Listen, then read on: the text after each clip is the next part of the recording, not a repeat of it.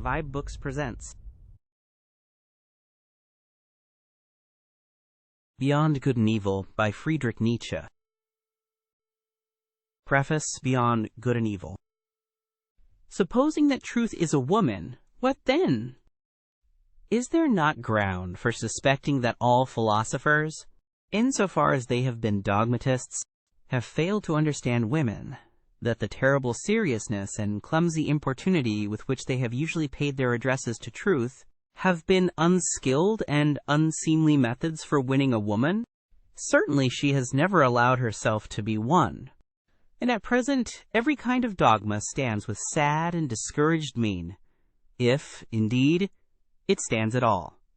For there are scoffers who maintain that it has fallen, that all dogma lies on the ground, nay more, that it is at its last gasp. But to speak seriously, there are good grounds for hoping that all dogmatizing in philosophy, whatever solemn, whatever conclusive and decided airs it has assumed, may have been only a noble puerilism and tyrannism, and probably the time is at hand when it will be once and again understood what has actually sufficed for the basis of such imposing and absolute philosophical edifices as the dogmatists have hitherto reared. Perhaps some popular superstition of immemorial time, such as the soul superstition, which, in the form of subject and ego superstition, has not yet ceased doing mischief. Perhaps some play upon words, a deception on the part of grammar, or an audacious generalization of very restricted, very personal, very human, all too human facts. The philosophy of the dogmatists, it is to be hoped, was only a promise for thousands of years afterwards, as was astrology in still earlier times, in the service of which probably more labor, gold, acuteness, and patience have been spent than on any actual science hitherto. We owe to it, and to its super-terrestrial pretensions in Asia and Egypt, the grand style of architecture. It seems that in order to inscribe themselves upon the heart of humanity with everlasting claims, all great things have first to wander about the earth as enormous and awe-inspiring caricatures. Dogmatic philosophy has been a caricature of this kind. For instance, Vedanta doctrine in Asia and Platonism in Europe. Let us not be ungrateful to it, although it must certainly be confessed that the worst, the most tiresome, and the most dangerous of errors hitherto has been a dogmatist error, namely, Plato's invention of pure spirit and the good in itself. But now, when it has been surmounted, when Europe, rid of this nightmare, can again draw breath freely and at least enjoy a healthier sleep, we, whose duty is wakefulness itself, are the heirs of all the strength which the struggle against this error has fostered. It amounted to the very inversion of truth, and the denial of the perspective, the fundamental condition of life, to speak of spirit and the good as Plato spoke of them. Indeed, one might ask, as a physician, how did such a malady attack that finest product of antiquity, Plato? Had the wicked Socrates really corrupted him? Was Socrates, after all, a corrupter of youths, and deserved his hemlock? But the struggle against Plato, or, to speak plainer, and for the people, the struggle against the ecclesiastical oppression of millenniums of Christianity, for Christianity is Platonism for the people, produced in Europe a magnificent tension of soul, such as had not existed anywhere previously. With such a tensely strained bow, one can now aim at the furthest goals. As a matter of fact, the European feels this tension as a state of distress, and twice attempts have been made in grand style to unbend the bow, once by means of Jesuitism, and the second time by means of democratic enlightenment, which, with the aid of liberty of the press and newspaper reading, might, in fact, bring it about that the spirit would not so easily find itself in distress. The Germans invented gunpowder, all credit to them, but they again made things square, they invented printing. But we, who are neither Jesuits, nor Democrats, nor even sufficiently Germans, we good Europeans, and free, very free spirits, we have it still, all the distress of spirit, and all the tension of its bow, and perhaps also the arrow, the duty, and who knows, the goal to aim at. Sils Maria Upper Engadine, June 1885. Chapter 1. Prejudices of Philosophers. The will to truth, which is to tempt us to many a hazardous enterprise. The famous truthfulness of which all philosophers have hitherto spoken with respect. What questions has this will to truth not laid before us? What strange, perplexing, questionable questions! It is already a long story, yet it seems as if it were hardly commenced. Is it any wonder if we at last grow distrustful, lose patience, and turn impatiently away? That this Sphinx teaches us at last to ask questions ourselves? WHO, is it really that puts questions to us here? What really is this will to truth in us? In fact, we made a long halt at the question as to the origin of this will, until at last we came to an absolute standstill before a yet more fundamental question. We inquired about the value of this will. Granted that we want the truth, why not rather untruth? And uncertainty? Even ignorance? The problem of the value of truth presented itself before us. Or was it we who presented ourselves before the problem? Which of us is the Oedipus here? Which the Sphinx? It would seem to be a rendezvous of questions and notes of interrogation. And could it be believed that it at last seems to us as if the problem had never been propounded before? As if we were the first to discern it, get a sight of it, and risk raising it? For there is risk in raising it, perhaps there is no greater risk. How could anything originate out of its opposite? For example, truth out of error? Or the will to truth out of the will to deception? Or the generous deed out of selfishness? Or the pure sunbright vision of the wise man out of covetousness? Such genesis is impossible.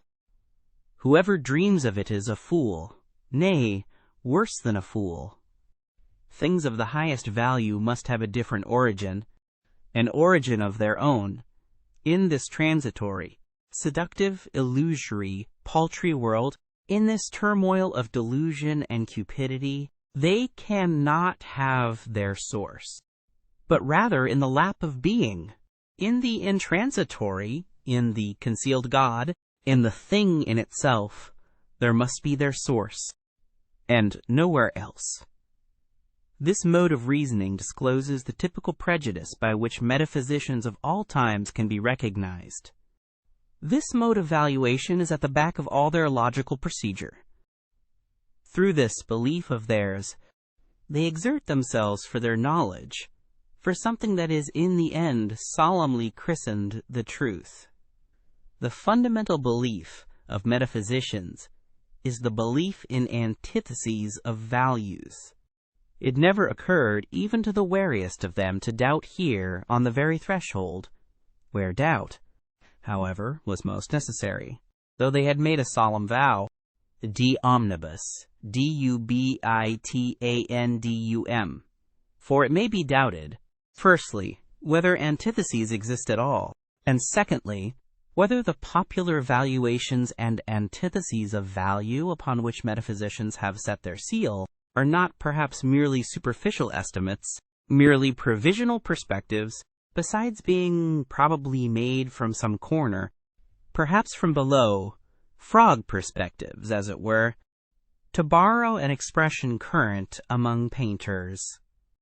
In spite of all the value which may belong to the true, the positive, and the unselfish, it might be possible that a higher and more fundamental value for life generally should be assigned to pretense, to the will, to delusion, to selfishness and cupidity. It might even be possible that what constitutes the value of those good and respected things consists precisely in their being insidiously related, knotted and crocheted to these evil and apparently opposed things, perhaps even in being essentially identical with them.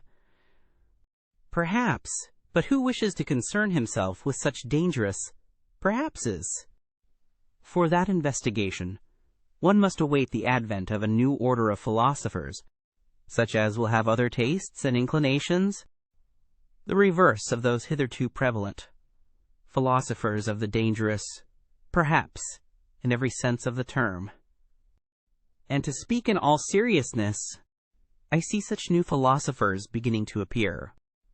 Having kept a sharp eye on philosophers, and having read between their lines long enough, I now say to myself that the greater part of conscious thinking must be counted among the instinctive functions, and it is so even in the case of philosophical thinking. One has here to learn anew, as one learned it anew about heredity and innateness. As little as the act of birth comes into consideration in the whole process and procedure of heredity, just as little is being conscious opposed to the instinctive in any decisive sense. The greater part of the conscious thinking of a philosopher is secretly influenced by his instincts and forced into definite channels.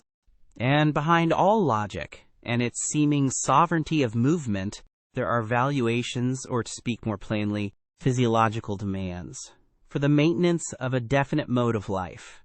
For example, that the certain is worth more than the uncertain, that illusion is less valuable than truth. Such valuations, in spite of their regulative importance for us, might notwithstanding be only superficial valuations, special kinds of niaiserie, such as may be necessary for the maintenance of beings such as ourselves, supposing, in effect, that man is not just the measure of things. The falseness of an opinion is not for us any objection to it. It is here, perhaps, that our new language sounds most strangely. The question is, how far an opinion is life-furthering, life-preserving, species-preserving, perhaps species-rearing, and we are fundamentally inclined to maintain that the falsest opinions, to which the synthetic judgments a priori belong, are the most indispensable to us, that without a recognition of logical fictions, without a comparison of reality with the purely imagined world of the absolute and immutable, without a constant counterfeiting of the world by means of numbers, man could not live, that the renunciation of false opinions would be a renunciation of life, a negation of life. To recognize untruth as a condition of life, that is certainly to impugn the traditional ideas of value in a dangerous manner, and a philosophy which ventures to do so has thereby alone placed itself beyond good and evil.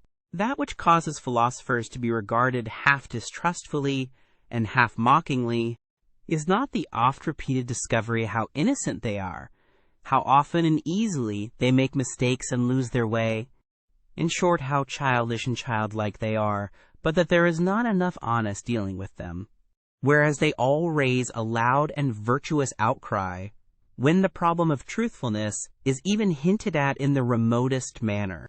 They all pose as though their real opinions had been discovered and attained through the self-evolving of a cold, pure, divinely indifferent dialectic, in contrast to all sorts of mystics, who, fairer and foolisher, talk of inspiration, whereas, in fact, a prejudiced proposition, idea, or suggestion, which is generally their heart's desire abstracted and refined, is defended by them with arguments sought out after the event. They are all advocates who do not wish to be regarded as such, generally astute defenders, also of their prejudices, which they dub truths, and very far from having the conscience which bravely admits this to itself, very far from having the good taste of the courage which goes so far as to let this be understood, perhaps to warn friend or foe, or in cheerful confidence and self-ridicule. The spectacle of the tartuffery of old Kant, equally stiff and decent, with which he entices us into the dialectic byways that lead, more correctly mislead, to his categorical imperative, makes us fastidious ones smile, we who find no small amusement in spying out the subtle tricks of old moralists and ethical preachers. or, still more so, the hocus-pocus in mathematical form, by means of which Spinoza has, as it were, clad his philosophy in mail and mask. In fact, the love of his wisdom, to translate the term fairly and squarely, in order thereby to strike terror at once into the heart of the assailant who should dare to cast a glance on that invincible maiden, that Pallas Athena. How much of personal timidity and vulnerability does this masquerade of a sickly recluse betray? It has gradually become clear to me what every great philosophy up till now has consisted of, namely, the confession of its originator, and a species of involuntary and unconscious autobiography, and moreover that the moral, or immoral, purpose in every philosophy has constituted the true vital germ out of which the entire plant has always grown. Indeed, to understand how the abstrusest metaphysical assertions of a philosopher have been arrived at, it is always well and wise to first ask oneself, what morality do they, or does he, aim at? Accordingly, I do not believe that an impulse to knowledge is the father of philosophy, but that another impulse, here as elsewhere, has only made use of knowledge, and mistaken knowledge, as an instrument. But whoever considers the fundamental impulses of man with a view to determining how far they may have here acted as inspiring genii, or as demons and kobolds, will find that they have all practiced philosophy at one time or another, and that each one of them would have been only too glad to look upon itself as the ultimate end of existence, and the legitimate lord over all the other impulses. For every impulse is imperious, and as such attempts to philosophize. To be sure, in the case of scholars, in the case of really scientific men, it may be otherwise, better, if you will. There may really be such a thing as an impulse to knowledge, some kind of small, independent clockwork, which, when well wound up, works away industriously to that end, without the rest of the scholarly impulses taking any material part therein. The actual interests of the scholar, therefore, are generally in quite another direction. In the family, perhaps, or in money-making, or in politics. It is, in fact, almost indifferent at what point of research his little machine is placed, and whether the hopeful young worker becomes a good philologist, mushroom specialist, or a chemist. He is not characterized by becoming this or that. In the philosopher, on the contrary, there is absolutely nothing impersonal. And above all, his morality furnishes a decided and decisive testimony as to who he is, that is to say, in what order the deepest impulses of his nature stand to each other. How malicious philosophers can be. I know of nothing more stinging than the joke Epicurus took the liberty of making on Plato and the Platonists. He called them Dionysiokolaches. In its original sense, and on the face of it, the word signifies flatterers of Dionysius, consequently, tyrants' accessories and lickspittles. Besides this, however, it is as much as to say, they are all actors. There is nothing genuine about them, for Dionysiokolax was a popular name for an actor. And the latter is really the malignant reproach that Epicurus cast upon Plato. He was annoyed by the grandiose manner, the mise-en-scene style of which Plato and his scholars were masters, of which Epicurus was not a master. He, the old school teacher of Samos, who sat concealed in his little garden at Athens, and wrote 300 books, perhaps out of rage and ambitious envy of Plato, who knows? Greece took 100 years to find out who the garden god Epicurus really was. Did she ever find out? There is a point in every philosophy at which the conviction of the philosopher appears on the scene. Or, to put it in the words of an ancient mystery, adventivit asinus, pulcher et fortissimus. You desire to live according to nature. Oh, you noble Stoics, what fraud of words! Imagine to yourselves a being like nature, boundlessly extravagant, boundlessly indifferent, without purpose or consideration, without pity or justice, at once fruitful and barren and uncertain. Imagine to yourselves indifference as a power. How could you live in accordance with such indifference? To live, is not that just endeavoring to be otherwise than this nature? Is not living valuing, preferring, being unjust, being limited, endeavoring to be different?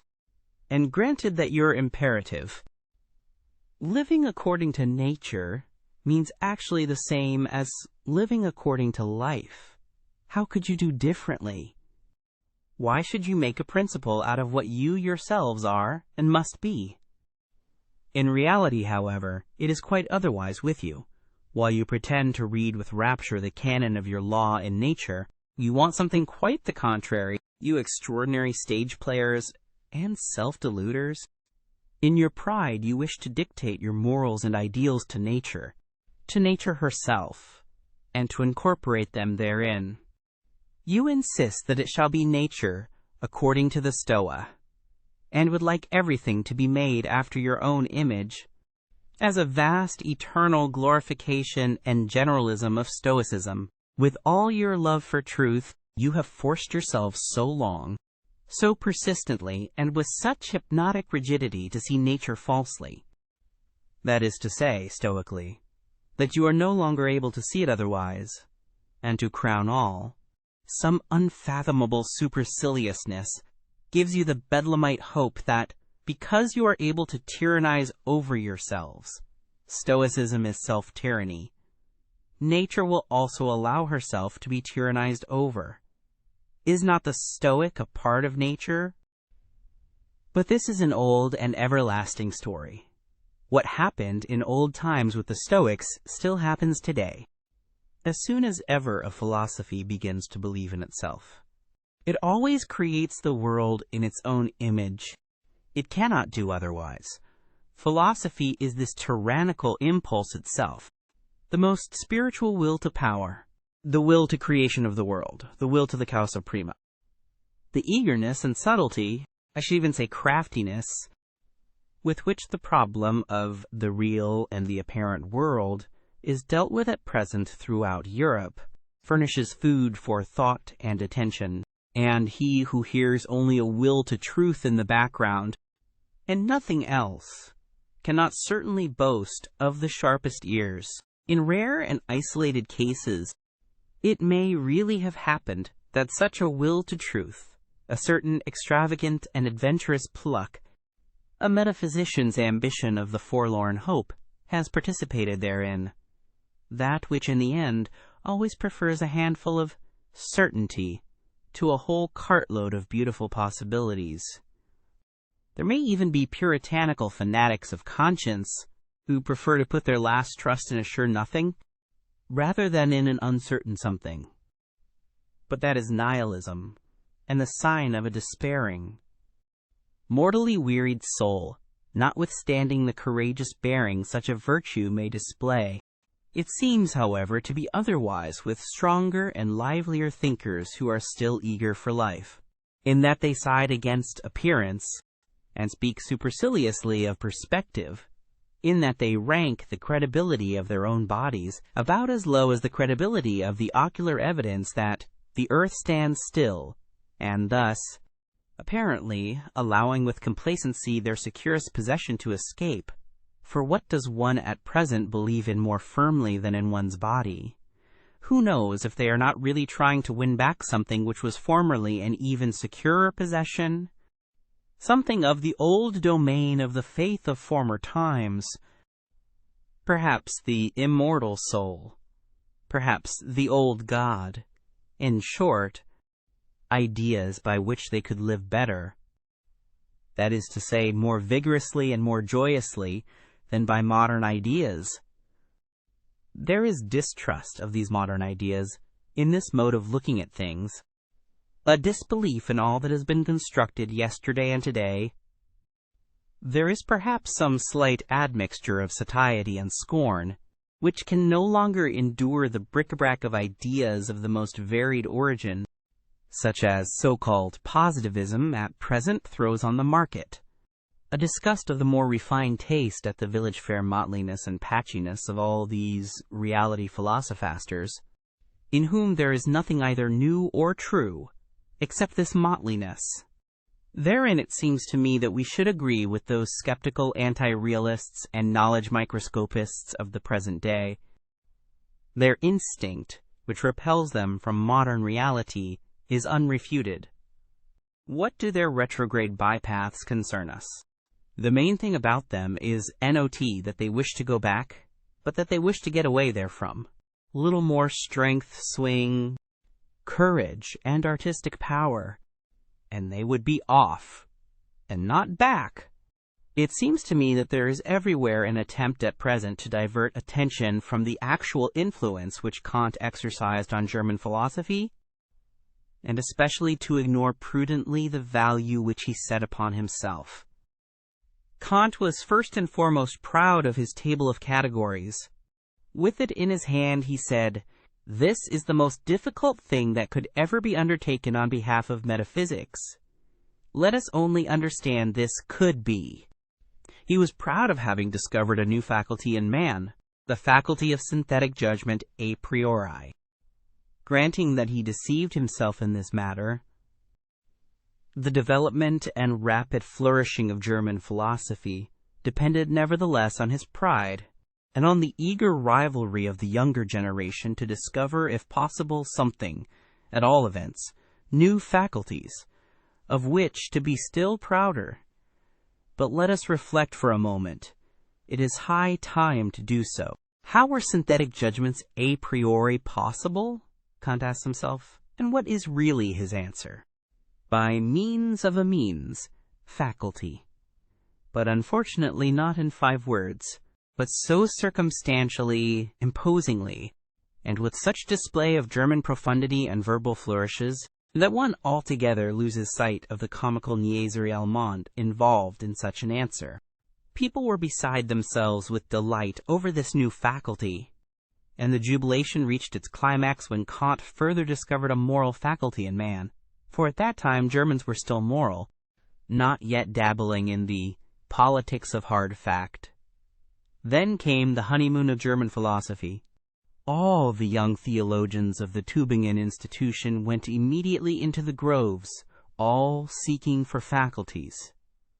And what did they not find in that innocent, rich, and still youthful period of the German spirit, to which Romanticism, the malicious fairy, piped and sang when one could not yet distinguish between finding and inventing? Above all, a faculty for the transcendental. Schelling christened it intellectual intuition, and thereby gratified the most earnest longings of the naturally pious-inclined Germans. One can do no greater wrong to the whole of this exuberant and eccentric movement, which was really youthfulness, notwithstanding that it disguised itself so boldly in hoary and senile conceptions, than to take it seriously, or even treat it with moral indignation. Enough, however, the world grew older, and the dream vanished. A time came when people rubbed their foreheads, and they still rub them today. People had been dreaming, and first and foremost, old Kant. By means of a means, faculty, he had said, or at least meant to say. But is that an answer? An explanation? Or is it not rather merely a repetition of the question, how does opium induce sleep? By means of a means, faculty, namely the virtus dormitiva, replies the doctor in Molière, quia est in eo virtus dormitiva, cujus est natura sensus assupire. But such replies belong to the realm of comedy, and it is high time to replace the Kantian question, how are synthetic judgments a priori possible? By another question, why is belief in such judgments necessary?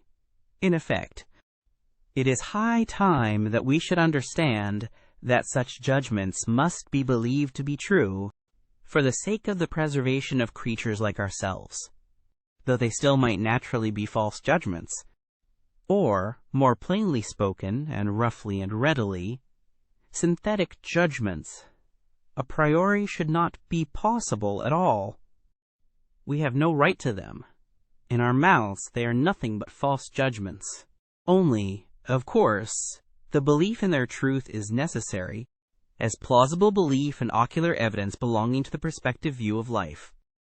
And finally, to call to mind the enormous influence which German philosophy, I hope you understand its right to inverted commas, goose feet, has exercised throughout the whole of Europe. There is no doubt that a certain Virtus, Dormitiva, had a share in it. Thanks to German philosophy, it was a delight to the noble idlers, the virtuous, the mystics, the artistes, the three-fourths Christians, and the political obscurantists of all nations, to find an antidote to the still overwhelming sensualism which overflowed from the last century into this, in short, sensus acipire. As regards materialistic atomism, it is one of the best refuted theories that have been advanced, and in Europe there is now perhaps no one in the learned world so unscholarly as to attach serious signification to it, except for convenient everyday use, as an abbreviation of the means of expression, thanks chiefly to the Pole Boscovich. He and the Pole Copernicus have hitherto been the greatest and most successful opponents of ocular evidence. For while Copernicus has persuaded us to believe, contrary to all the senses, that the earth does not stand fast, Boscovich has taught us to abjure the belief in the last thing that stood fast of the earth, the belief in substance, in matter, in the earth residuum, and particle atom. It is the greatest triumph over the senses that has hitherto been gained on earth. One must, however, go still further, and also declare war, relentless war to the knife, against the atomistic requirements, which still lead a dangerous afterlife in places where no one suspects them, like the more celebrated metaphysical requirements. One must also, above all, give the finishing stroke to that other and more portentous atomism which Christianity has taught best and longest, the soul atomism. Let it be permitted to designate by this expression the belief which regards the soul as something indestructible, eternal, indivisible, as a monad, as an atomon. This belief ought to be expelled from science. Between ourselves, it is not at all necessary to get rid of the soul thereby, and thus renounce one of the oldest and most venerated hypotheses, as happens frequently to the clumsiness of naturalists, who can hardly touch on the soul without immediately losing it. But the way is open for new acceptations and refinements of the soul hypothesis. And such conceptions as mortal soul, and soul of subjective multiplicity, and soul as social structure of the instincts and passions, want henceforth to have legitimate rights in science, in that the NU psychologist is about to put an end to the superstitions which have hitherto flourished with almost tropical luxuriance around the idea of the soul. He is really, as it were, thrusting himself into a new desert and a new distrust. It is possible that the older psychologists had a merrier and more comfortable time of it. Eventually, however, he finds that precisely thereby he is also condemned to invent, and, who knows, perhaps to discover the new. Psychologists should bethink themselves before putting down the instinct of self-preservation as the cardinal instinct of an organic being. A living thing seeks above all to discharge its strength. Life itself is will to power. Self-preservation is only one of the indirect and most frequent results thereof. In short, here as everywhere else, let us beware of superfluous teleological principles, one of which is the instinct of self-preservation. We owe it to Spinoza's inconsistency. It is thus, in effect, that method ordains, which must be essentially economy of principles. It is perhaps just dawning on 5 or 6 minds that natural philosophy is only a world exposition and world arrangement, according to us, if I may say so, and not a world explanation. But insofar as it is based on belief in the senses, it is regarded as more, and for a long time to come must be regarded as more, namely, as an explanation. It has eyes and fingers of its own. It has ocular evidence and palpableness of its own.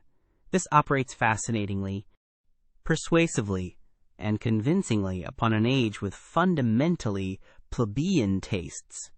In fact, it follows instinctively the canon of truth, of eternal popular sensualism.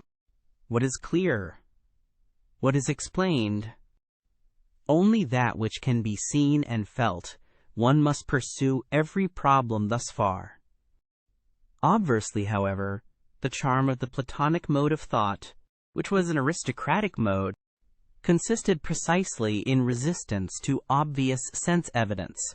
Perhaps among men who enjoyed even stronger and more fastidious senses than our contemporaries, but who knew how to find a higher triumph in remaining masters of them, and this by means of pale, cold gray conceptional networks which they threw over the motley whirl of the senses, the mob of the senses, as Plato said.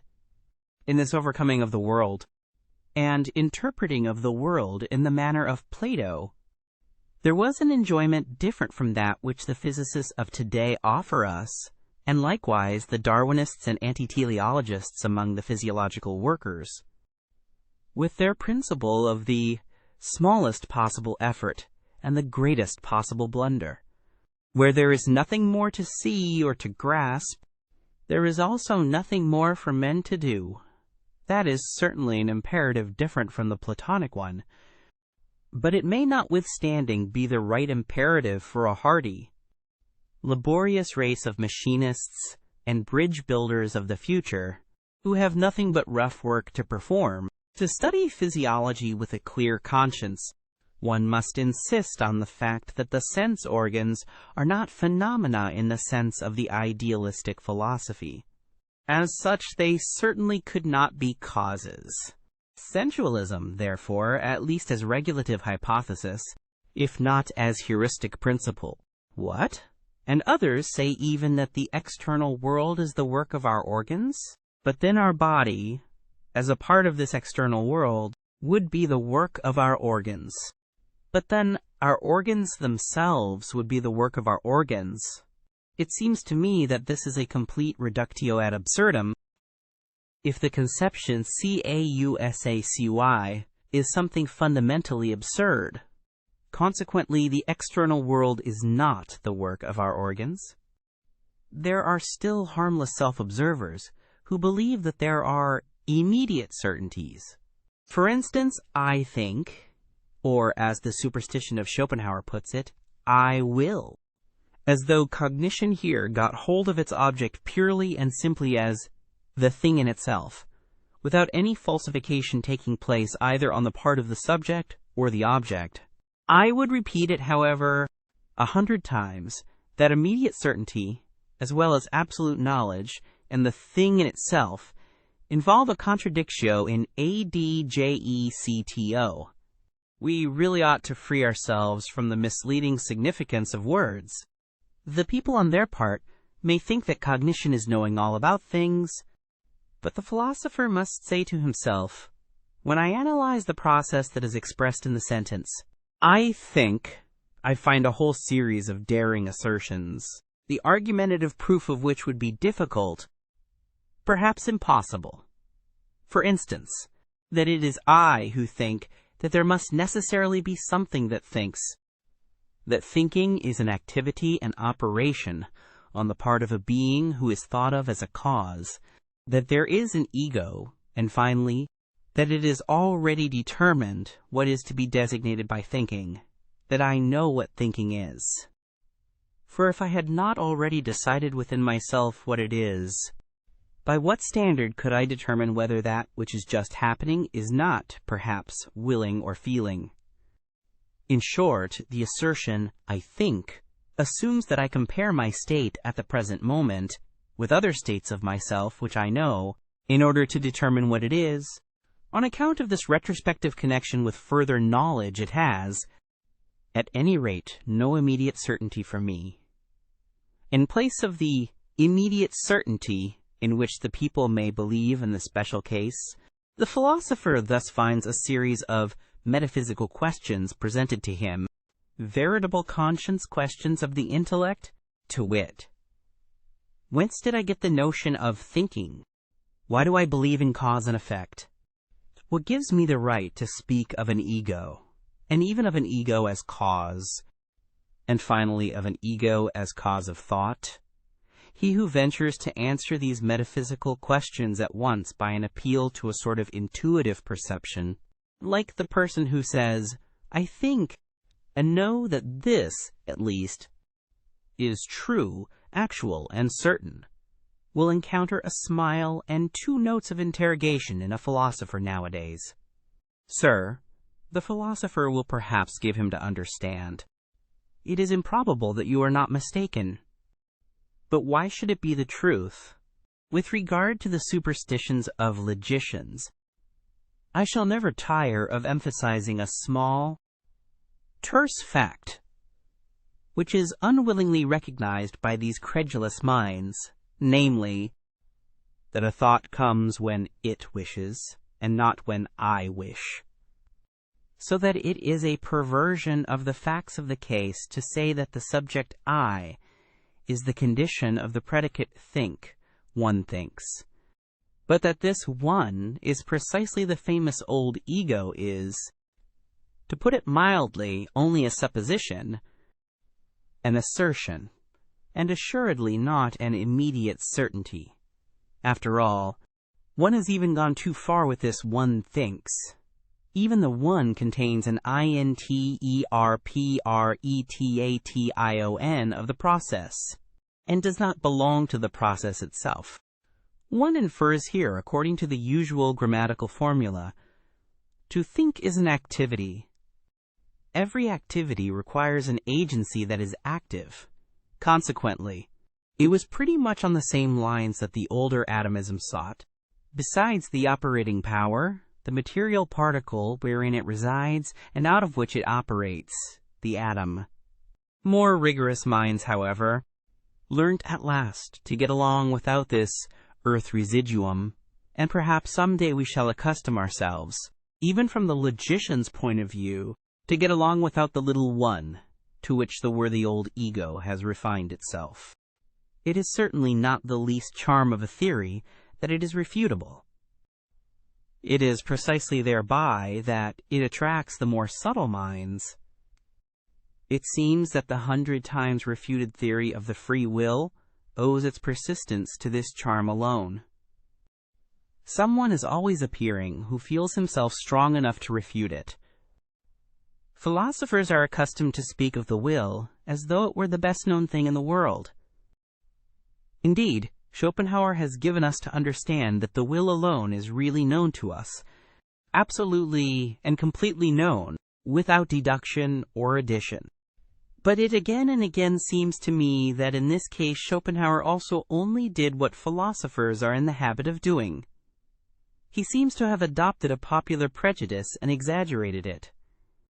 Willing seems to me to be above all something complicated, something that is a unity only in name, and it is precisely in a name that popular prejudice lurks, which has got the mastery over the inadequate precautions of philosophers in all ages. So let us for once be more cautious. Let us be unphilosophical.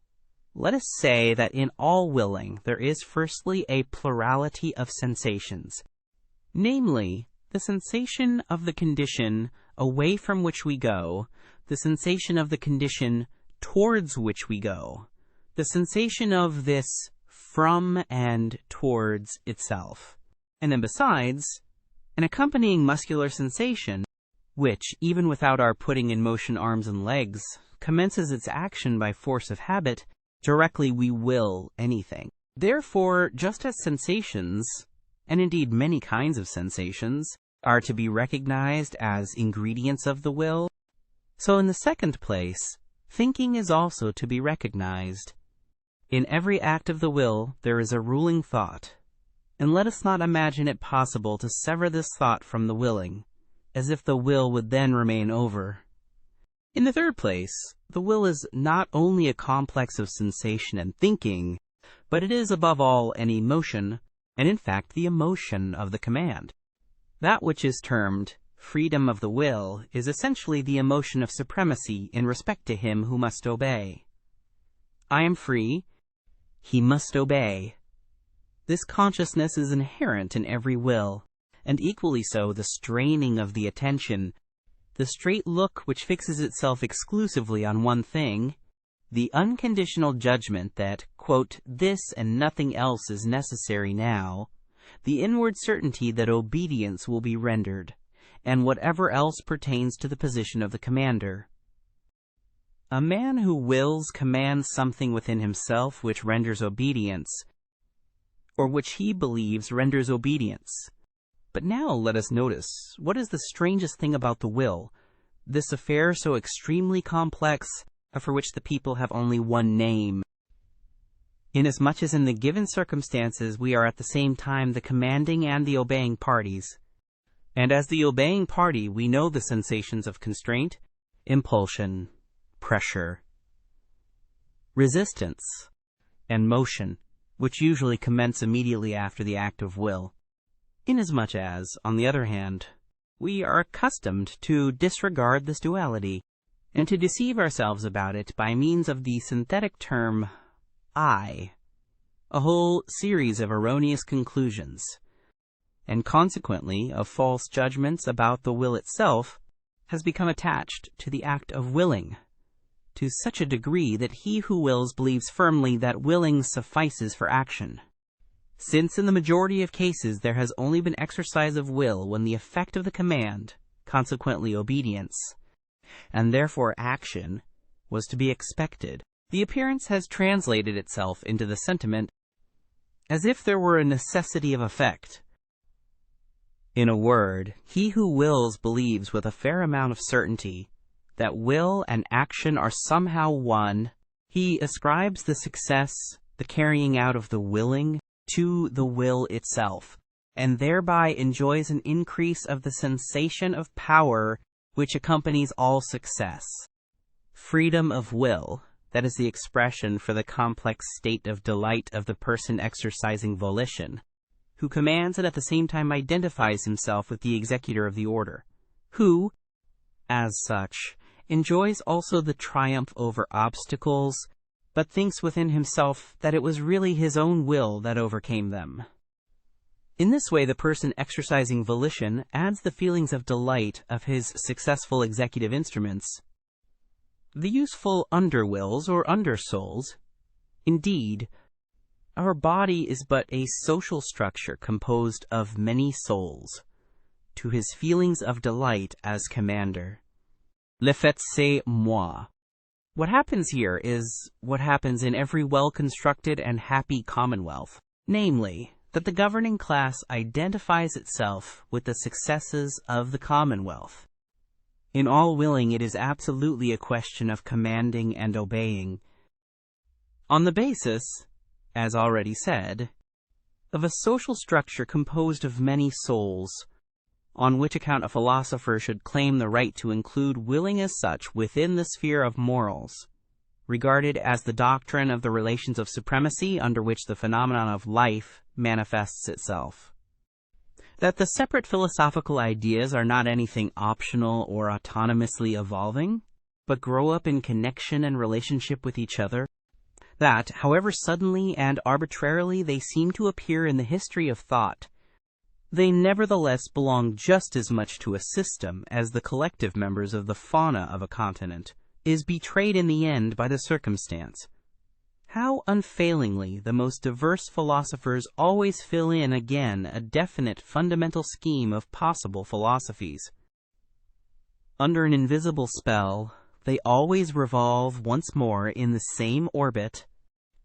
However independent of each other they may feel themselves with their critical or systematic wills, something within them leads them, something impels them in definite order the one after the other, to wit, the innate methodology and relationship of their ideas. Their thinking is, in fact, far less a discovery than a re-recognizing, a remembering, a return and a homecoming to a far-off, ancient common household of the soul, out of which those ideas formerly grew. Philosophizing is so far a kind of atavism of the highest order. The wonderful family resemblance of all Indian, Greek, and German philosophizing is easily enough explained. In fact, where there is affinity of language, owing to the common philosophy of grammar, owing to the unconscious domination and guidance of similar grammatical functions, it cannot but be that everything is prepared at the outset for a similar development and succession of philosophical systems, just as the way seems barred against certain other possibilities of world interpretation. It is highly probable that philosophers within the domain of the Ural-Altaic languages, where the conception of the subject is least developed, look otherwise into the world, and will be found on paths of thought different from those of the Indo-Germans and Mussulmans. The spell of certain grammatical functions is ultimately also the spell of physiological valuations and racial conditions. So much by way of rejecting Locke's superficiality with regard to the origin of ideas. The causasui is the best self-contradiction that has yet been conceived. It is a sort of logical violation and unnaturalness. But the extravagant pride of man has managed to entangle itself profoundly and frightfully with this very folly.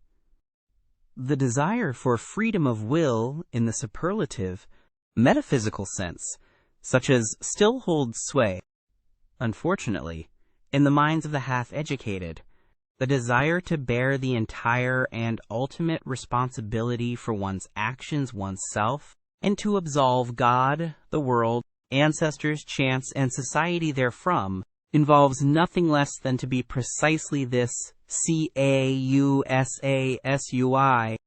and, with more than Munchausen daring, to pull oneself up into existence by the hair, out of the slough of nothingness. If anyone should find out in this manner the crass stupidity of the celebrated conception of free will, and put it out of his head altogether, I beg of him to carry his enlightenment a step further, and also put out of his head the contrary of this monstrous conception of free will, non-free will, which is tantamount to a misuse of cause and effect. One should not wrongly materialize cause and effect, as the natural philosophers do, and whoever like them naturalize in thinking at present, according to the prevailing mechanical doltishness, which makes the cause press and push until it effects its end. One should use cause and effect only as pure conceptions, that is to say, as conventional fictions for the purpose of designation and mutual understanding, not for explanation. In being in itself, there is nothing of casual connection, of necessity, or of psychological non-freedom. There the effect does not follow the cause. There law does not obtain. It is we alone who have devised cause, sequence, reciprocity, relativity, constraint, number, law, freedom, motive, and purpose. And when we interpret and intermix this symbol world as being in itself with things, we act once more as we have always acted, mythologically. The non-free will is mythology. In real life, it is only a question of strong and weak wills. It is almost always a symptom of what is lacking in himself. When a thinker, in every causal connection and psychological necessity, manifests something of compulsion, indigence, obsequiousness, oppression, and non-freedom, it is suspicious to have such feelings. The person betrays himself, and, in general, if I have observed correctly, the non-freedom of the will is regarded as a problem from two entirely opposite standpoints, but always in a profoundly personal manner. Some will not give up their responsibility, their belief in themselves, the personal right to their merits, at any price, the vain races belong to this class. Others, on the contrary, do not wish to be answerable for anything or blamed for anything, and owing to an inward self-contempt, seek to get out of the business, no matter how. The latter, when they write books, are in the habit at present of taking the side of criminals. A sort of socialistic sympathy is their favorite disguise, and as a matter of fact, the fatalism of the weak-willed embellishes itself surprisingly when it can pose as la religion de la souffrance humaine, that is, its good taste. Let me be pardoned, as an old philologist who cannot desist from the mischief of putting his finger on bad modes of interpretation, but nature's conformity to law, of which you physicists talk so proudly, as though, why, it exists only owing to your interpretation and bad philology. It is, no matter of fact, no text, but rather just a naively humanitarian adjustment and perversion of meaning, with which you make abundant concessions to the democratic instincts of the modern soul. Everywhere equality before the law. Nature is not different in that respect, nor better than we. A fine instance of secret motive, in which the vulgar antagonism to everything privileged and autocratic, likewise a second and more refined atheism, is once more disguised. Ni Dieu ni maître. That also is what you want. And therefore, cheers for natural law. Is it not so? But, as has been said, that is interpretation, not text. And somebody might come along who, with opposite intentions and modes of interpretation, could read out of the same nature, and with regard to the same phenomena, just the tyrannically inconsiderate and relentless enforcement of the claims of power, an interpreter who should so place the unexceptionalness and unconditionalness of all will to power before your eyes, that almost every word, and the word tyranny itself, would eventually seem unsuitable, or like a weakening and softening metaphor, as being too human, and who should, nevertheless, end by asserting the same about this world as you do, namely, that it has a necessary and calculable course, not, however, because laws obtain in it, but because they are absolutely lacking, and every power affects its ultimate consequences every moment.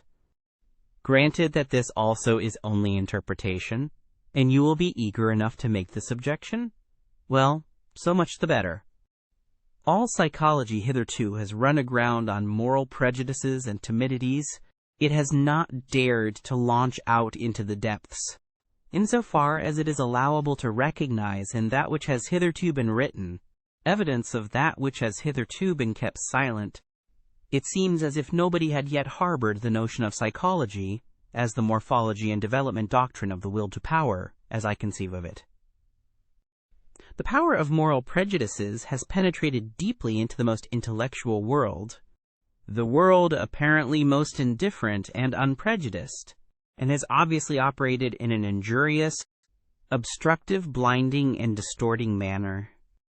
A proper physiopsychology has to contend with unconscious antagonism in the heart of the investigator. It has the heart against it even a doctrine of the reciprocal conditionalness of the good and the bad impulses, causes as refined immorality, distress and aversion in a still strong and manly conscience, still more so, a doctrine of the derivation of all good impulses from bad ones. If, however, a person should regard even the emotions of hatred, envy, covetousness, and imperiousness as life-conditioning emotions, as factors which must be present, fundamentally and essentially, in the general economy of life, which must, therefore, be further developed, if life is to be further developed, he will suffer from such a view of things as from seasickness. And yet this hypothesis is far from being the strangest and most painful in this immense and almost new domain of dangerous knowledge. And there are in fact 100 good reasons why everyone should keep away from it, who can do so. On the other hand, if one has once drifted hither with one's bark, well, very good. Now let us set our teeth firmly. Let us open our eyes and keep our hand fast on the helm. We sail away right over morality. We crush out, we destroy perhaps the remains of our own morality by daring to make our voyage thither. But what do we matter? Never yet did a profounder world of insight reveal itself to daring travelers and adventurers, and the psychologist, who thus makes a sacrifice. It is not the sacrificio dell'intelletto. On the contrary, will at least be entitled to demand in return that psychology shall once more be recognized as the queen of the sciences, for whose service and equipment the other sciences exist. For psychology is once more the path to the fundamental problems. Chapter 2. The Free Spirit. O sancta simplicitas!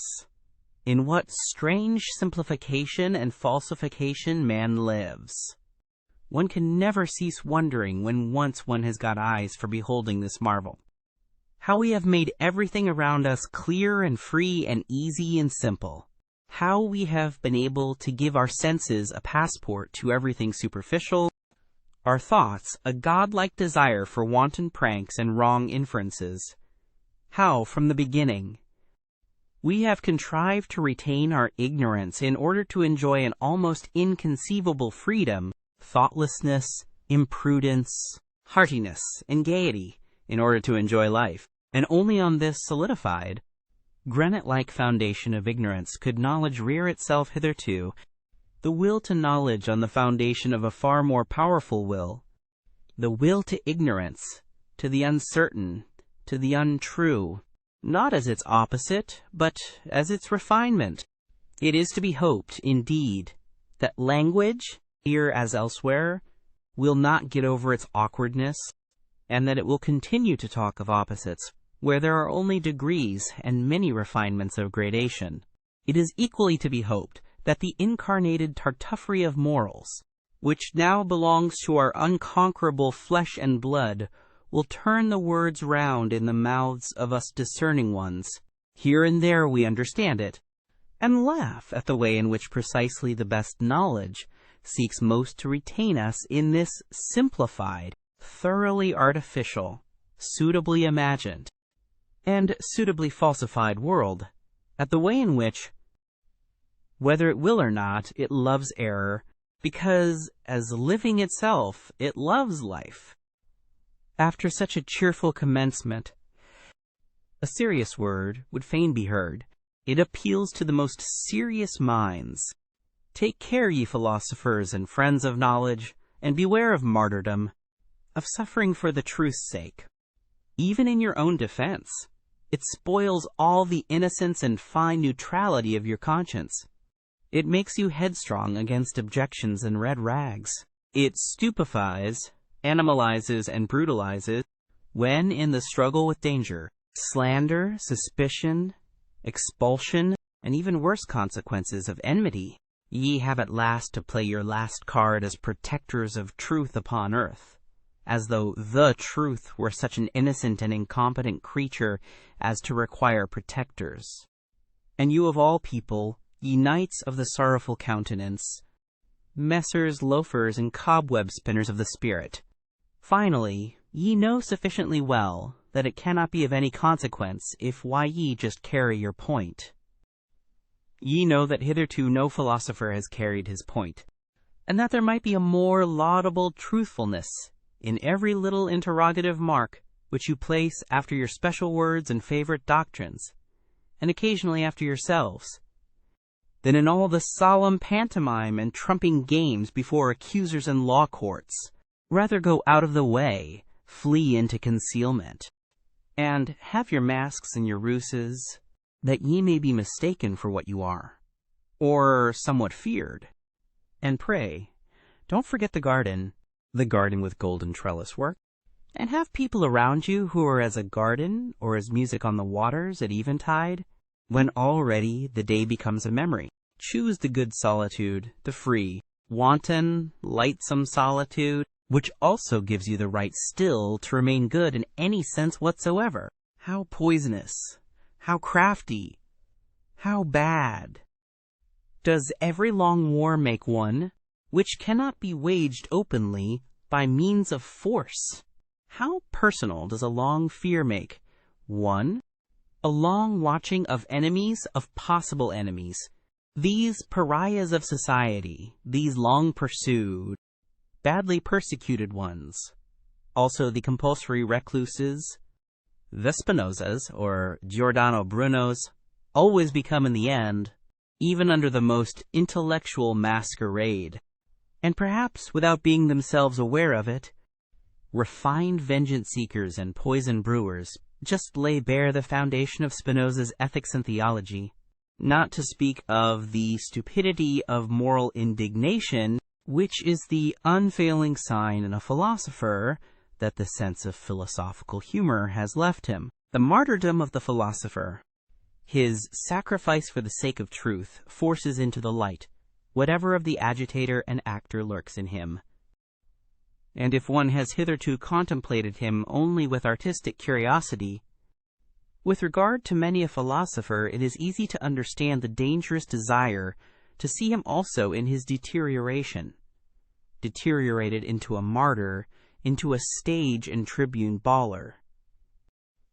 Only that it is necessary with such a desire to be clear what spectacle one will see in any case, merely a satiric play, merely an epilogue farce, merely the continued proof that the long, real tragedy is at an end, supposing that every philosophy has been a long tragedy in its origin. Every select man strives instinctively for a citadel and a privacy, where he is free from the crowd, the many, the majority, where he may forget men who are the rule as their exception, exclusive only of the case in which he is pushed straight to such men by a still stronger instinct as a discerner in the great and exceptional sense.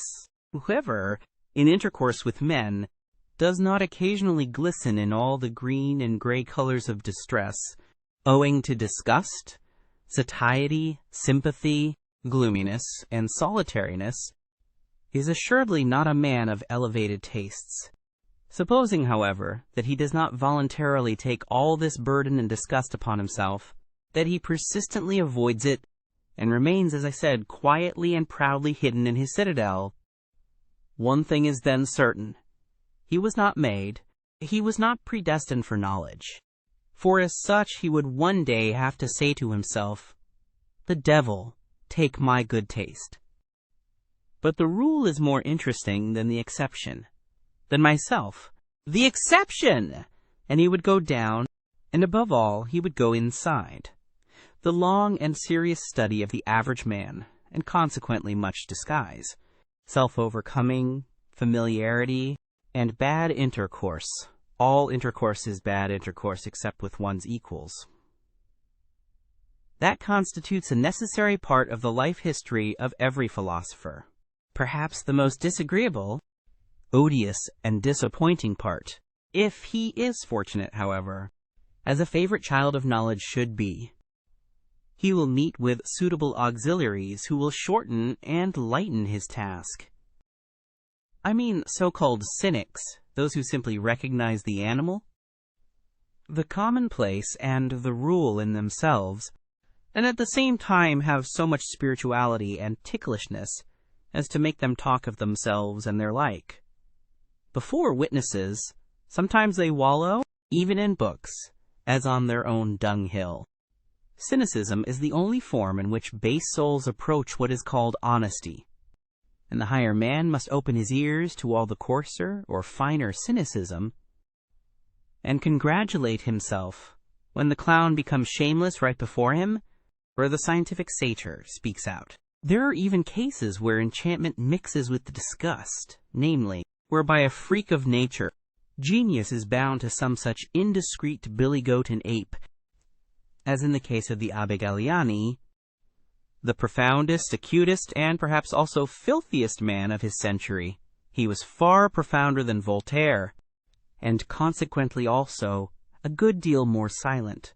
It happens more frequently, as has been hinted, that a scientific head is placed on an ape's body. A fine, exceptional understanding in a base soul, an occurrence by no means rare, especially among doctors and moral physiologists.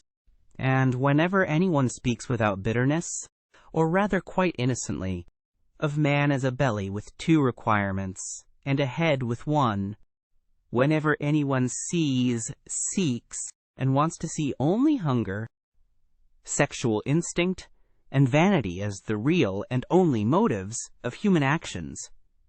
In short, when anyone speaks badly, and not even ill, of man, then ought the lover of knowledge to hearken attentively and diligently. He ought, in general, to have an open ear wherever there is talk without indignation. For the indignant man, and he who perpetually tears and lacerates himself with his own teeth, or, in place of himself, the world, God, or society, may indeed, morally speaking, stand higher than the laughing and self-satisfied satyr, but in every other sense he is the more ordinary, more indifferent, and less instructive case. And no one is such a liar as the indignant man. It is difficult to be understood, especially when one thinks, and those only who think and live otherwise, namely, Kurmagati, footnote understood myself, and one should be heartily grateful for the goodwill to some refinement of interpretation. As regards the good friends, however, who are always too easygoing and think that as friends they have a right to ease, one does well at the very first to grant them a playground and romping place for misunderstanding. One can thus laugh still, or get rid of them altogether, these good friends, and laugh then also. What is most difficult to render from one language into another is the tempo of its style, which has its basis in the character of the race, or to speak more physiologically, in the average tempo of the assimilation of its nutriment. There are honestly meant translations which, as involuntary vulgarizations, are almost falsifications of the original, merely because its lively and merry tempo, which overleaps and obviates all dangers in word and expression, could not also be rendered. A German is almost incapacitated for presto in his language. Consequently also, as may be reasonably inferred, for many of the most delightful and daring nuances of free-spirited thought. And just as the buffoon and satyr are foreign to him in body and conscience, so Aristophanes and Petronius are untranslatable for him. Everything ponderous, viscous, and pompously clumsy, all long-winded and wearying species of style, are developed in profuse variety among Germans. Pardon me for stating the fact that even Goethe's prose, in its mixture of stiffness and elegance, is no exception, as a reflection of the good old time to which it belongs, and as an expression of German taste, at a time when there was still a German taste, which was a Rococo taste in moribus et artibus. Lessing is an exception, owing to his histrionic nature, which understood much, and was versed in many things. He, who was not the translator of Bayle to no purpose, who took refuge willingly in the shadow of Diderot and Voltaire, and still more willingly among the Roman comedy writers. Lessing loved also free-spiritism in the tempo, and flight out of Germany. But how could the German language, even in the prose of Lessing, imitate the tempo of Machiavelli, who in his Principe makes us breathe the dry, fine air of Florence, and cannot help presenting the most serious events in a boisterous allegrissimo, perhaps not without a malicious artistic sense of the contrast he ventures to present, long, heavy, difficult, dangerous thoughts, and a tempo of the gallop, and of the best, wantonest humor? Finally, who would venture on a German translation of Petronius, who, more than any great musician hitherto, was a master of presto in invention, ideas, and words? What matter in the end about the swamps of the sick, evil world, or of the ancient world, when, like him, one has the feet of a wind, the rush, the breath, the emancipating scorn of a wind, which makes everything healthy by making everything run. And with regard to Aristophanes, that transfiguring, complementary genius for whose sake one pardons all Hellenism for having existed, provided one has understood in its full profundity that there requires pardon and transfiguration. There is nothing that has caused me to meditate more on Plato's secrecy and sphinx-like nature than the happily preserved petit fait that under the pillow of his deathbed there was found no Bible, nor anything Egyptian, Pythagorean, or Platonic, but a book of Aristophanes. How could even Plato have endured life, a Greek life which he repudiated, without an Aristophanes? It is the business of the very few to be independent. It is a privilege of the strong, and whoever attempts it, even with the best right, but without being obliged to do so, proves that he is probably not only strong, but also daring beyond measure. He enters into a labyrinth. He multiplies 1,000-fold the dangers which life in itself already brings with it, not the least of which is that no one can see how and where he loses his way, becomes isolated, and is torn piecemeal by some minotaur of conscience. Supposing such a one comes to grief, it is so far from the comprehension of men that they neither feel it nor sympathize with it, and he cannot any longer go back.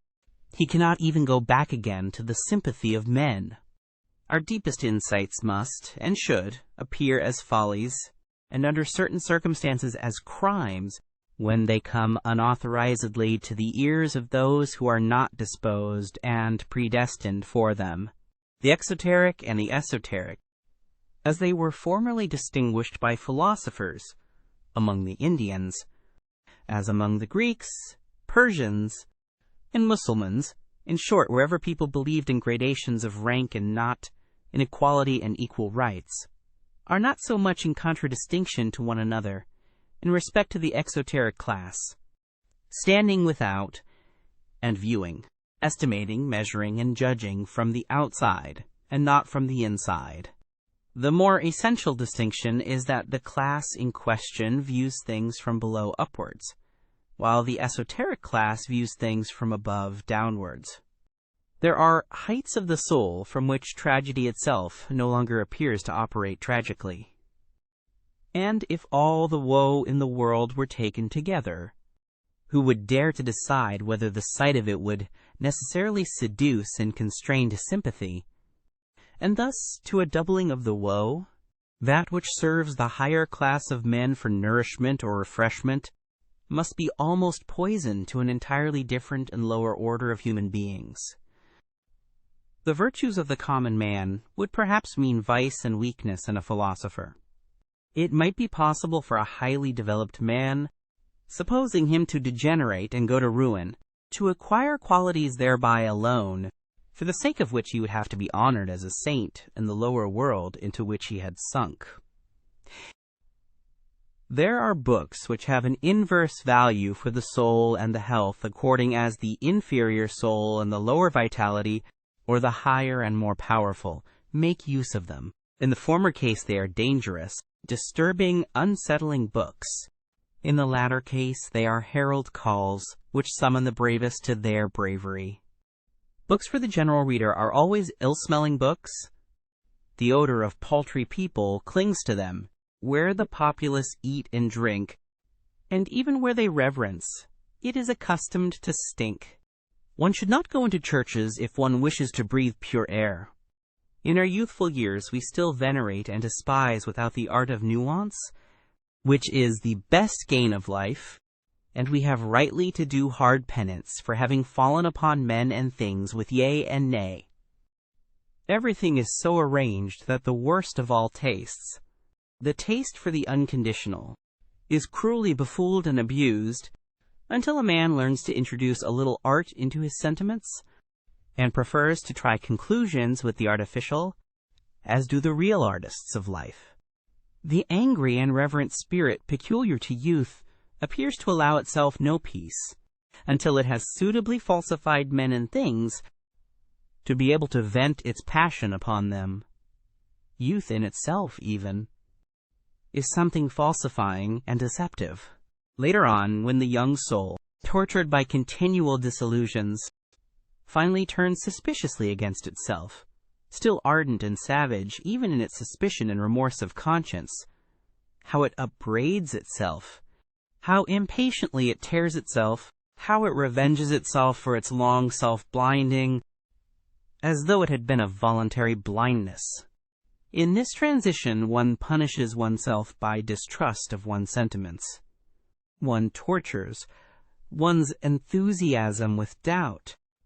One feels even the good conscience to be a danger, as if it were the self-concealment and lassitude of a more refined uprightness.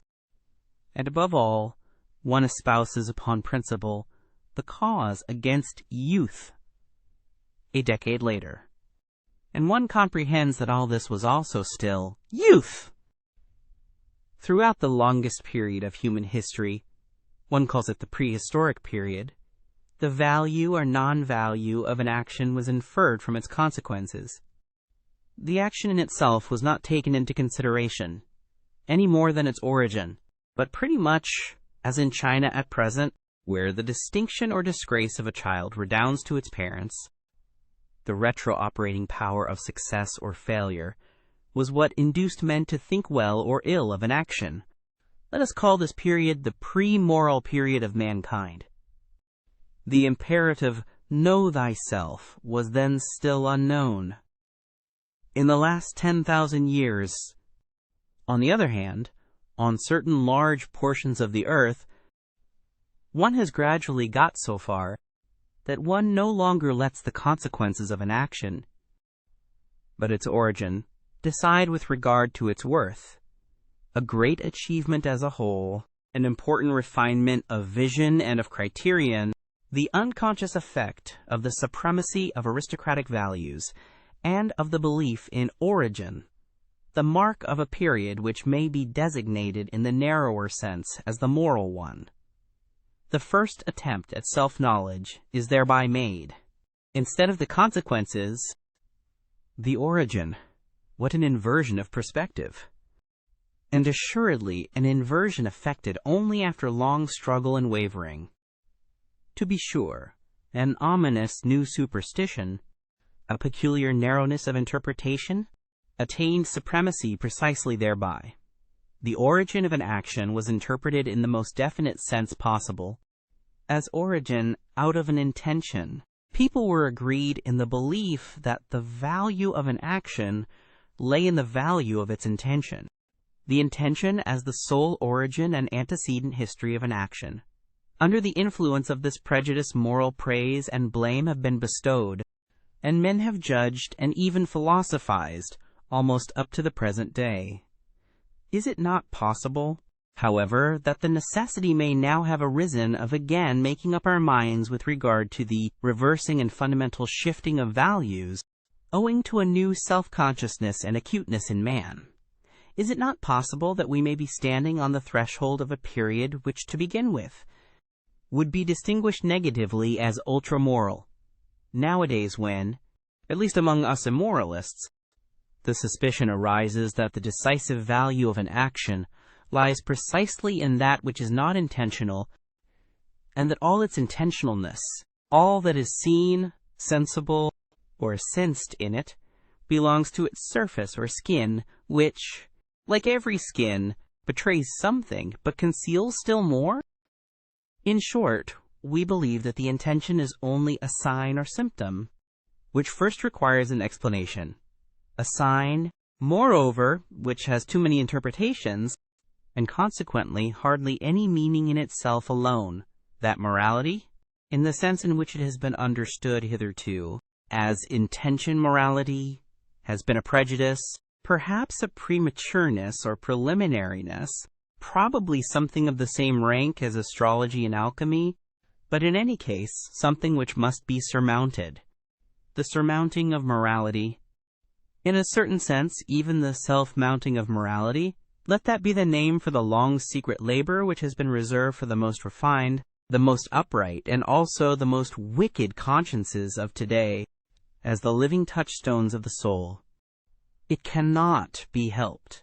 The sentiment of surrender, of sacrifice for one's neighbor, and all self-renunciation, morality, must be mercilessly called to account and brought to judgment, just as the aesthetics of disinterested contemplation, under which the emasculation of art nowadays seeks insidiously enough to create itself a good conscience. There is far too much witchery and sugar in the sentiments for others, and not for myself, for one not needing to be doubly distrustful here, and for one asking promptly, are they not perhaps deceptions, that they please him who has them, and him who enjoys their fruit, and also the mere spectator? That is still no argument in their favor, but just calls for caution. Let us therefore be cautious. At whatever standpoint of philosophy one may place oneself nowadays, seen from every position, the erroneousness of the world in which we think we live is the surest and most certain thing our eyes can light upon. We find proof after proof thereof, which would fain allure us into surmises concerning a deceptive principle in the nature of things. He, however, who makes thinking itself, and consequently the spirit, responsible for the falseness of the world, an honorable exit, which every conscious or unconscious advocatisty avails himself of, he who regards this world, including space, time, form, and movement, as falsely deduced, would have at least good reason in the end to become distrustful also of all thinking. Has it not hitherto been playing upon us the worst of scurvy tricks? And what guarantee would it give that it would not continue to do what it has always been doing? In all seriousness, the innocence of thinkers has something touching and respect-inspiring in it, which even nowadays permits them to wait upon consciousness with the request that it will give them honest answers. For example, whether it be real or not, and why it keeps the outer world so resolutely at a distance, and other questions of the same description. The belief in immediate certainties is a moral naivete which does honor to us philosophers. But we have now to cease being merely moral men. Apart from morality, such belief is a folly which does little honor to us. If in middle-class life an ever-ready distrust is regarded as the sign of a bad character, and consequently as an imprudence, here among us, beyond the middle-class world and its yeas and nays, what should prevent our being imprudent and saying, the philosopher has at length a right to bad character, as the being who has hitherto been most befooled on earth. He is now under obligation to distrustfulness, to the wickedest squinting out of every abyss of suspicion. Forgive me the joke of this gloomy grimace and turn of expression. For I myself have long ago learned to think and estimate differently with regard to deceiving and being deceived, and I keep at least a couple of pokes in the ribs, ready for the blind rage with which philosophers struggle against being deceived. Why not? It is nothing more than a moral prejudice that truth is worth more than semblance. It is, in fact, the worst proved supposition in the world. So much must be conceded. There could have been no life at all except upon the basis of perspective estimates and semblances. And if, with the virtuous enthusiasm and stupidity of many philosophers, one wished to do away altogether with the seeming world, well, granted that you could do that, at least nothing of your truth would thereby remain. Indeed, what is it that forces us in general to the supposition that there is an essential opposition of true and false? Is it not enough to suppose degrees of seemingness, and as it were lighter and darker shades and tones of semblance, different valors, as the painters say? Why might not the world which concerns us be a fiction? And to anyone who suggested, but to a fiction belongs an originator, might it not be bluntly replied, why may not this also belong to the fiction? Is it not at length permitted to be a little ironical towards the subject, just as towards the predicate and object? Might not the philosopher elevate himself above faith and grammar? All respect to governesses, but is it not time that philosophy should renounce governess faith? O Voltaire, O humanity, O idiocy! There is something ticklish in the truth, and in the search for the truth. And if man goes about it too humanely, il ne cherche le vrai que pour faire le bien, I wager he finds nothing. Supposing that nothing else is given as real, but our world of desires and passions, that we cannot sink or rise to any other reality, but just that of our impulses, for thinking is only a relation of these impulses to one another, are we not permitted to make the attempt and to ask the question whether this which is given does not suffice, by means of our counterparts, for the understanding even of the so-called mechanical or material world? I do not mean as an illusion, a semblance, a representation in the Berkeleyan and Schopenhauerian sense, but as possessing the same degree of reality as our emotions themselves, as a more primitive form of the world of emotions, in which everything still lies locked in a mighty unity, which afterwards branches off and develops itself in organic processes, naturally also, refines and debilitates, as a kind of instinctive life in which all organic functions, including self-regulation, assimilation, nutrition, secretion, and change of matter, are still synthetically united with one another as a primary form of life?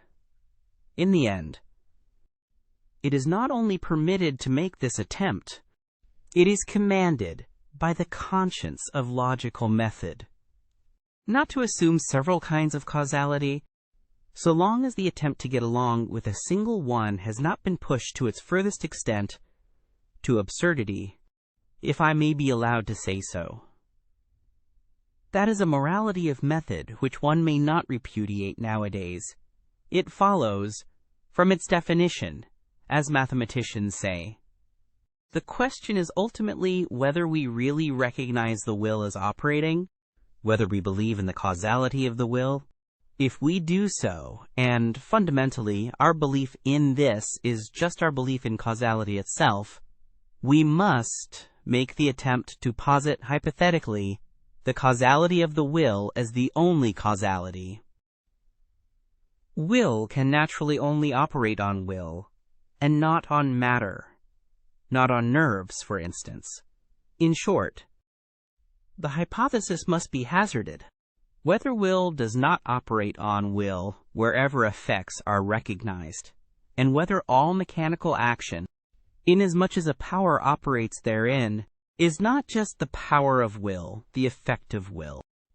Granted, finally, that we succeeded in explaining our entire instinctive life as the development and ramification of one fundamental form of will, namely, the will to power, as my thesis puts it. Granted that all organic functions could be traced back to this will to power, and that the solution of the problem of generation and nutrition, it is one problem, could also be found therein. One would thus have acquired the right to define all active force unequivocally as will to power. The world seen from within, the world defined and designated according to its intelligible character, it would simply be will to power, and nothing else. What? Does not that mean in popular language, God is disproved, but not the devil? On the contrary. On the contrary, my friends. And who the devil also compels you to speak popularly. As happened finally in all the enlightenment of modern times with the French Revolution, that terrible farce, quite superfluous when judged close at hand, into which, however, the noble and visionary spectators of all Europe have interpreted from a distance their own indignation and enthusiasm so long and passionately, until the text has disappeared under the interpretation, so a noble posterity might once more misunderstand the whole of the past, and perhaps only thereby make its aspect endurable, or rather, Has not this already happened? Have not we ourselves been that noble posterity? And, insofar as we now comprehend this, is it not thereby already past? Nobody will very readily regard a doctrine as true merely because it makes people happy or virtuous, excepting, perhaps, the amiable idealists, who are enthusiastic about the good, true, and beautiful, and let all kinds of motley, coarse, and good-natured desirabilities swim about promiscuously in their pond. Happiness and virtue are no arguments. It is willingly forgotten, however, even on the part of thoughtful minds, that to make unhappy and to make bad are just as little counter-arguments. A thing could be true, although it were in the highest degree injurious and dangerous. Indeed, the fundamental constitution of existence might be such that one succumbed by a full knowledge of it, so that the strength of a mind might be measured by the amount of truth it could endure, or, to speak more plainly, by the extent to which it required truth attenuated, veiled, sweetened, damped, and falsified.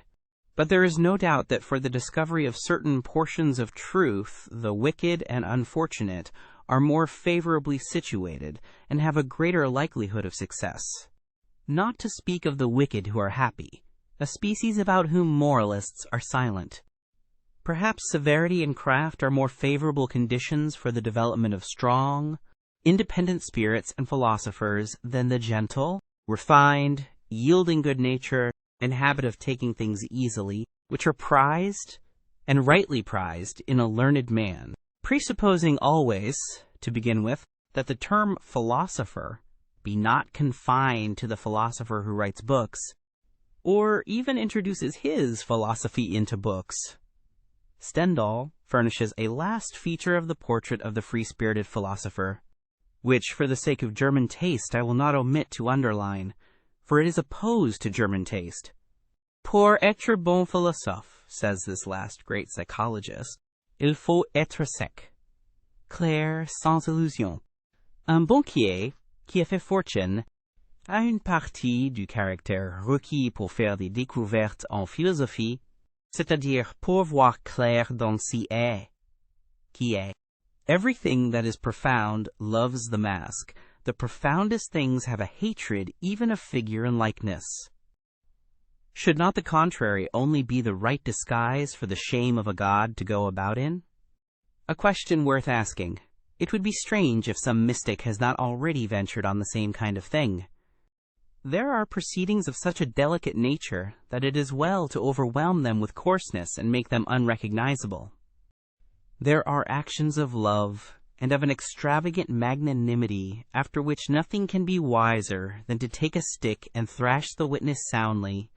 One thereby obscures his recollection. Many a one is able to obscure and abuse his own memory, in order at least to have vengeance on this sole party in the secret. Shame is inventive. They are not the worst things of which one is most ashamed. There is not only deceit behind a mask, there is so much goodness in craft. I can imagine that a man with something costly and fragile to conceal would roll through life clumsily and rotundly, like an old, green, heavily hooped wine cask, the refinement of his shame requiring it to be so. A man who has depths in his shame meets his destiny and his delicate decisions upon paths which few ever reach, and with regard to the existence of which his nearest and most intimate friends may be ignorant. His mortal danger conceals itself from their eyes, and equally so his regained security.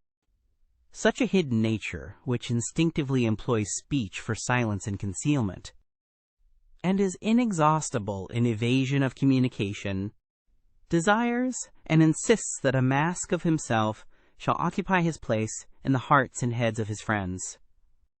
And supposing he does not desire it, his eyes will some day be opened to the fact that there is nevertheless a mask of him there, and that it is well to be so. Every profound spirit needs a mask. Nay, more, around every profound spirit there continually grows a mask, owing to the constantly false, that is to say, superficial interpretation of every word he utters, every step he takes, every sign of life he manifests. One must subject oneself to one's own tests, that one is destined for independence and command, and do so at the right time. One must not avoid one's tests. Although they constitute perhaps the most dangerous game one can play, and are in the end tests made only before ourselves and before no other judge. Not to cleave to any person, be it even the dearest. Every person is a prison and also a recess. Not to cleave to a fatherland, be it even the most suffering and necessitous. It is even less difficult to detach one's heart from a victorious fatherland. Not to cleave to a sympathy, be it even for higher men, into whose peculiar torture and helplessness chance has given us an insight.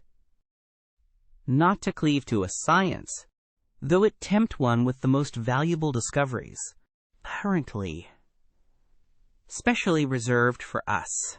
Not to cleave to one's own liberation, to the voluptuous distance and remoteness of the bird, which always flies further aloft in order always to see more under it, the danger of the flyer. Not to cleave to our own virtues, nor become as a whole a victim to any of our specialties, to our hospitality, for instance, which is the danger of dangers for highly developed and wealthy souls who deal prodigally, almost indifferently, with themselves, and push the virtue of liberality so far that it becomes a vice. One must know how to conserve oneself, the best test of independence. A new order of philosophers is appearing. I shall venture to baptize them by a name not without danger. As far as I understand them, as far as they allow themselves to be understood, for it is their nature to wish to remain something of a puzzle, these philosophers of the future might rightly, perhaps also wrongly, claim to be designated as tempters. This name itself is, after all, only an attempt, or, if it be preferred, a temptation. Will they be new friends of truth, these coming philosophers? Very probably, for all philosophers hitherto have loved their truths. But assuredly, they will not be dogmatists. It must be contrary to their pride, and also contrary to their taste, that their truth should still be truth for everyone, that which has hitherto been the secret wish and ultimate purpose of all dogmatic efforts. My opinion is my opinion. Another person has not easily a right to it. Such a philosopher of the future will say, perhaps, one must renounce the bad taste of wishing to agree with many people. Good is no longer good when one's neighbor takes it into his mouth. And how could there be a common good? The expression contradicts itself. That which can be common is always of small value. In the end, things must be as they are, and have always been. The great things remain for the great, the abysses for the profound, the delicacies and thrills for the refined, and, to sum up shortly, everything rare for the rare. Need I say expressly after all this that they will be free, very free spirits, these philosophers of the future, as certainly also they will not be merely free spirits, but something more, higher, greater, and fundamentally different, which does not wish to be misunderstood and mistaken. But while I say this, I feel under obligation almost as much to them as to ourselves, we free spirits who are their heralds and forerunners, to sweep away from ourselves altogether a stupid old prejudice and misunderstanding, which, like a fog, has too long made the conception of free spirit obscure.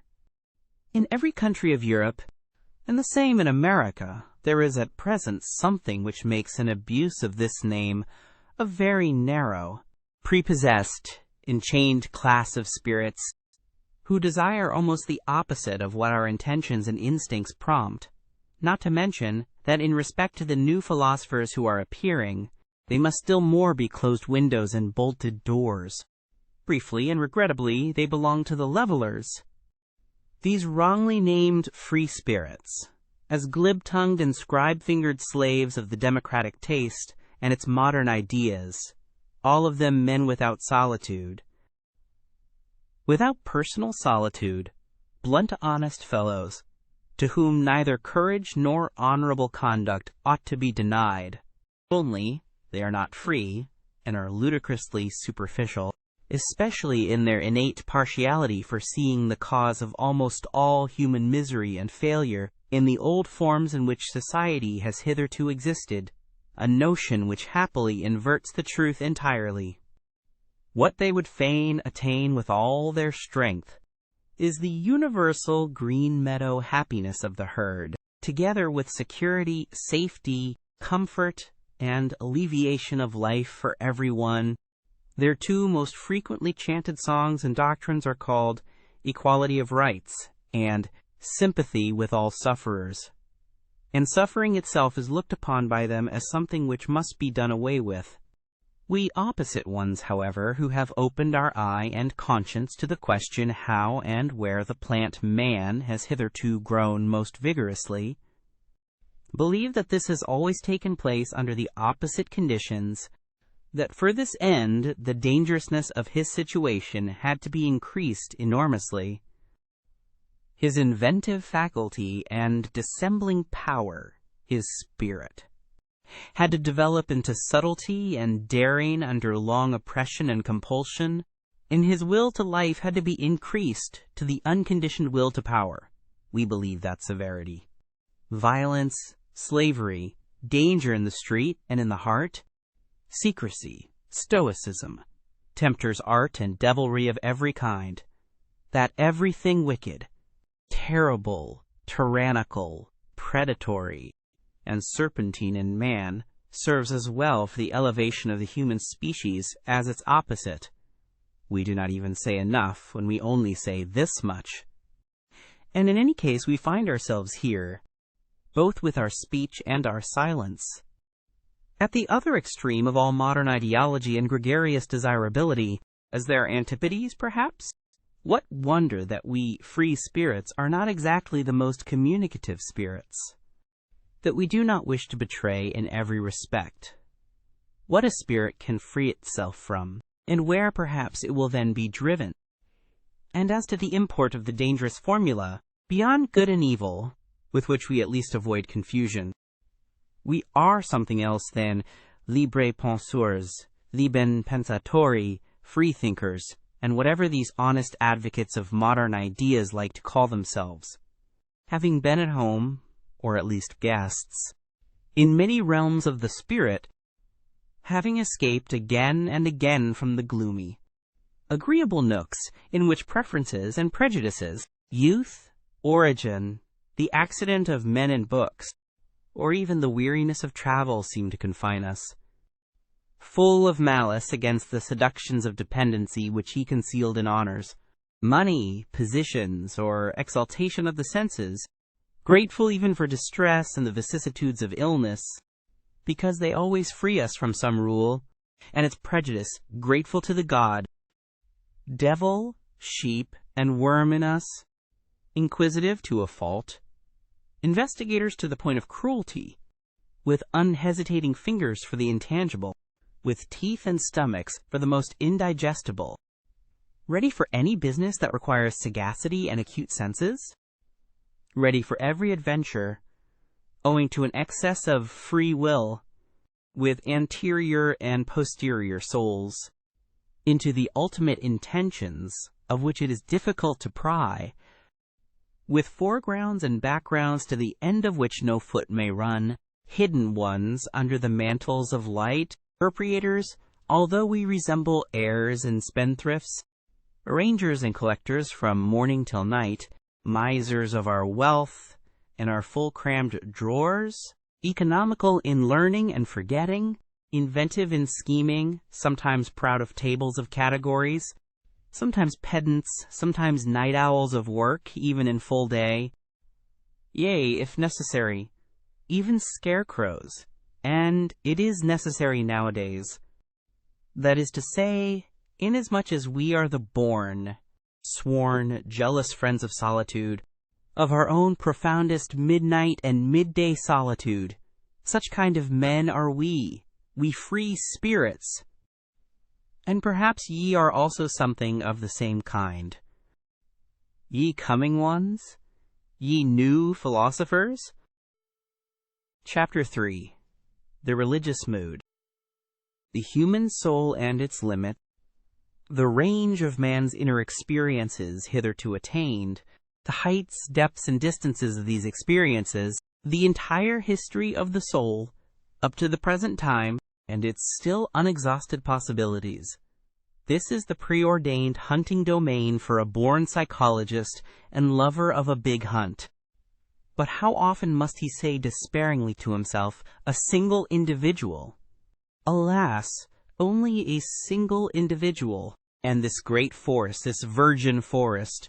So he would like to have some hundreds of hunting assistants and fine trained hounds that he could send into the history of the human soul to drive his game together. In vain. Again and again he experiences, profoundly and bitterly, how difficult it is to find assistants and dogs for all the things that directly excite his curiosity. The evil of sending scholars into new and dangerous hunting domains, where courage, sagacity, and subtlety in every sense are required, is that they are no longer serviceable just when the big hunt and also the great danger commences. It is precisely then that they lose their keen eye and nose. In order, for instance, to divine and determine what sort of history the problem of knowledge and conscience has hitherto had in the souls of homines religiosi, a person would perhaps himself have to possess as profound, as bruised, as immense an experience as the intellectual conscience of Pascal. And then he would still require that widespread heaven of clear, wicked spirituality which, from above, would be able to oversee, arrange, and effectively formalize this mass of dangerous and painful experiences. But who could do me this service? And who would have time to wait for such servants? They evidently appear too rarely. They are so improbable at all times. Eventually, one must do everything oneself in order to know something, which means that one has much to do. But a curiosity like mine is once for all the most agreeable of vices. Pardon me, I mean to say that the love of truth has its reward in heaven and already upon earth.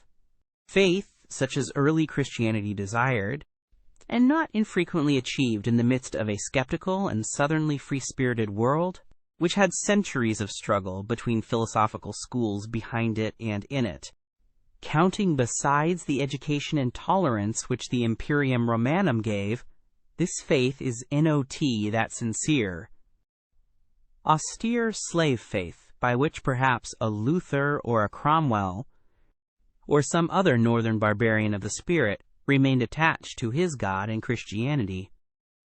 It is much rather the faith of Pascal, which resembles in a terrible manner a continuous suicide of reason, a tough, long-lived, worm-like reason, which is not to be slain at once and with a single blow. The Christian faith from the beginning is the sacrifice of all freedom, all pride, all self-confidence of spirit. It is at the same time subjection, self-derision, and self-mutilation. There is cruelty and religious Phoenicianism in this faith, which is adapted to a tender, many-sided, and very fastidious conscience. It takes for granted that the subjection of the spirit is indescribably painful, that all the past and all the habits of such a spirit resist the absurdissimum, in the form of which faith comes to it.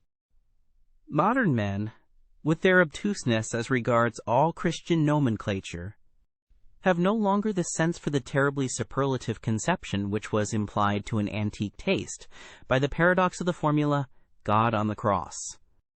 Hitherto there had never and nowhere been such boldness in inversion, nor anything at once so dreadful, questioning, and questionable as this formula. It promised a transvaluation of all ancient values. It was the Orient, the profound Orient. It was the Oriental slave who thus took revenge on Rome and its noble, light-minded toleration, on the Roman Catholicism of non-faith.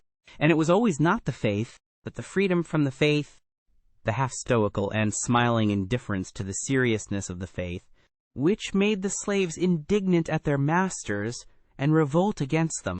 Enlightenment causes revolt, for the slave desires the unconditioned. He understands nothing but the tyrannous. Even in morals, he loves as he hates, without nuance, to the very depths, to the point of pain, to the point of sickness. His many hidden sufferings make him revolt against the noble taste which seems to deny suffering. The skepticism with regard to suffering, fundamentally only an attitude of aristocratic morality, was not the least of the causes, also, of the last great slave insurrection, which began with the French Revolution. Wherever the religious neurosis has appeared on the earth so far, we find it connected with three dangerous prescriptions as to regimen: solitude, fasting, and sexual abstinence, but without its being possible to determine with certainty which is cause and which is effect, or if any relation at all of cause and effect exists there. This latter doubt is justified by the fact that one of the most regular symptoms among savage, as well as among civilized peoples, is the most sudden and excessive sensuality, which then, with equal suddenness, transforms into penitential paroxysms, world renunciation, and will renunciation, both symptoms perhaps explainable as disguised epilepsy, but nowhere is it more obligatory to put aside explanations around no other type has there grown such a mass of absurdity and superstition. No other type seems to have been more interesting to men and even to philosophers. Perhaps it is time to become just a little indifferent here, to learn caution, or, better still, to look away, to go away. Yet in the background of the most recent philosophy, that of Schopenhauer, we find, almost as the problem in itself, this terrible note of interrogation of the religious crisis and awakening: how is the negation of will possible? How is the saint possible? That seems to have been the very question with which Schopenhauer made a start and became a philosopher. And thus it was a genuine Schopenhauerian consequence that his most convinced adherent, perhaps also his last, as far as Germany is concerned, namely Richard Wagner, should bring his own life work to an end just here, and should finally put that terrible and eternal type upon the stage as Kundry, type vécu, and as it loved and lived, at the very time that the mad doctors in almost all European countries had an opportunity to study the type close at hand, wherever the religious neurosis, or as I call it, the religious mood, made its latest epidemical outbreak and display as the Salvation Army. If it be a question, however, as to what has been so extremely interesting to men of all sorts in all ages, and even to philosophers, in the whole phenomenon of the saint, it is undoubtedly the appearance of the miraculous therein, namely, the immediate succession of opposites, of states of the soul regarded as morally antithetical. It was believed here to be self-evident that a bad man was all at once turned into a saint, a good man. The hitherto existing psychology was wrecked at this point. Is it not possible it may have happened principally because psychology had placed itself under the dominion of morals? Because it believed in oppositions of moral values, and saw, read, and interpreted these oppositions into the text and facts of the case? What? Miracle? Only an error of interpretation? A lack of philology? It seems that the Latin races are far more deeply attached to their Catholicism than we Northerners are to Christianity generally, and that consequently unbelief in Catholic countries means something quite different from what it does among Protestants, namely, a sort of revolt against the spirit of the race, while with us it is rather a return to the spirit or non-spirit of the race. We Northerners undoubtedly derive our origin from barbarous races, even as regards our talents for religion. We have poor talents for it. One may make an exception in the case of the Celts, who have theretofore furnished also the best soil for Christian infection in the North. The Christian ideal blossomed forth in France as much as ever the pale sun of the North would allow it.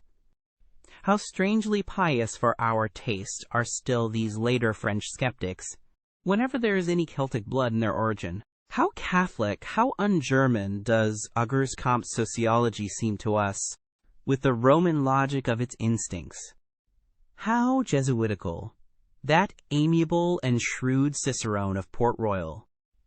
Saint Beuve, in spite of all his hostility to Jesuits, and even Ernest Renan. How inaccessible to us Northerners does the language of such a Renan appear, in whom every instant the merest touch of religious thrill throws his refined, voluptuous, and comfortably couching soul off its balance. Let us repeat after him these fine sentences. And what wickedness and haughtiness is immediately aroused by way of answer in our probably less beautiful but harder souls? That is to say, in our more German souls. Disons donc hardiment que la religion est un produit de l'homme normal, que l'homme est le plus dans le vrai, quand il est le plus religieusexot, le plus assure d'une, desteineinfini. C'est quand il est bon qu'il veut que lavircorrespondeaun. Order eternal, c'est quand il contemple choses d'une, manieredesintéressee, qu'il trouve la mort, revoltanteetabsurde, comme n'est pas supposer, que c'est dans ces moments là que l'homme voit le mieux.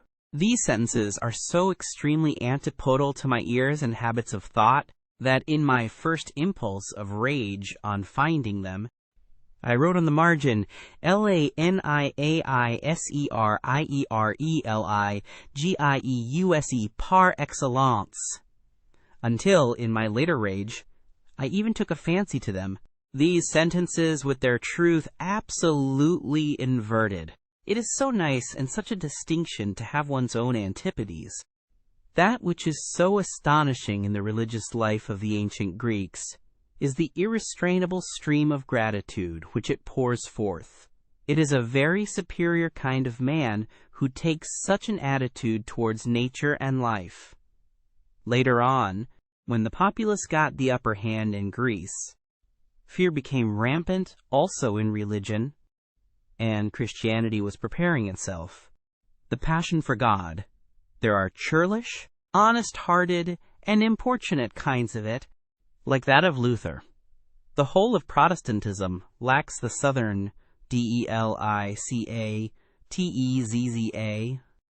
There is an oriental exaltation of the mind in it, like that of an undeservedly favored or elevated slave, as in the case of St. Augustine, for instance, who lacks in an offensive manner all nobility in bearing and desires. There is a feminine tenderness and sensuality in it, which modestly and unconsciously longs for a unio mystica et physica, as in the case of Madame de Guyon. In many cases it appears, curiously enough, as the disguise of a girl's or youth's puberty. Here and there, even as the hysteria of an old maid, also as her last ambition. The Church has frequently canonized the woman in such a case. The mightiest men have hitherto always bowed reverently before the saint, as the enigma of self-subjugation and utter voluntary privation. Why did they thus bow? They divined in him, and as it were behind the questionableness of his frail and wretched appearance, the superior force which wished to test itself by such a subjugation, the strength of will, in which they recognized their own strength and love of power, and knew how to honor it. They honored something in themselves when they honored the saint. In addition to this, the contemplation of the saint suggested to them a suspicion. Such an enormity of self-negation and antinaturalness will not have been coveted for nothing, they have said, inquiringly. There is perhaps a reason for it, some very great danger, about which the ascetic might wish to be more accurately informed through his secret interlocutors and visitors? In a word, the mighty ones of the world learned to have a new fear before him. They divined a new power, a strange, still unconquered enemy. It was the will to power which obliged them to halt before the saint. They had to question him. In the Jewish Old Testament, the book of divine justice, there are men, things, and sayings on such an immense scale that Greek and Indian literature has nothing to compare with it. One stands with fear and reverence before those stupendous remains of what man was formerly, and one has sad thoughts about old Asia and its little outpushed peninsula Europe, which would like, by all means, to figure before Asia as the progress of mankind. To be sure, he who is himself only a slender, tame house animal, and knows only the wants of a house animal, like our cultured people of today, including the Christians of cultured Christianity, need neither be amazed nor even sad amid those ruins. The taste for the Old Testament is a touchstone with respect to great and small. Perhaps he will find that the New Testament, the Book of Grace, still appeals more to his heart. There is much of the odor of the genuine, tender, stupid beadsman and petty soul in it. To have bound up this New Testament, a kind of rococo of taste in every respect, along with the Old Testament into one book, as the Bible, as the book in itself, is perhaps the greatest audacity and sin against the spirit which literary Europe has upon its conscience. Why atheism nowadays? The Father in God is thoroughly refuted. Equally so the judge, the rewarder. Also his free will. He does not hear, and even if he did, he would not know how to help. The worst is that he seems incapable of communicating himself clearly. Is he uncertain? This is what I have made out, by questioning and listening at a variety of conversations, to be the cause of the decline of European theism. It appears to me that, though the religious instinct is in vigorous growth, it rejects the theistic satisfaction with profound distrust. What does all modern philosophy mainly do? Since Descartes, and indeed more in defiance of him than on the basis of his procedure, an entat has been made on the part of all philosophers on the old conception of the soul, under the guise of a criticism of the subject and predicate conception, that is to say, an entat on the fundamental presupposition of Christian doctrine. Modern philosophy, as epistemological skepticism, is secretly or openly anti-Christian, although, for keener ears be it said, by no means anti-religious. Formerly, in effect, one believed in the soul as one believed in grammar and the grammatical subject. One said, I is the condition. Think is the predicate and is conditioned. To think is an activity for which one must suppose a subject as cause. The attempt was then made, with marvelous tenacity and subtlety, to see if one could not get out of this net, to see if the opposite was not perhaps true. Think, the condition, and I, the conditioned. I, therefore, only a synthesis which has been made by thinking itself. Kant really wished to prove that, starting from the subject could not be proved, nor the object either. The possibility of an apparent existence of the subject, and therefore of the soul, may not always have been strange to him, the thought which once had an immense power on earth as the Vedanta philosophy. There is a great ladder of religious cruelty, with many rounds, but 3 of these are the most important. Once on a time men sacrificed human beings to their God. and perhaps just those they loved the best. To this category belong the firstling sacrifices of all primitive religions, and also the sacrifice of the Emperor Tiberius in the Mithra Grotto on the island of Capri, that most terrible of all Roman anachronisms. Then, during the moral epic of mankind, they sacrificed to their god the strongest instincts they possessed, their nature. This festal joy shines in the cruel glances of ascetics and anti-natural fanatics. Finally, what still remained to be sacrificed? Was it not necessary in the end for men to sacrifice everything comforting, holy, healing, all hope, all faith in hidden harmonies? In future blessedness and justice? Was it not necessary to sacrifice God himself, and out of cruelty to themselves to worship stone, stupidity, gravity, fate, nothingness? To sacrifice God for nothingness. This paradoxical mystery of the ultimate cruelty has been reserved for the rising generation. We all know something thereof already. Whoever, like myself, prompted by some enigmatical desire, has long endeavored to go to the bottom of the question of pessimism and free it from the half-Christian, half-German narrowness and stupidity in which it has finally presented itself to this century, namely, in the form of Schopenhauer's philosophy. Whoever, with an Asiatic and super-Asiatic eye, has actually looked inside, and into the most world-renouncing of all possible modes of thought, beyond good and evil, and no longer like Buddha and Schopenhauer, under the dominion and delusion of morality. Whoever has done this has perhaps just thereby, without really desiring it, opened his eyes to behold the opposite ideal, the ideal of the most world-approving, exuberant and vivacious man, who has not only learnt to compromise and arrange with that which was and is, but wishes to have it again as it was and is, for all eternity, insatiably calling out da capo, not only to himself, but to the whole piece and play, and not only the play, but actually to him who requires the play, and makes it necessary. Because he always requires himself anew, and makes himself necessary. What? And this would not be circulus videosus deus? The distance, and as it were, the space around man, grows with the strength of his intellectual vision and insight. His world becomes profounder. New stars, new enigmas, and notions are ever coming into view. Perhaps everything on which the intellectual eye has exercised its acuteness and profundity has just been an occasion for its exercise, something of a game, something for children and childish minds.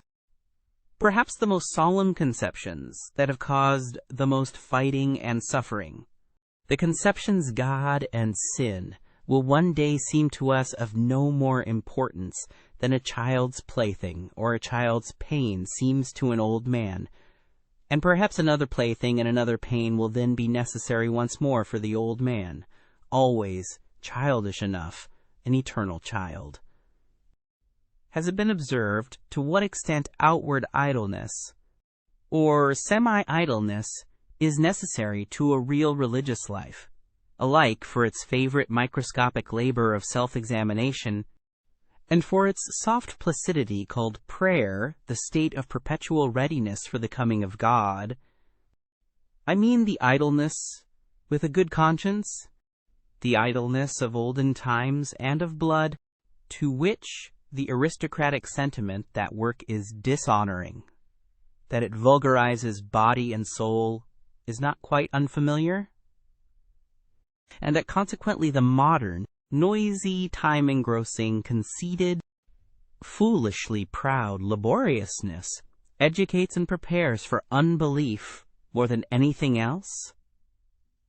Among these, for instance, who are at present living apart from religion in Germany, I find freethinkers of diversified species and origin, but above all, a majority of those in whom laboriousness from generation to generation has dissolved the religious instincts, so that they no longer know what purpose religions serve, and only note their existence in the world with a kind of dull astonishment, They feel themselves already fully occupied, these good people, be it by their business or by their pleasures, not to mention the fatherland and the newspapers and their family duties. It seems that they have no time whatever left for religion. And above all, it is not obvious to them whether it is a question of a new business or a new pleasure, for it is impossible, they say to themselves, that people should go to church merely to spoil their tempers. They are by no means enemies of religious customs. Should certain circumstances, state affairs perhaps, require their participation in such customs, they do what is required, as so many things are done, with a patient and unassuming seriousness, and without much curiosity or discomfort. They live too much apart and outside to feel even the necessity for a for or against in such matters. Among those indifferent persons may be reckoned nowadays the majority of German Protestants of the middle classes, especially in the great laborious centers of trade and commerce. Also the majority of laborious scholars, and the entire university personnel, with the exception of the theologians, whose existence and possibility there always give psychologists new and more subtle puzzles to solve. On the part of pious, or merely church-going people, there is seldom any idea of how much goodwill, one might say arbitrary will, is now necessary for a German scholar to take the problem of religion seriously.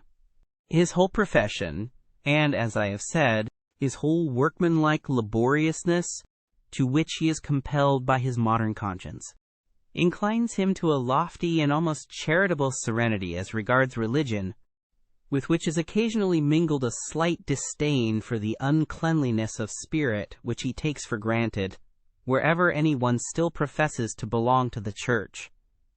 It is only with the help of history, not through his own personal experience, therefore, that the scholar succeeds in bringing himself to a respectful seriousness and to a certain timid deference in presence of religions. But even when his sentiments have reached the stage of gratitude towards them, he has not personally advanced one step nearer to that which still maintains itself as church or as piety. Perhaps even the contrary. The practical indifference to religious matters in the midst of which he has been born and brought up usually sublimates itself, in his case, into circumspection and cleanliness, which shuns contact with religious men and things. And it may be just the depth of his tolerance and humanity which prompts him to avoid the delicate trouble which tolerance itself brings with it. Every age has its own divine type of naivete, for the discovery of which other ages may envy it.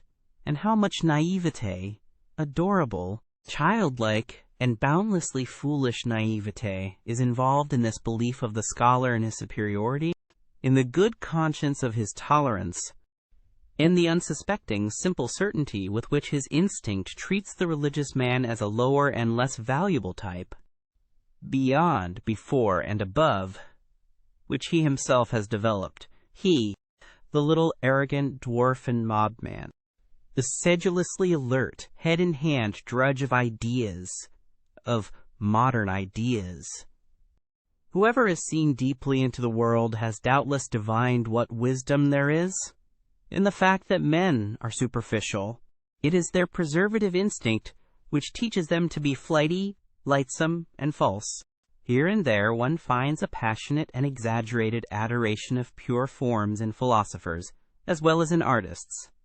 It is not to be doubted that whoever has need of the cult of the superficial to that extent has at one time or another made an unlucky dive beneath it. Perhaps there is even an order of rank with respect to those burnt children, the born artists who find the enjoyment of life only in trying to falsify its image, as if taking wearisome revenge on it. One might guess to what degree life has disgusted them, by the extent to which they wish to see its image falsified, attenuated, ultrified, and deified. One might reckon the homines religiosi among the artists as their highest rank.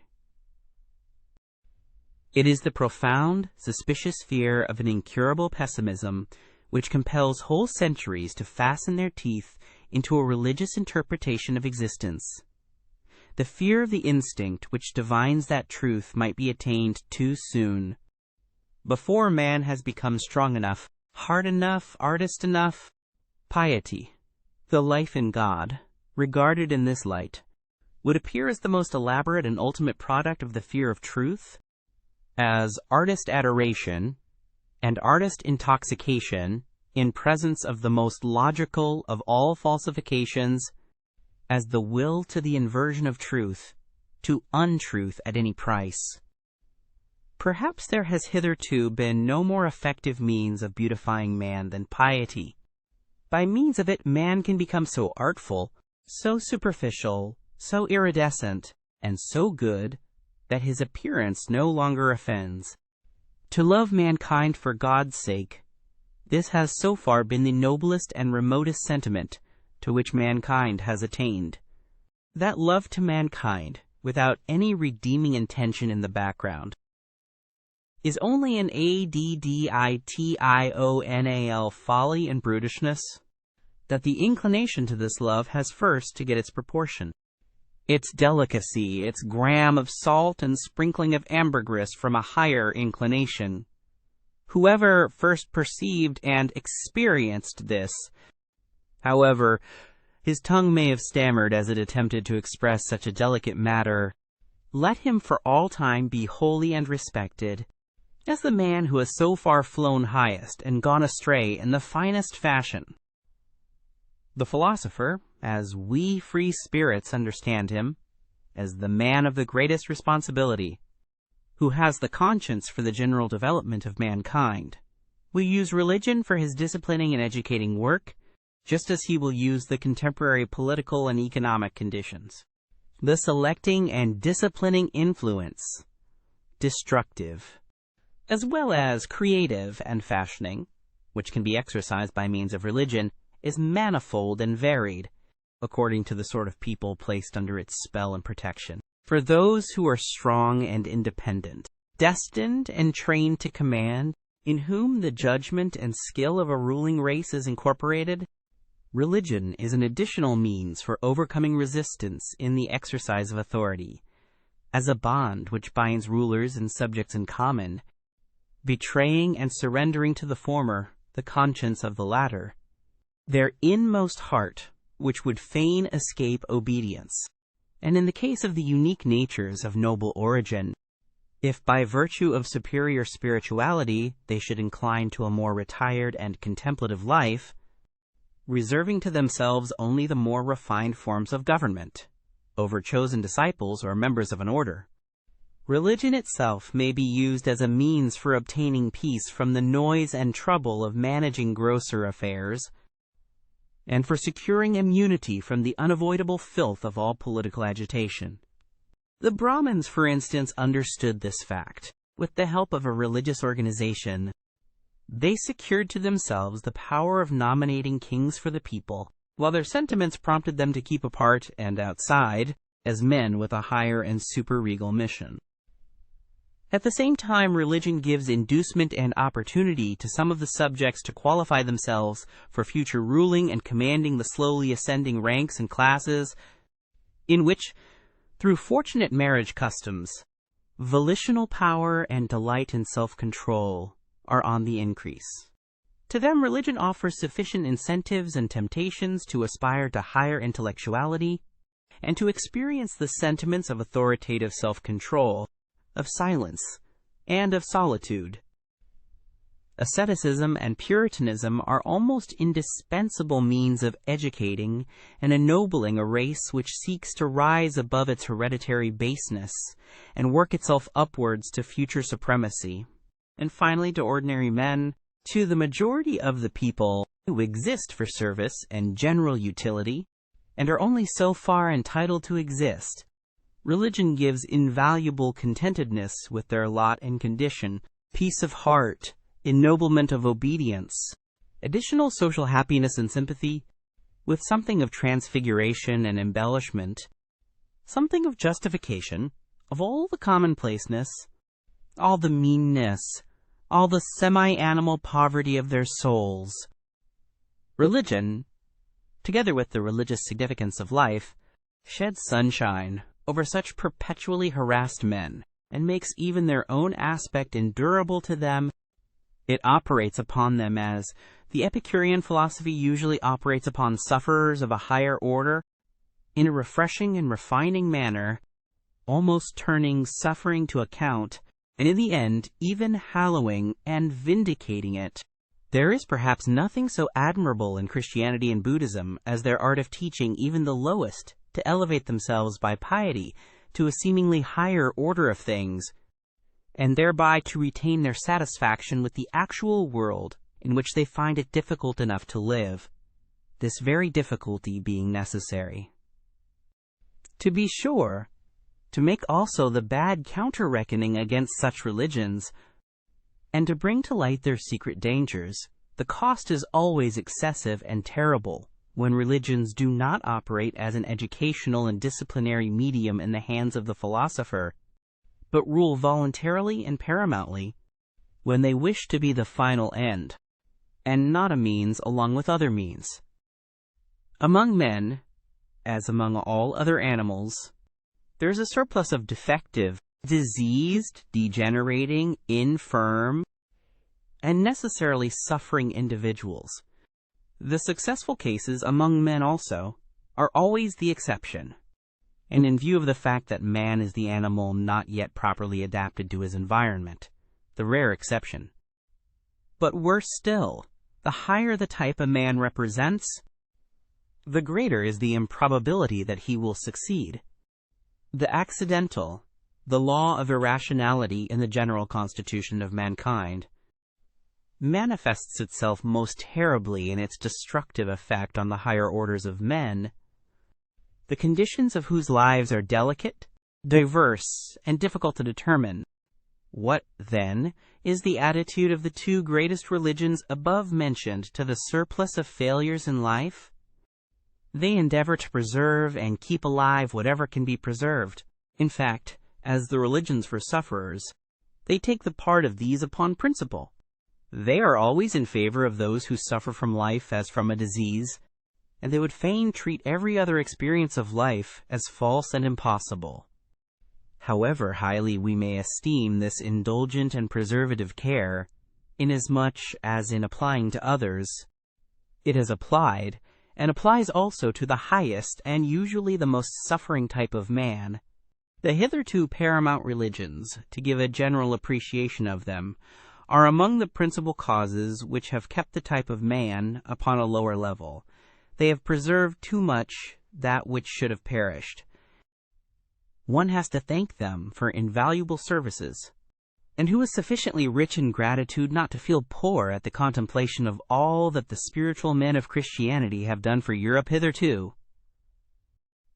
But when they had given comfort to the sufferers, courage to the oppressed and despairing, a staff and support to the helpless, and when they had allured from society into convents and spiritual penitentiaries the broken-hearted and distracted, what else had they to do in order to work systematically in that fashion, and with a good conscience, for the preservation of all the sick and suffering, which means, indeed and in truth, to work for the deterioration of the European race, to reverse all estimates of value. That is what they had to do. And to shatter the strong, to spoil great hopes, to cast suspicion on the delight in beauty, to break down everything autonomous, manly, conquering, and imperious, all instincts which are natural to the highest and most successful type of man, into uncertainty, distress of conscience, and self-destruction. Forsooth, to invert all love of the earthly and of supremacy over the earth into hatred of the earth and earthly things. That is the task the Church imposed on itself, hennaus, and was obliged to impose until, according to its standard of value, unworldliness, unsensuousness, and higher man fused into one sentiment. If one could observe the strangely painful, equally coarse and refined comedy of European Christianity with the derisive and impartial eye of an Epicurean God, I should think one would never cease marveling and laughing. Does it not actually seem that some single will has ruled over Europe for 18 centuries in order to make a sublime abortion of man? He, however, who, with opposite requirements, no longer Epicurean, and with some divine hammer in his hand, could approach this almost voluntary degeneration and stunting of mankind, as exemplified in the European Christian Pascal, for instance, would he not have to cry aloud with rage, pity, and horror, "Oh, you bunglers, presumptuous, pitiful bunglers! What have you done? Was that a work for your hands? How you have hacked and botched my finest stone! What have you presumed to do?" I should say that Christianity has hitherto been the most portentous of presumptions. Men, not great enough nor hard enough to be entitled as artists to take part in fashioning man. Men, not sufficiently strong and far-sighted to allow, with sublime self-constraint, the obvious law of the thousandfold failures and perishings to prevail. Men, not sufficiently noble to see the radically different grades of rank and intervals of rank that separate man from man. Such men, with their equality before God, have hitherto swayed the destiny of Europe, until at last a dwarfed, almost ludicrous species has been produced. A gregarious animal, something obliging, sickly, mediocre, the European of the present day. Chapter 4. Apophthegms and Interludes. He who is a thorough teacher takes things seriously, and even himself, only in relation to his pupils. Knowledge for its own sake. That is the last snare laid by morality. We are thereby completely entangled in morals once more. The charm of knowledge would be small, were it not so much shame has to be overcome on the way to it. 65a. We are most dishonorable towards our God. He is not permitted to sin. The tendency of a person to allow himself to be degraded, robbed, deceived, and exploited might be the diffidence of a God among men.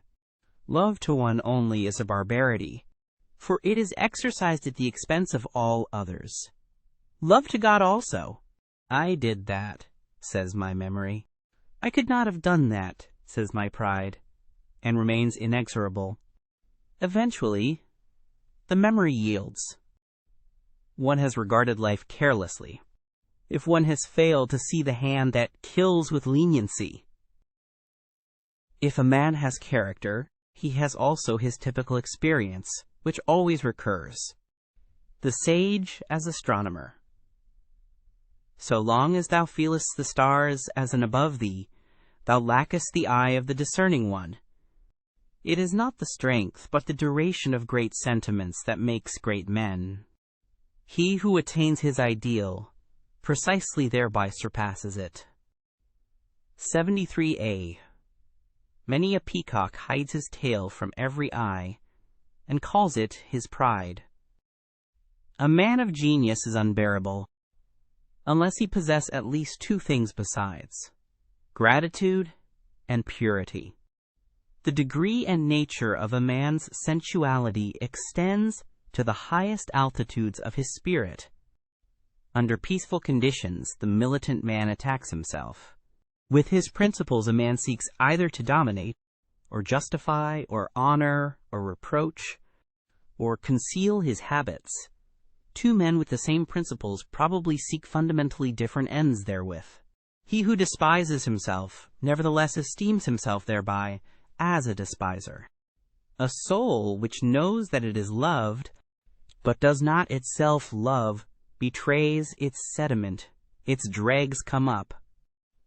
A thing that is explained ceases to concern us. What did the God mean who gave the advice? Know thyself. Did it perhaps imply, cease to be concerned about thyself?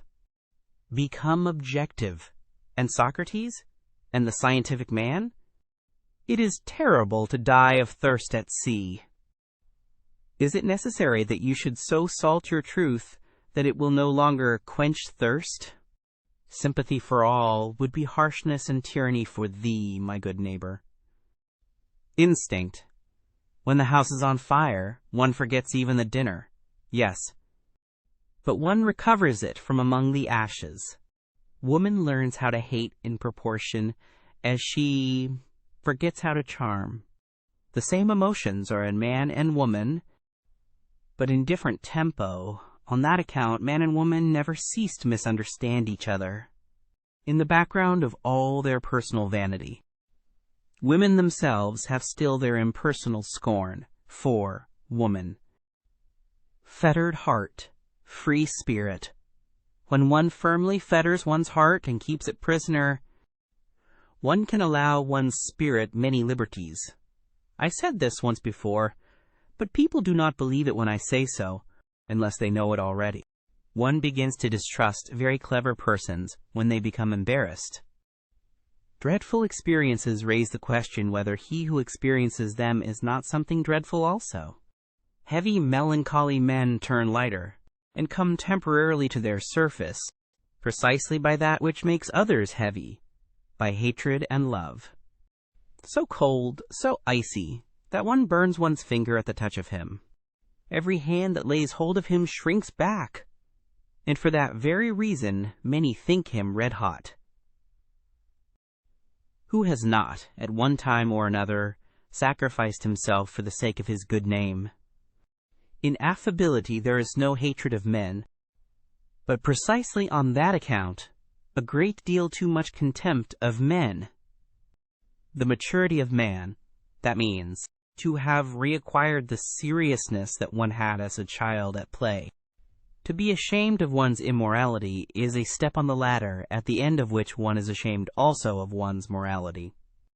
One should part from life as Ulysses parted from Nausicaa, blessing it rather than in love with it. What? A great man? I always see merely the play actor of his own ideal. When one trains one's conscience, it kisses one while it bites. The disappointed one speaks. I listened for the echo, and I heard only praise. We all feign to ourselves that we are simpler than we are. We thus relax ourselves away from our fellows. A discerning one might easily regard himself at present as the animalization of God. Discovering reciprocal love should really disenchant the lover with regard to the beloved. What? She is modest enough to love even you? Or stupid enough? Or the danger in happiness. Everything now turns out best for me. I now love every fate. Who would like to be my fate?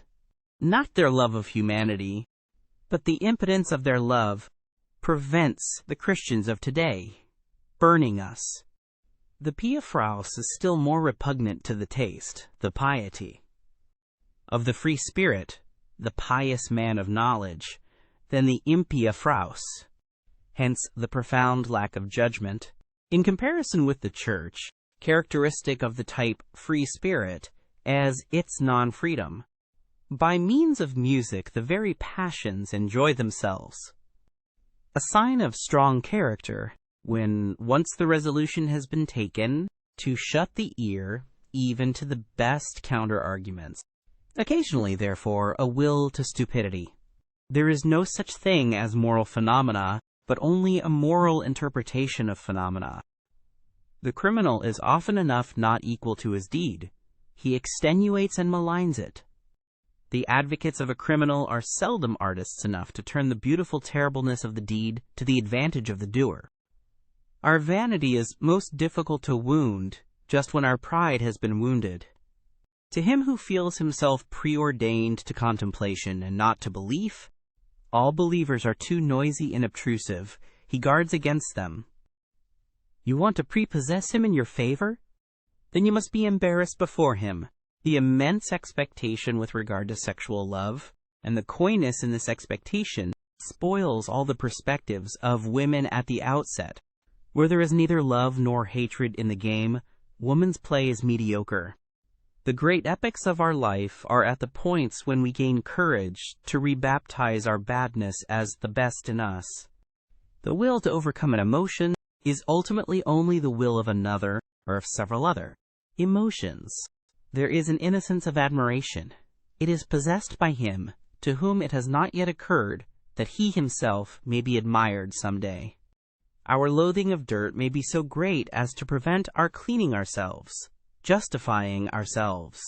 Sensuality often forces the growth of love too much, so that its root remains weak, and is easily torn up. It is a curious thing that God learned Greek when he wished to turn author, and that he did not learn it better. To rejoice on account of praise is in many cases merely politeness of heart, and the very opposite of vanity of spirit. Even concubinage has been corrupted by marriage. He who exults at the stake does not triumph over pain, but because of the fact that he does not feel pain where he expected it. A parable. When we have to change an opinion about anyone, we charge heavily to his account the inconvenience he thereby causes us. A nation is a detour of nature to arrive at 6 or 7 great men. Yes, and then to get round them. In the eyes of all true women, science is hostile to the sense of shame. They feel as if one wished to peep under their skin with it, or worse still, under their dress and finery. The more abstract the truth you wish to teach, the more must you allure the senses to it. The devil has the most extensive perspectives for God. On that account he keeps so far away from him. The devil, in effect, as the oldest friend of knowledge.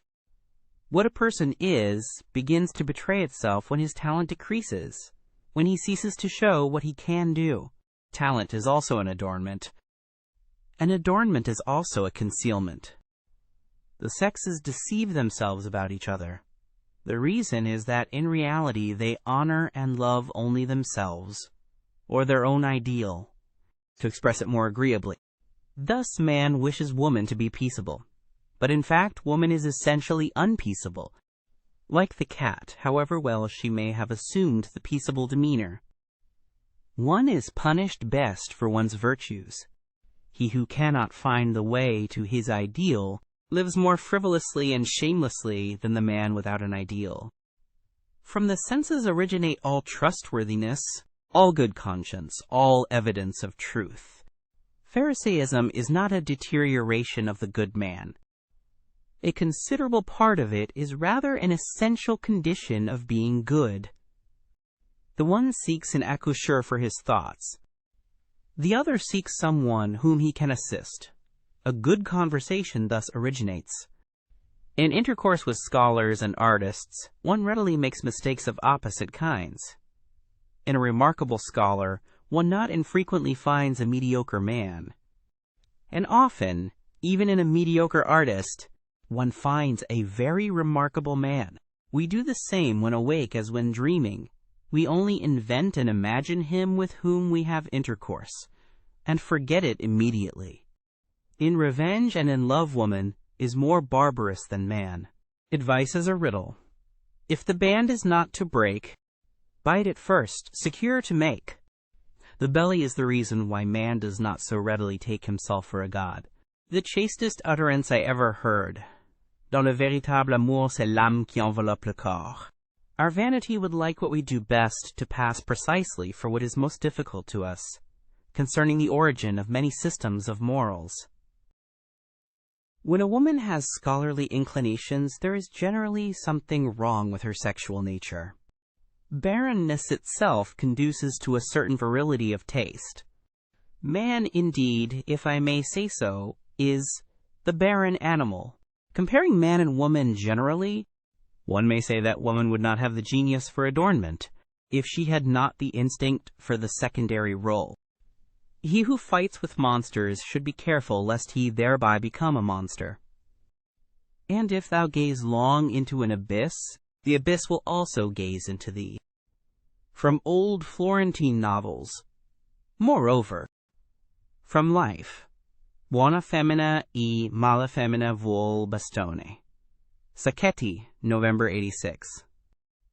To seduce their neighbor to a favorable opinion, and afterwards to believe implicitly in this opinion of their neighbor? Who can do this conjuring trick so well as women? That which an age considers evil is usually an unseasonable echo of what was formerly considered good. The atavism of an old ideal. Around the hero, everything becomes a tragedy. Around the demigod, everything becomes a sadder play. And around God, everything becomes, what, perhaps, a world? It is not enough to possess a talent. One must also have your permission to possess it. E.H., my friends? Where there is the tree of knowledge, there is always paradise. So say the most ancient and the most modern serpents. What is done out of love always takes place beyond good and evil.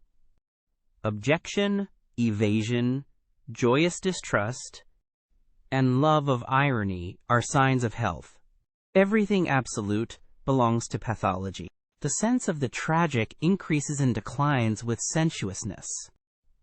Insanity in individuals is something rare, but in groups, parties, nations, and epochs, it is the rule. The thought of suicide is a great consolation. By means of it, one gets successfully through many a bad night. Not only our reason, but also our conscience truckles to our strongest impulse, the tyrant in us. One must repay good and ill. But why just to the person who did us good or ill? One no longer loves one's knowledge sufficiently after one has communicated it. Poets act shamelessly towards their experiences. They exploit them. Our fellow creature is not our neighbor, but our neighbor's neighbor. So thinks every nation. Love brings to light the noble and hidden qualities of a lover, his rare and exceptional traits. It is thus liable to be deceptive as to his normal character. Jesus said to his Jews, "The law was for servants. Love God as I love him as his son." What have we sons of God to do with morals? In sight of every party, a shepherd has always need of a bellwether, or he has himself to be a wether occasionally. One may indeed lie with the mouth, but with the accompanying grimace, one nevertheless tells the truth. To vigorous men, intimacy is a matter of shame, and something precious. Christianity gave Eros poison to drink. He did not die of it, certainly, but degenerated to vice. To talk much about oneself may also be a means of concealing oneself. In praise there is more obtrusiveness than in blame. Pity has an almost ludicrous effect on a man of knowledge. Like tender hands on a cyclops, one occasionally embraces some one or other out of love to mankind, because one cannot embrace all. But this is what one must never confess to the individual. One does not hate as long as one disesteems, but only when one esteems equal or superior. Ye utilitarians, ye too love the utile only as a vehicle for your inclinations. Ye, too, really find the noise of its wheels insupportable. One loves, ultimately, one's desires, not the thing desired. The vanity of others is only counter to our taste when it is counter to our vanity. With regard to what truthfulness is, perhaps nobody has ever been sufficiently truthful. One does not believe in the follies of clever men. What a forfeiture of the rights of man! The consequences of our actions seize us by the forelock, very indifferent to the fact that we have meanwhile reformed. There is an innocence in lying, which is the sign of good faith in a cause. It is inhuman to bless when one is being cursed. The familiarity of superiors embitters one, because it may not be returned. I am affected, not because you have deceived me, but because I can no longer believe in you. There is a haughtiness of kindness which has the appearance of wickedness. I dislike him. Why? I am not a match for him. Did anyone ever answer so? Chapter 5. The Natural History of Morals. The moral sentiment in Europe at present is perhaps as subtle, belated, diverse, sensitive, and refined as the science of morals belonging thereto is recent. initial, awkward, and coarse-fingered.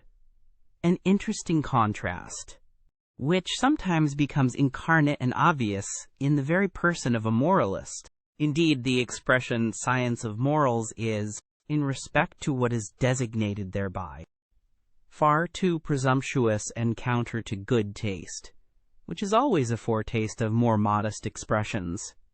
One ought to avow with the utmost fairness what is still necessary here for a long time, what is alone proper for the present, namely, the collection of material, the comprehensive survey and classification of an immense domain of delicate sentiments of worth, and distinctions of worth which live, grow, propagate, and perish, and perhaps attempts to give a clear idea of the recurring and more common forms of these living crystallizations, as preparation for a theory of types of morality. To be sure, people have not hitherto been so modest.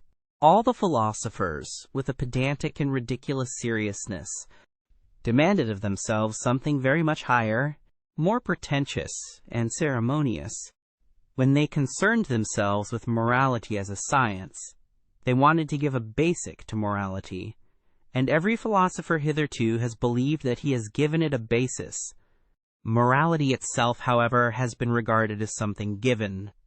How far from their awkward pride was the seemingly insignificant problem, left in dust and decay, of a description of forms of morality, notwithstanding that the finest hands and senses could hardly be fine enough for it. It was precisely owing to moral philosophers knowing the moral facts imperfectly, in an arbitrary epitome, or an accidental abridgment, perhaps as the morality of their environment, their position, their church, their zeitgeist, their climate and zone. It was precisely because they were badly instructed with regard to nations, eras, and past ages, and were by no means eager to know about these matters, that they did not even come in sight of the real problems of morals, problems which only disclose themselves by a comparison of many kinds of morality. In every science of morals hitherto, strange as it may sound, the problem of morality itself has been omitted. There has been no suspicion that there was anything problematic there. That which philosophers called giving a basis to morality, and endeavored to realize, has, when seen in a right light, proved merely a learned form of good faith and prevailing morality, a new means of its expression, consequently just a matter of fact within the sphere of a definite morality, yea, in its ultimate motive, a sort of denial that it is lawful for this morality to be called in question, and in any case the reverse of the testing, analyzing, doubting, and vivisecting of this very faith. Here, for instance, with what innocence, almost worthy of honor, Schopenhauer represents his own task, and draw your conclusions concerning the scientificness of a science, whose latest master still talks in the strain of children and old wives. The principle, he says, page 136 of the Grundproblem der Ethik. Footnote: pages 54 to 55 of Schopenhauer's Basis of Morality, purport of which all moralists are practically agreed. Neminem laede, immo omnes, quantum potes, juva, is really the proposition which all moral teachers strive to establish. The real basis of ethics which has been sought, like the philosopher's stone, for centuries. The difficulty of establishing the proposition referred to may indeed be great. It is well known that Schopenhauer also was unsuccessful in his efforts. And whoever has thoroughly realized how absurdly false and sentimental this proposition is, in a world whose essence is will to power, may be reminded that Schopenhauer, although a pessimist, actually played the flute daily after dinner. One may read about the matter in his biography. A question, by the way, a pessimist, a repudiator of God and of the world, who makes a halt at morality, who assents to morality and plays the flute to laede neminem morals. What? Is that really a pessimist? Apart from the value of such assertions as, "there is a categorical imperative in us," one can always ask, what does such an assertion indicate about him who makes it? There are systems of morals which are meant to justify their author in the eyes of other people. Other systems of morals are meant to tranquilize him and make him self-satisfied. With other systems he wants to crucify and humble himself. With others he wishes to take revenge. With others to conceal himself. With others to glorify himself and gave superiority and distinction. This system of morals helps its author to forget. That system makes him, or something of him, forgotten. Many a moralist would like to exercise power and creative arbitrariness over mankind. Many another, perhaps Kant especially, gives us to understand by his morals that what is estimable in me is that I know how to obey, and with you it shall not be otherwise than with me.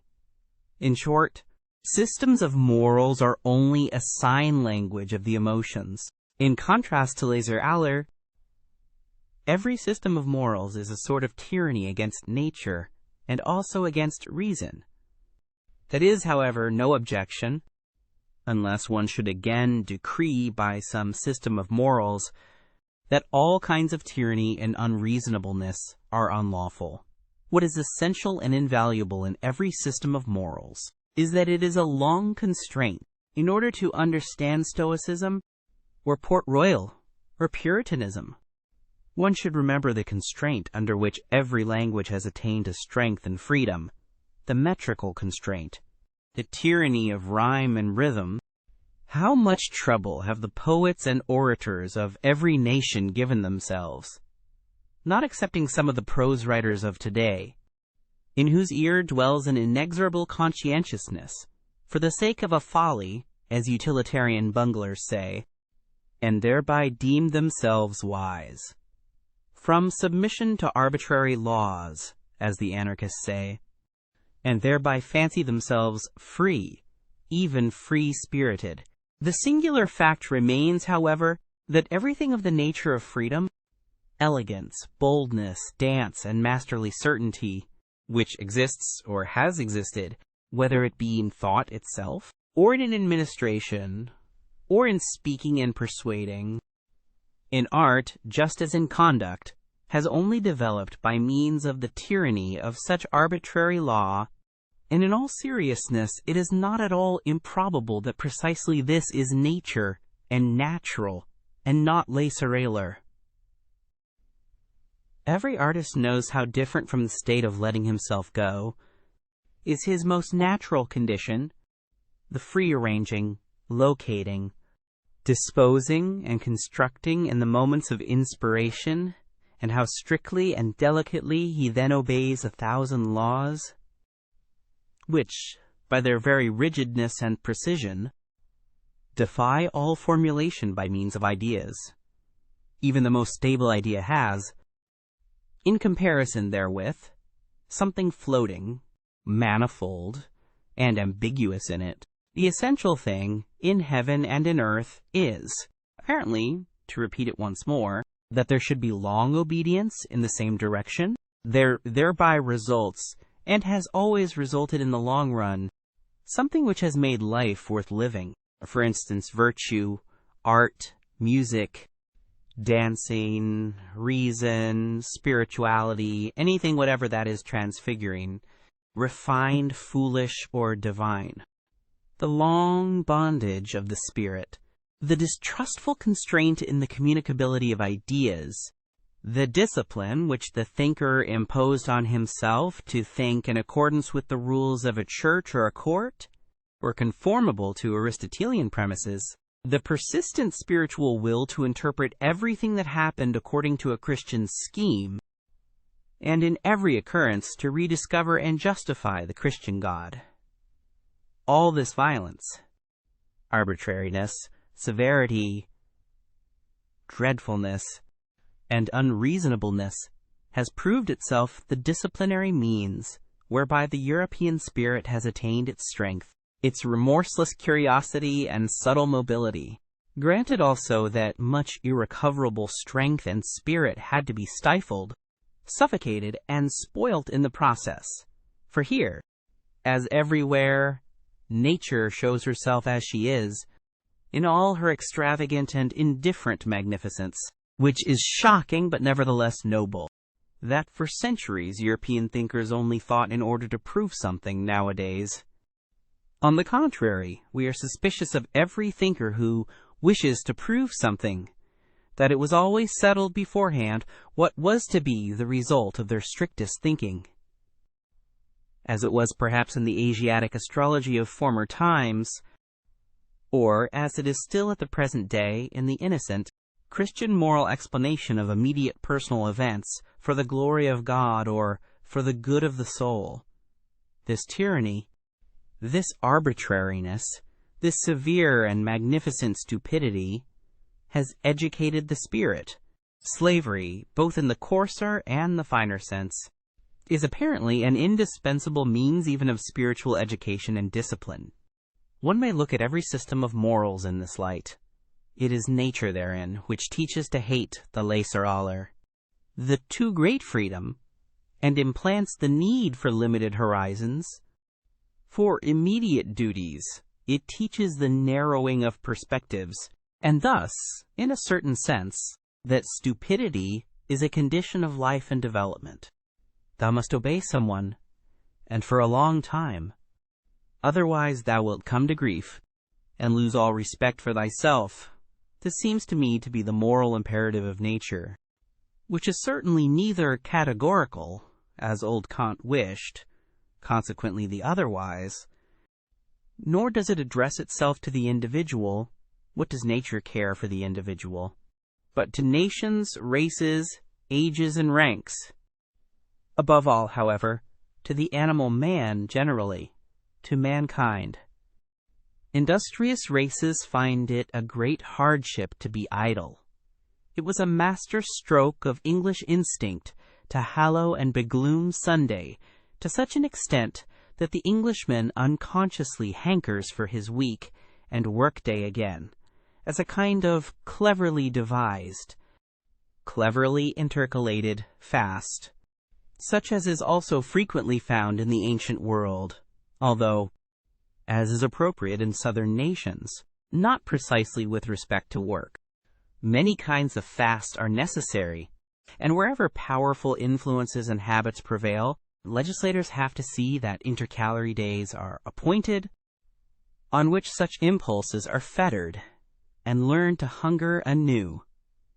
Viewed from a higher standpoint, whole generations and epochs, when they show themselves infected with any moral fanaticism, seem like those intercalated periods of restraint and fasting, during which an impulse learns to humble and submit itself, at the same time also to purify and sharpen itself.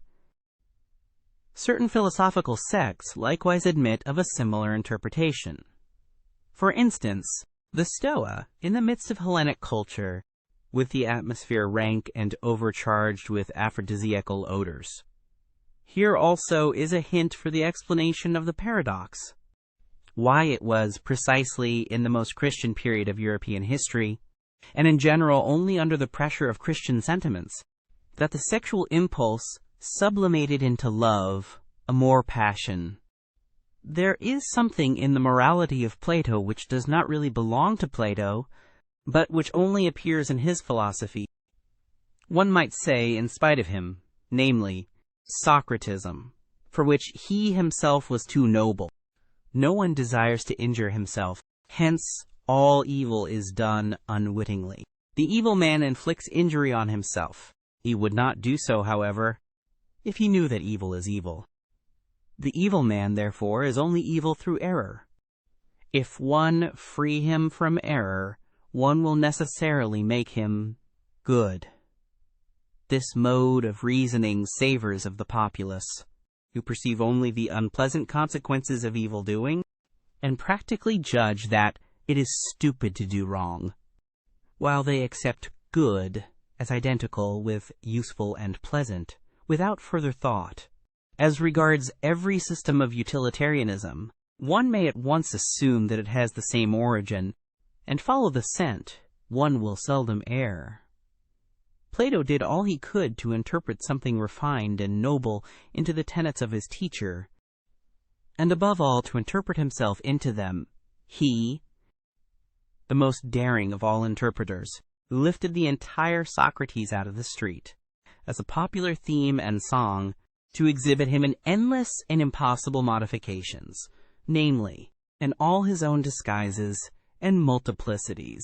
In jest, and in Homeric language as well, what is the old theological problem of faith and knowledge, or more plainly, of instinct and reason, the question whether, in respect to the valuation of things, instinct deserves more authority than rationality, which wants to appreciate and act according to motives, according to a why, that is to say, in conformity to purpose and utility. It is always the old moral problem that first appeared in the person of Socrates, and had divided men's minds long before Christianity. Socrates himself, following, of course, the taste of his talent, that of a surpassing dialectician, took first the side of reason. And, in fact, what did he do all his life but laugh at the awkward incapacity of the noble Athenians, who were men of instinct, like all noble men, and could never give satisfactory answers concerning the motives of their actions?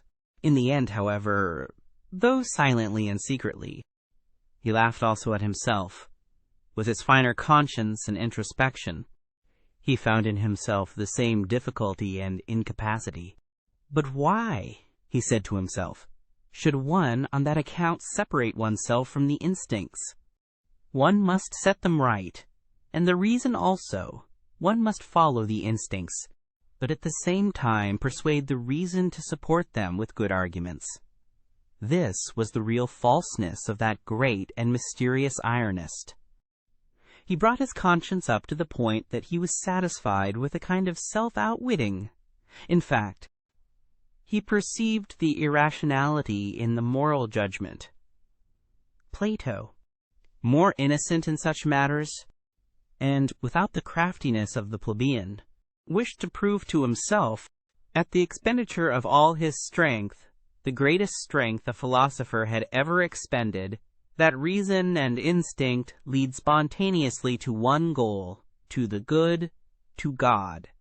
And since Plato, all theologians and philosophers have followed the same path, which means that in matters of morality, instinct, or as Christians call it, faith, or as I call it, the herd, has hitherto triumphed.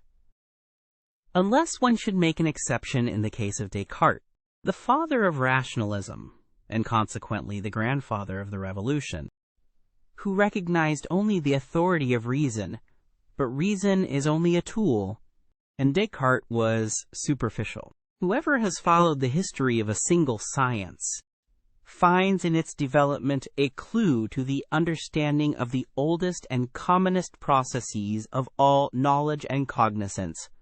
There, as here, the premature hypotheses, the fictions, the good stupid will to belief, and the lack of distrust and patience are first developed. Our senses learn late, and never learn completely, to be subtle, reliable, and cautious organs of knowledge. Our eyes find it easier on a given occasion to produce a picture already often produced than to seize upon the divergence and novelty of an impression. The latter requires more force, more morality. It is difficult and painful for the ear to listen to anything new.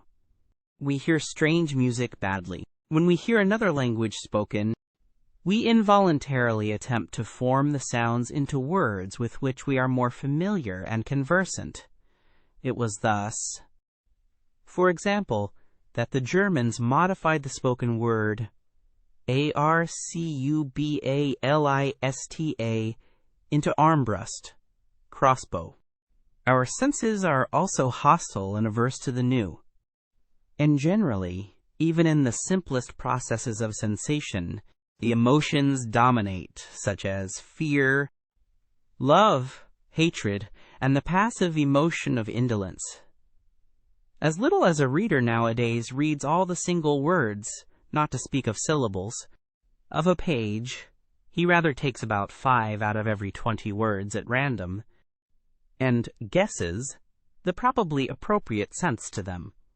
Just as little do we see a tree correctly and completely in respect to its leaves, branches, color, and shape. We find it so much easier to fancy the chance of a tree. Even in the midst of the most remarkable experiences, we still do just the same. We fabricate the greater part of the experience, and can hardly be made to contemplate any event, except as inventors thereof. All this goes to prove that from our fundamental nature, and from remote ages, we have been accustomed to lying. Or, to express it more politely and hypocritically, in short, more pleasantly, one is much more of an artist than one is aware of. In an animated conversation, I often see the face of the person with whom I am speaking so clearly and sharply defined before me, according to the thought he expresses, or which I believe to be evoked in his mind, that the degree of distinctness far exceeds the strength of my visual faculty. The delicacy of the play of the muscles and of the expression of the eyes must therefore be imagined by me. Probably the person put on quite a different expression, or none at all. Quidquid lucefut, tenebri agit, but also contrariwise. What we experience in dreams, provided we experience it often, pertains at last just as much to the general belongings of our soul as anything actually experienced. By virtue thereof we are richer or poorer, we have a requirement more or less. And finally, in broad daylight, and even in the brightest moments of our waking life, we are ruled to some extent by the nature of our dreams. Supposing that someone has often flown in his dreams, and that at last, as soon as he dreams, he is conscious of the power and art of flying as his privilege and his peculiarly enviable happiness.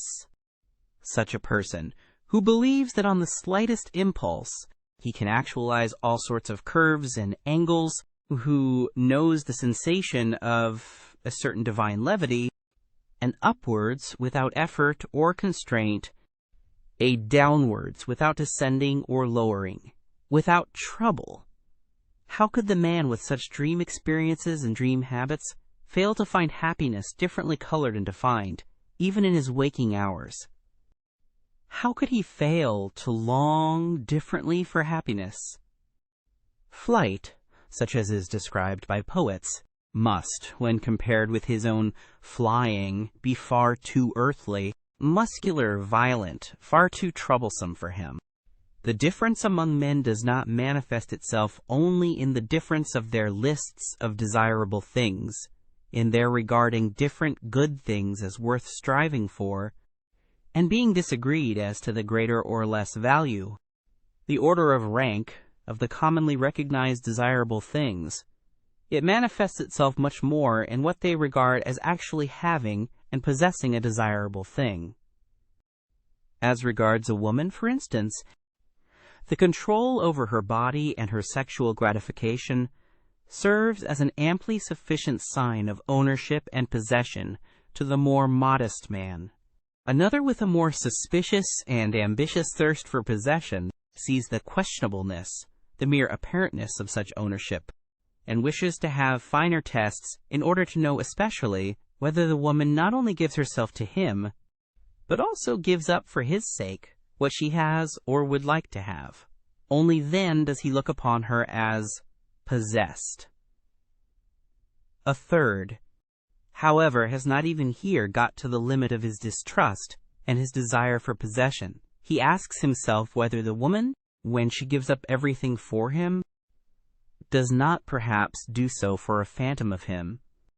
He wishes first to be thoroughly, indeed, profoundly well known. In order to be loved at all, he ventures to let himself be found out. Only then does he feel the beloved one fully in his possession, when she no longer deceives herself about him, when she loves him just as much for the sake of his devilry and concealed insatiability, As for his goodness, patience, and spirituality, one man would like to possess a nation, and he finds all the higher arts of Cagliostro and Catalina suitable for his purpose. Another, with a more refined thirst for possession, says to himself, one may not deceive where one desires to possess. He is irritated and impatient at the idea that a mask of him should rule in the hearts of the people. I must, therefore, make myself known, and first of all learn to know myself.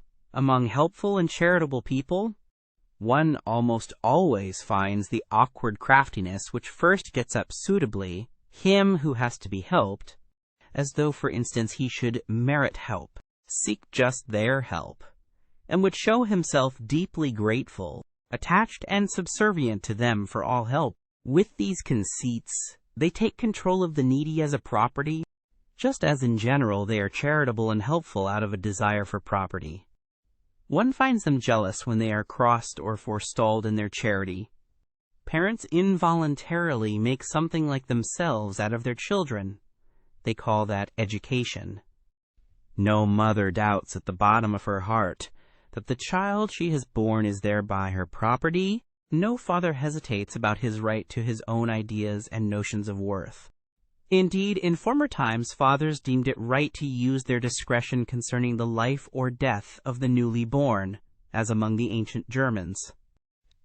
And like the father, so also do the teacher, the class, the priest, and the prince still see in every new individual an unobjectionable opportunity for a new possession.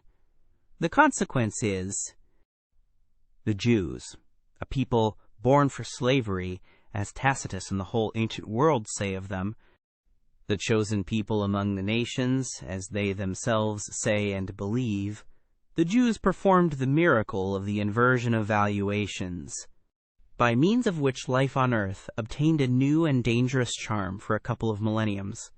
Their prophets fused into one the expressions rich, godless, wicked, violent, sensual, and for the first time coined the word world as a term of reproach. In this inversion of valuations, in which is also included the use of the word poor as synonymous with saint and friend, the significance of the Jewish people is to be found. It is with them that the slave insurrection in morals commences.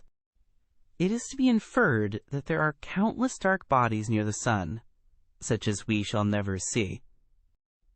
Among ourselves, this is an allegory, and the psychologist of morals reads the whole star writing merely as an allegorical and symbolic language in which much may be unexpressed. The beast of prey and the man of prey, for instance Caesar Borgia, are fundamentally misunderstood.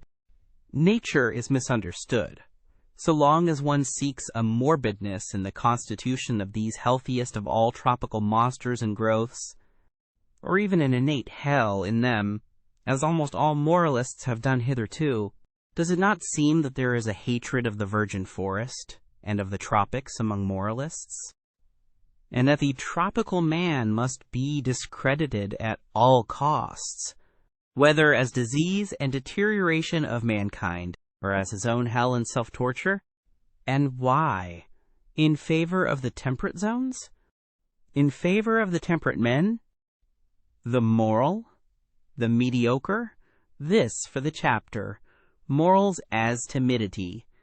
All the systems of morals which address themselves with a view to their happiness, as it is called, what else are they but suggestions for behavior adapted to the degree of danger from themselves in which the individuals live? Recipes for their passions, their good and bad propensities, insofar as such have the will to power, and would like to play the master.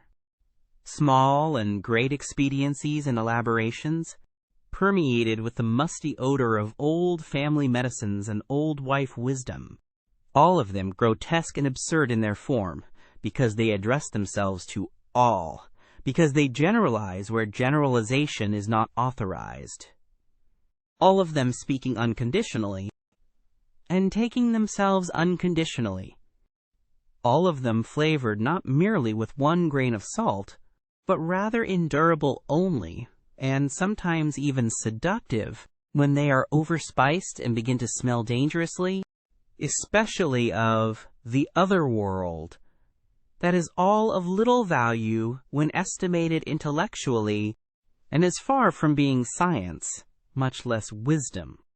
But, repeated once more, and 3 times repeated, it is expediency, expediency, expediency mixed with stupidity, stupidity, stupidity, whether it be the indifference and statuesque coldness towards the heated folly of the emotions which the Stoics advised and fostered, or the no more laughing and no more weeping of Spinoza, the destruction of the emotions by their analysis and vivisection, which he recommended so naively, or the lowering of the emotions to an innocent mean at which they may be satisfied, the Aristotelianism of morals, or even morality as the enjoyment of the emotions in a voluntary attenuation and spiritualization by the symbolism of art, perhaps as music, or as love of God, and of mankind for God's sake, for in religion the passions are once more enfranchised, provided that,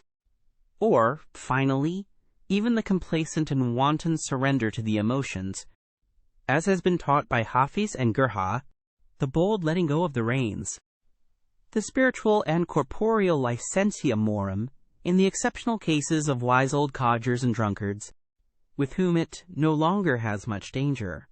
This also for the chapter Morals as Timidity. Inasmuch as in all ages, as long as mankind has existed, there have also been human herds, family alliances, communities, tribes, peoples, states, churches, and always a great number who obey in proportion to the small number who command, in view, therefore, of the fact that obedience has been most practiced and fostered among mankind hitherto, one may reasonably suppose that, generally speaking, the need thereof is now innate in every one, as a kind of formal conscience which gives the command, thou shalt unconditionally do something, unconditionally refrain from something. In short, thou shalt. This need tries to satisfy itself and to fill its form with a content, according to its strength, impatience, and eagerness. It at once seizes as an omnivorous appetite with little selection, and accepts whatever is shouted into its ear by all sorts of commanders, parents, teachers, laws, class prejudices, or public opinion. The extraordinary limitation of human development, the hesitation, protractedness, frequent retrogression, and turning thereof, is attributable to the fact that the herd instinct of obedience is transmitted best, and at the cost of the art of command. If one imagine this instinct increasing to its greatest extent, commanders and independent individuals will finally be lacking altogether, or they will suffer inwardly from a bad conscience, and will have to impose a deception on themselves in the first place, in order to be able to command just as if they also were only obeying. This condition of things actually exists in Europe at present. I call it the moral hypocrisy of the commanding class. They know no other way of protecting themselves from their bad conscience than by playing the role of executors of older and higher orders, of predecessors of the Constitution, of justice, of the law, or of God himself. Or they even justify themselves by maxims from the current opinions of the herd, as first servants of their people, or instruments of the public weal. On the other hand, the gregarious European man nowadays assumes an air as if he were the only kind of man that is allowable. He glorifies his qualities, such as public spirit, kindness, deference, industry, temperance, modesty, indulgence, sympathy, by virtue of which he is gentle, endurable, and useful to the herd, as the peculiarly human virtues. In cases, however, where it is believed that the leader and bellwether cannot be dispensed with, attempt after attempt is made nowadays to replace commanders by the summing together of clever gregarious men, all representative constitutions, for example, are of this origin. In spite of all, what a blessing, what a deliverance from a weight becoming unendurable, is the appearance of an absolute ruler for these gregarious Europeans. Of this fact, the effect of the appearance of Napoleon was the last great proof. The history of the influence of Napoleon is almost the history of the higher happiness to which the entire century has attained in its worthiest individuals and periods.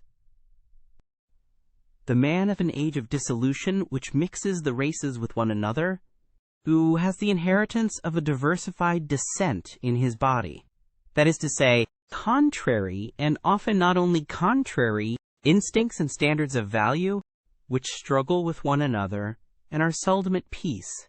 Such a man of late culture and broken lights will, on an average, be a weak man. His fundamental desire is that the war which is in him should come to an end.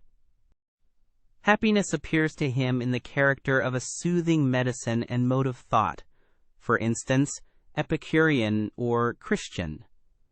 It is above all things the happiness of repose, of undisturbedness, of repletion, of final unity. It is the Sabbath of Sabbaths, to use the expression of the holy rhetorician. Saint Augustine, who was himself such a man, should. However, the contrariety and conflict in such natures operate as an additional incentive and stimulus to life. And if, on the other hand, in addition to their powerful and irreconcilable instincts, they have also inherited and indoctrinated into them a proper mastery and subtlety for carrying on the conflict with themselves, that is to say, the faculty of self-control and self-deception, there then arise those marvelously incomprehensible and inexplicable beings, those enigmatical men predestined for conquering and circumventing others, the finest examples of which are Alcibiades and Caesar, with whom I should like to associate the first of Europeans according to my taste, the Hohenstaufen, Friedrich II, and among artists, perhaps Leonardo da Vinci. They appear precisely in the same periods when that weaker type, with its longing for repose, comes to the front. The two types are complementary to each other and spring from the same causes. As long as the utility which determines moral estimates is only gregarious utility, as long as the preservation of the community is only kept in view, and the immoral is sought precisely and exclusively in what seems dangerous to the maintenance of the community, there can be no morality of love to one's neighbor. Granted even that there is already a little constant exercise of consideration, sympathy, fairness, gentleness, and mutual assistance, granted that even in this condition of society all those instincts are already active, which are latterly distinguished by honorable names as virtues, and eventually almost coincide with the conception morality. In that period, they do not as yet belong to the domain of moral valuations. They are still ultra-moral. A sympathetic action, for instance, is neither called good nor bad, moral nor immoral, in the best period of the Romans. And should it be praised, a sort of resentful disdain is compatible with this praise. Even at the best, directly the sympathetic action is compared with one which contributes to the welfare of the whole, to the res publica. After all, love to our neighbor is always a secondary matter, partly conventional and arbitrarily manifested in relation to our fear of our neighbor. After the fabric of society seems on the whole established and secured against external dangers, it is this fear of our neighbor which again creates new perspectives of moral valuation. Certain strong and dangerous instincts, such as the love of enterprise, foolhardiness, revengefulness, astuteness, rapacity, and love of power, which up till then had not only to be honored from the point of view of general utility, under other names, of course, than those here given, but had to be fostered and cultivated, because they were perpetually required in the common danger, against the common enemies, are now felt in their dangerousness to be doubly strong when the outlets for them are lacking, and are gradually branded as immoral and given over to calumny. The contrary instincts and inclinations now attain to moral honor. The gregarious instinct gradually draws its conclusions. How much or how little dangerousness to the community or to equality is contained in an opinion, a condition, an emotion, a disposition, or an endowment, that is now the moral perspective. Here, again, fear is the mother of morals. It is by the loftiest and strongest instincts, when they break out passionately and carry the individual far above and beyond the average, and the low level of the gregarious conscience, that the self-reliance of the community is destroyed. Its belief in itself, its backbone, as it were, breaks. Consequently, these very instincts will be most branded and defamed. The lofty, independent spirituality, the will to stand alone, and even the cogent reason are felt to be dangers, everything that elevates the individual above the herd, and is a source of fear to the neighbor, is henceforth called evil, the tolerant, unassuming, self-adapting, self-equalizing disposition, the mediocrity of desires, attains to moral distinction and honor. Finally, under very peaceful circumstances, there is always less opportunity and necessity for training the feelings to severity and rigor, and now every form of severity, even injustice, begins to disturb the conscience. A lofty and rigorous nobleness and self-responsibility almost offends, and awakens distrust. The lamb, and still more the sheep, wins respect. There is a point of diseased mellowness and effeminacy in the history of society, at which society itself takes the part of him who injures it, the part of the criminal, and does so, in fact, seriously and honestly. To punish appears to it to be somehow unfair. It is certain that the idea of punishment and the obligation to punish are then painful and alarming to people. Is it not sufficient if the criminal be rendered harmless? Why should we still punish? Punishment itself is terrible. With these questions, gregarious morality, the morality of fear, draws its ultimate conclusion. If one could at all do away with danger, the cause of fear, one would have done away with this morality at the same time. It would no longer be necessary. It would not consider itself any longer necessary.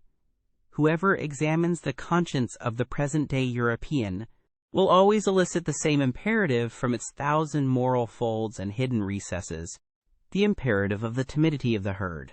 We wish that sometime or other there may be nothing more to fear. Sometime or other the will and the way thereto is nowadays called progress all over Europe. Let us at once say again what we have already said 100 times. For people's ears nowadays are unwilling to hear such truths, our truths. We know well enough how offensive it sounds when anyone plainly, and without metaphor, counts man among the animals. But it will be accounted to us almost a crime that it is precisely in respect to men of modern ideas that we have constantly applied the terms herd instincts, and such like expressions. What avail is it? We cannot do otherwise, for it is precisely here that our new insight is. We have found that in all the principal moral judgments, Europe has become unanimous, including likewise the countries where European influence prevails in Europe. People evidently know what Socrates thought he did not know, and what the famous serpent of old once promised to teach. They know today what is good and evil. It must then sound hard and be distasteful to the ear when we always insist that that which here thinks it knows, that which here glorifies itself with praise and blame, and calls itself good, is the instinct of the herding human animal, the instinct which has come and is ever coming more and more to the front, to preponderance and supremacy over other instincts, according to the increasing physiological approximation and resemblance of which it is the symptom.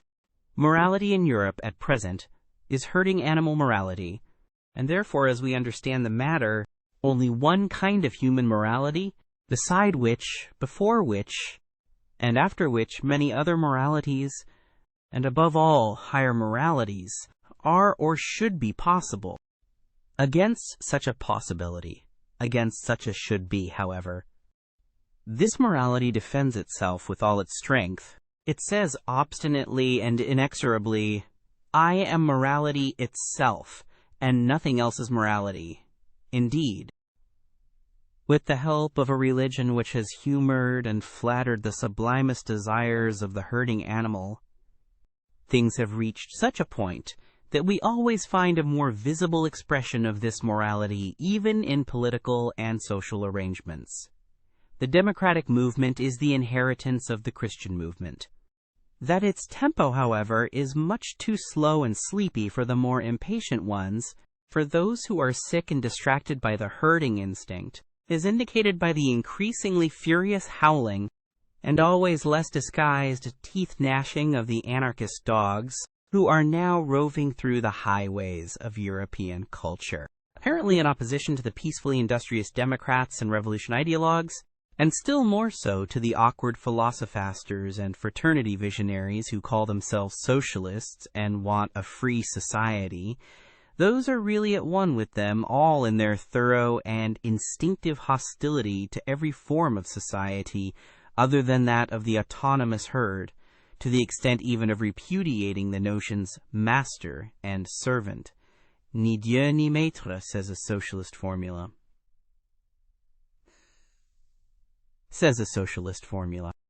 At one in their tenacious opposition to every special claim, every special right and privilege. This means ultimately opposition to every right. For when all are equal, no one needs rights any longer. At one in their distrust of punitive justice, as though it were a violation of the weak, unfair to the necessary consequences of all former society. But equally at one in their religion of sympathy, in their compassion for all that feels, lives, and suffers, down to the very animals, up even to God. The extravagance of sympathy for God belongs to a democratic age. Altogether at one in the cry and impatience of their sympathy, in their deadly hatred of suffering generally, in their almost feminine incapacity for witnessing it or allowing it, at one in their involuntary beglooming and heart-softening, under the spell of which Europe seems to be threatened with a new Buddhism, at one in their belief in the morality of mutual sympathy, as though it were morality in itself, the climax, the attained climax of mankind, the sole hope of the future, the consolation of the present, the great discharge from all the obligations of the past, all together at one in their belief in the community as the deliverer, in the herd, and therefore in themselves.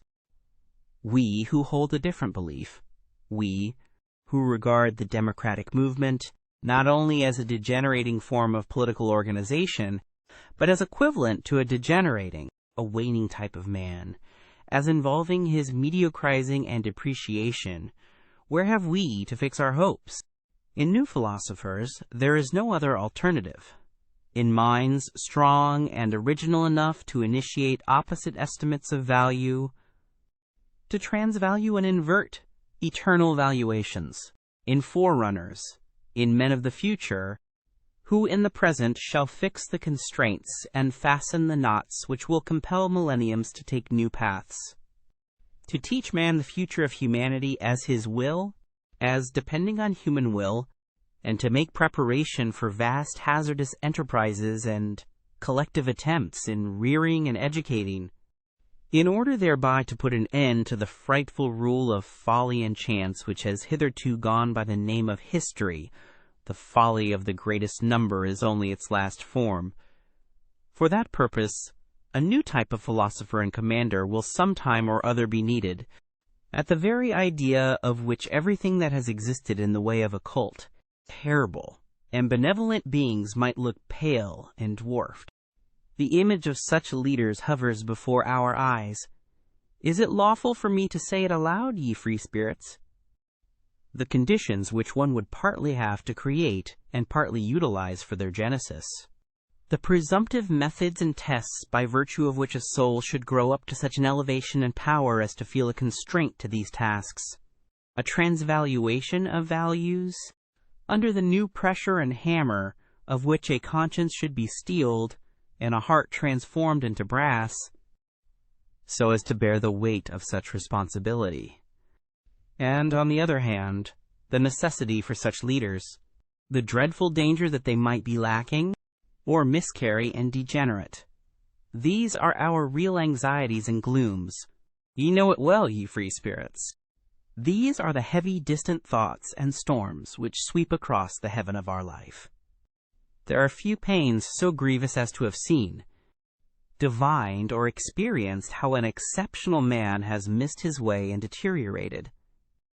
But he who has the rare eye for the universal danger of man himself deteriorating, he who, like us, has recognized the extraordinary fortuitousness which has hitherto played its game in respect to the future of mankind, a game in which neither the hand nor even a finger of God has participated. He who divines the fate that is hidden under the idiotic unwariness and blind confidence of modern ideas, and still more under the whole of Christo-European morality, suffers from an anguish with which no other is to be compared. He sees at a glance all that could still be made out of man through a favorable accumulation and augmentation of human powers and arrangements.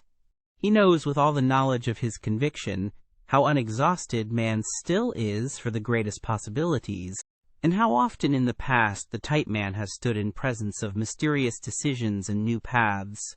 He knows still better from his painfulest recollections on what wretched obstacles promising developments of the highest rank have hitherto usually gone to pieces, broken down, sunk, and become contemptible.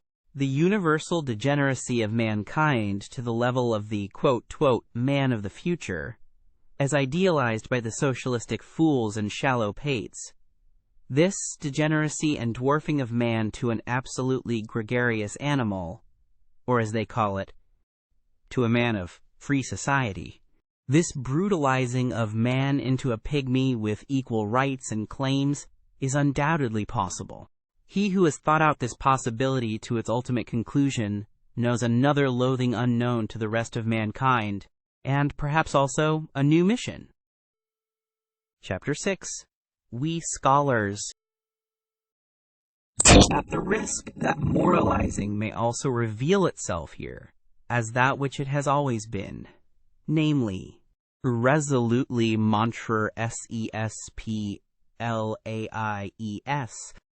according to Balzac, I would venture to protest against an improper and injurious alteration of rank, which quite unnoticed, and as if with the best conscience, threatens nowadays to establish itself in the relations of science and philosophy. I mean to say that one must have the right out of one's own experience. Experience, as it seems to me, always implies unfortunate experience. To treat of such an important question of rank, so as not to speak of color like the blind, or against science like women and artists. This dreadful science, sigh their instinct and their shame. It always finds things out. The declaration of independence of the scientific man, his emancipation from philosophy, is one of the subtler after-effects of democratic organization and disorganization. The self-glorification and self-conceitedness of the learned man is now everywhere in full bloom, and in its best springtime, which does not mean to imply that in this case, self-praise smells sweet. Here also the instinct of the populace cries, "Freedom from all masters," and after science has, with the happiest results, resisted theology, whose handmaid it had been too long. It now proposes in its wantonness and indiscretion to lay down laws for philosophy, and in its turn to play the master. What am I saying? To play the philosopher on its own account. My memory, the memory of a scientific man, if you please, teems with the naiveties of insolence which I have heard about philosophy and philosophers from young naturalists and old physicians, not to mention the most cultured and most conceited of all learned men, the philologists and schoolmasters, who were both the one and the other by profession. On one occasion, it was the specialist and the Jack Horner who instinctively stood on the defensive against all synthetic tasks and capabilities. At another time, it was the industrious worker who had got a scent of otium and refined luxuriousness in the internal economy of the philosopher, and felt himself aggrieved and belittled thereby. On another occasion, it was the color-blindness of the utilitarian, who sees nothing in philosophy but a series of refuted systems, and an extravagant expenditure which does nobody any good. At another time, the fear of disguised mysticism and of the boundary adjustment of knowledge became conspicuous. At another time, the disregard of individual philosophers, which had involuntarily extended to disregard of philosophy generally. In fine, I found most frequently, behind the proud disdain of philosophy in young scholars, the evil after-effect of some particular philosopher to whom on the whole obedience had been forsworn, without, however, the spell of his scornful estimates of other philosophers having been got rid of, the result being a general ill will to all philosophy. Such seems to me, for instance, the after-effect of Schopenhauer on the most modern Germany. By his unintelligent rage against Hegel, he has succeeded in severing the whole of the last generation of Germans from its connection with German culture, which culture, all things considered, has been an elevation and a divining refinement of the historical sense. But precisely at this point, Schopenhauer himself was poor, irreceptive, and un-German to the extent of ingenuousness. On the whole, speaking generally, it may just have been the humanness, all too humanness of the modern philosophers themselves, in short, their contemptibleness, which has injured most radically the reverence for philosophy, and opened the doors to the instinct of the populace. Let it but be acknowledged to what an extent our modern world diverges from the whole style of the world of Heraclitus, Plato, Empedocles, and whatever else all the royal and magnificent anchorites of the spirit were called, and with what justice an honest man of science may feel himself of a better family and origin, in view of such representatives of philosophy, who, owing to the fashion of the present day, are just as much aloft as they are down below. In Germany, for instance, the two lions of Berlin, the anarchist Ian Düring, and the amalgamist Eduard von Hartmann. It is especially the sight of those hodgepodge philosophers, who call themselves realists or positivists, which is calculated to implant a dangerous distrust in the soul of a young and ambitious scholar. Those philosophers, at the best, are themselves but scholars and specialists. That is very evident. All of them are persons who have been vanquished and brought back again under the dominion of science, who at one time or another claimed more from themselves, without having a right to the more and its responsibility, and who now, creditably, rancorously, and vindictively, represent in word and deed disbelief in the master task and supremacy of philosophy. After all, how could it be otherwise? Science flourishes nowadays, and has the good conscience clearly visible on its countenance, while that to which the entire modern philosophy has gradually sunk, the remnant of philosophy of the present day, excites distrust and displeasure, if not scorn and pity. Philosophy reduced to a, quote, to a theory of knowledge, no more in fact than a diffident science of epochs and doctrine of forbearance, a philosophy that never even gets beyond the threshold, and rigorously denies itself the right to enter, that is, philosophy in its last throes, an end, an agony, something that awakens pity. How could such a philosophy rule The dangers that beset the evolution of the philosopher are, in fact, so manifold nowadays that one might doubt whether this fruit could still come to maturity. The extent and towering structure of the sciences have increased enormously, and therewith also the probability that the philosopher will grow tired, even as a learner, or will attach himself somewhere and specialize so that he will no longer attain to his elevation, that is to say, to his superspection, his circumspection, and his despecition. Or he gets aloft too late, when the best of his maturity and strength is past, or when he is impaired, coarsened, and deteriorated, so that his view, his general estimate of things, is no longer of much importance. It is perhaps just the refinement of his intellectual conscience that makes him hesitate and linger on the way. He dreads the temptation to become a dilettante, a millipede, a milliantenna. He knows too well that, as a discerner, one who has lost his self-respect no longer commands, no longer leads, unless he should aspire to become a great play actor, a philosophical Cagliostro and spiritual rat-catcher, in short, a misleader. This is in the last instance a question of taste, if it has not really been a question of conscience. To double once more the philosopher's difficulties, there's also the fact that he demands from himself a verdict, a yea or nay, not concerning science, but concerning life and the worth of life. He learns unwillingly to believe that it is his right, and even his duty, to obtain this verdict. And he has to seek his way to the right, and the belief only through the most extensive, perhaps disturbing and destroying, experiences, often hesitating, doubting, and dumbfounded. In fact, the philosopher has long been mistaken and confused by the multitude, either with the scientific man and ideal scholar, or with the religiously elevated, desensualized, desecularized visionary, and God-intoxicated man. And even yet, when one hears anybody praised, because he lives wisely, or as a philosopher, it hardly means anything more than prudently and apart.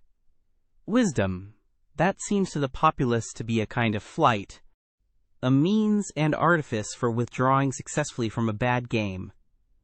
But the genuine philosopher, does it not seem so to us? My friends, lives unphilosophically and unwisely above all, imprudently, and feels the obligation and burden of 100 attempts and temptations of life. He risks himself constantly. He plays this bad game. In relation to the genius, that is to say, a being who either engenders or produces, both words understood in their fullest sense, the man of learning, the scientific average man, has always something of the old maid about him. For, like her, he is not conversant with the two principal functions of man. To both, of course, to the scholar and to the old maid, one concedes respectability, as if by way of indemnification. In these cases, one emphasizes the respectability, and yet, in the compulsion of this concession, one has the same admixture of vexation. Let us examine more closely.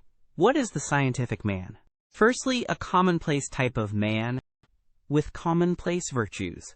That is to say, a non-ruling, non-authoritative, and non-self-sufficient type of man. He possesses industry, patient adaptableness to rank and file, equability and moderation in capacity and requirement. He has the instinct for people like himself and for that which they require. For instance, the portion of independence and green meadow without which there is no rest from labor. The claim to honor and consideration, which first and foremost presupposes recognition and recognizability. The sunshine of a good name. The perpetual ratification of his value and usefulness, with which the inward distrust, which lies at the bottom of the heart of all dependent men and gregarious animals, has again and again to be overcome. The learned man, as is appropriate, has also maladies and faults of an ignoble kind. He is full of petty envy and has a lynx eye for the weak points in those natures to whose elevations he cannot attain. He is confiding, yet only as one who lets himself go, but does not flow. And precisely before the man of the great current, he stands all the colder and more reserved. His eye is then like a smooth and irresponsive lake, which is no longer moved by rapture or sympathy. The worst and most dangerous thing of which a scholar is capable results from the instinct of mediocrity of his type, from the Jesuitism of mediocrity, which labors instinctively for the destruction of the exceptional man, and endeavors to break, or still better, to relax, every bent bow, to relax, of course with consideration, and naturally, with an indulgent hand, to relax with confiding sympathy that is the real art of Jesuitism, which has always understood how to introduce itself as the religion of sympathy. However gratefully one may welcome the objective spirit, and who has not been sick to death of all subjectivity and its confounded IPSISI-MOSITY, in the end, however, one must learn caution even with regard to one's gratitude, and put a stop to the exaggeration with which the unselfing and depersonalizing of the spirit has recently been celebrated, as if it were the goal in itself, as if it were salvation and glorification, as is especially accustomed to happen in the pessimist school, which has also in its turn good reasons for paying the highest honors to disinterested knowledge. The objective man, who no longer curses and scolds like the pessimist, the ideal man of learning, in whom the scientific instinct blossoms forth fully after 1,000 complete and partial failures, is assuredly one of the most costly instruments that exist, but his place is in the hand of one who is more powerful. He is only an instrument, we may say. He is a mirror. He has no purpose in himself. The objective man is, in truth, a mirror accustomed to prostration before everything that wants to be known, with such desires only as knowing or reflecting implies. He waits until something comes, and then expands himself sensitively, so that even the light footsteps and gliding past of spiritual beings may not be lost on his surface in film. Whatever personality he still possesses seems to him accidental, arbitrary, or still oftener, disturbing, so much has he come to regard himself as the passage and reflection of outside forms and events. He calls up the recollection of himself with an effort, and not infrequently wrongly. He readily confounds himself with other persons. He makes mistakes with regard to his own needs, and here only is he unrefined and negligent. Perhaps he is troubled about the health, or the pettiness and confined atmosphere of wife and friend, or the lack of companions and society. Indeed, he sets himself to reflect on his suffering, but in vain. His thoughts already rove away to the more general case, and tomorrow he knows as little as he knew yesterday how to help himself. He does not now take himself seriously and devote time to himself. He is serene, not from lack of trouble, but from lack of capacity for grasping and dealing with his trouble. The habitual complacence with respect to all objects and experiences, the radiant and impartial hospitality with which he receives everything that comes his way, his habit of inconsiderate good nature, of dangerous indifference as to yea and nay, alas! There are enough of cases in which he has to atone for these virtues of his, and as man generally, he becomes far too easily the caput mortuum of such virtues. Should one wish love or hatred from him, love and hatred is God, woman and animal understand them. He will do what he can and furnish what he can. But one must not be surprised if it should not be much, if he should show himself just at this point to be false, fragile, questionable, and deteriorated. His love is constrained, his hatred is artificial, and rather un tour de force, a slight ostentation and exaggeration. He is only genuine so far as he can be objective. Only in his serene totality is he still nature and natural.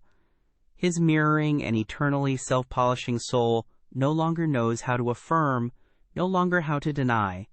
He does not command, neither does he destroy. Je ne meprise presque rien, he says. With Leibniz, let us not overlook nor undervalue the presque. Neither is he a model man. He does not go in advance of anyone, nor after either. He places himself generally too far off to have any reason for espousing the cause of either good or evil. If he has been so long confounded with the philosopher, with the Caesarean trainer and dictator of civilization, he has had far too much honor, and what is more essential in him has been overlooked. He is an instrument, something of a slave, though certainly the sublimest sort of slave, but nothing in himself. Presque rien. The objective man is an instrument, a costly, easily injured, easily tarnished measuring instrument and mirroring apparatus, which is to be taken care of and respected. But he is no goal, not outgoing, nor going, no complementary man in whom the rest of existence justifies itself, no termination, and still less a commencement, an engendering or primary cause, nothing hardy, powerful, self-centered that wants to be master, but rather only a soft, inflated, delicate, movable potter's form that must wait for some kind of content and frame to shape itself thereto, for the most part, a man without frame and content, a selfless man. Consequently, also, nothing for women, in PARENTHESI. When a philosopher nowadays makes known that he is not a skeptic, I hope that has been gathered from the foregoing description of the objective spirit, people all hear it impatiently. They regard him on that account with some apprehension. They would like to ask so many questions. Indeed, among timid hearers, of whom there are now so many, he is henceforth said to be dangerous. With his repudiation of skepticism, it seems to them as if they heard some evil-threatening sound in the distance, as if a new kind of explosive were being tried somewhere. A dynamite of the spirit, perhaps a newly discovered Russian NIHILINE, a pessimism, BONAEVOLUNTATIS, that not only denies, means denial, but, dreadful thought, practices denial. Against this kind of goodwill, a will to the veritable, actual negation of life, there is, as is generally acknowledged nowadays, no better soporific and sedative than skepticism, the mild, pleasing, lulling poppy of skepticism. And Hamlet himself is now prescribed by the doctors of the day as an antidote to the spirit and its underground noises. Are not our ears already full of bad sounds, say the skeptics, as lovers of repose, and almost as a kind of safety police? This subterranean neigh is terrible. Be still, ye pessimistic moles. The skeptic, in effect, that delicate creature, is far too easily frightened. His conscience is schooled so as to start at every nay, and even at that sharp, decided yea, and feels something like a bite thereby. Yea and nay, they seem to him opposed to morality. He loves, on the contrary, to make a festival to his virtue by a noble aloofness, while perhaps he says with Montaigne, "What do I know?" Or with Socrates, "I know that I know nothing." Or, "Here I do not trust myself. No door is open to me." Or, "Even if the door were open, why should I enter immediately?" Or, "What is the use of any hasty hypotheses? It might quite well be in good taste to make no hypotheses at all. Are you absolutely obliged to straighten at once what is crooked, to stuff every hole with some kind of oakum? Is there not time enough for that? Has not the time leisure? Oh, Ye demons, can ye not at all wait? The uncertain also has its charms. Sphinx, too, is a Circe, and Circe, too, was a philosopher. Thus does a skeptic console himself, and in truth he needs some consolation. For skepticism is the most spiritual expression of a certain many-sided physiological temperament, which in ordinary language is called nervous debility and sickliness.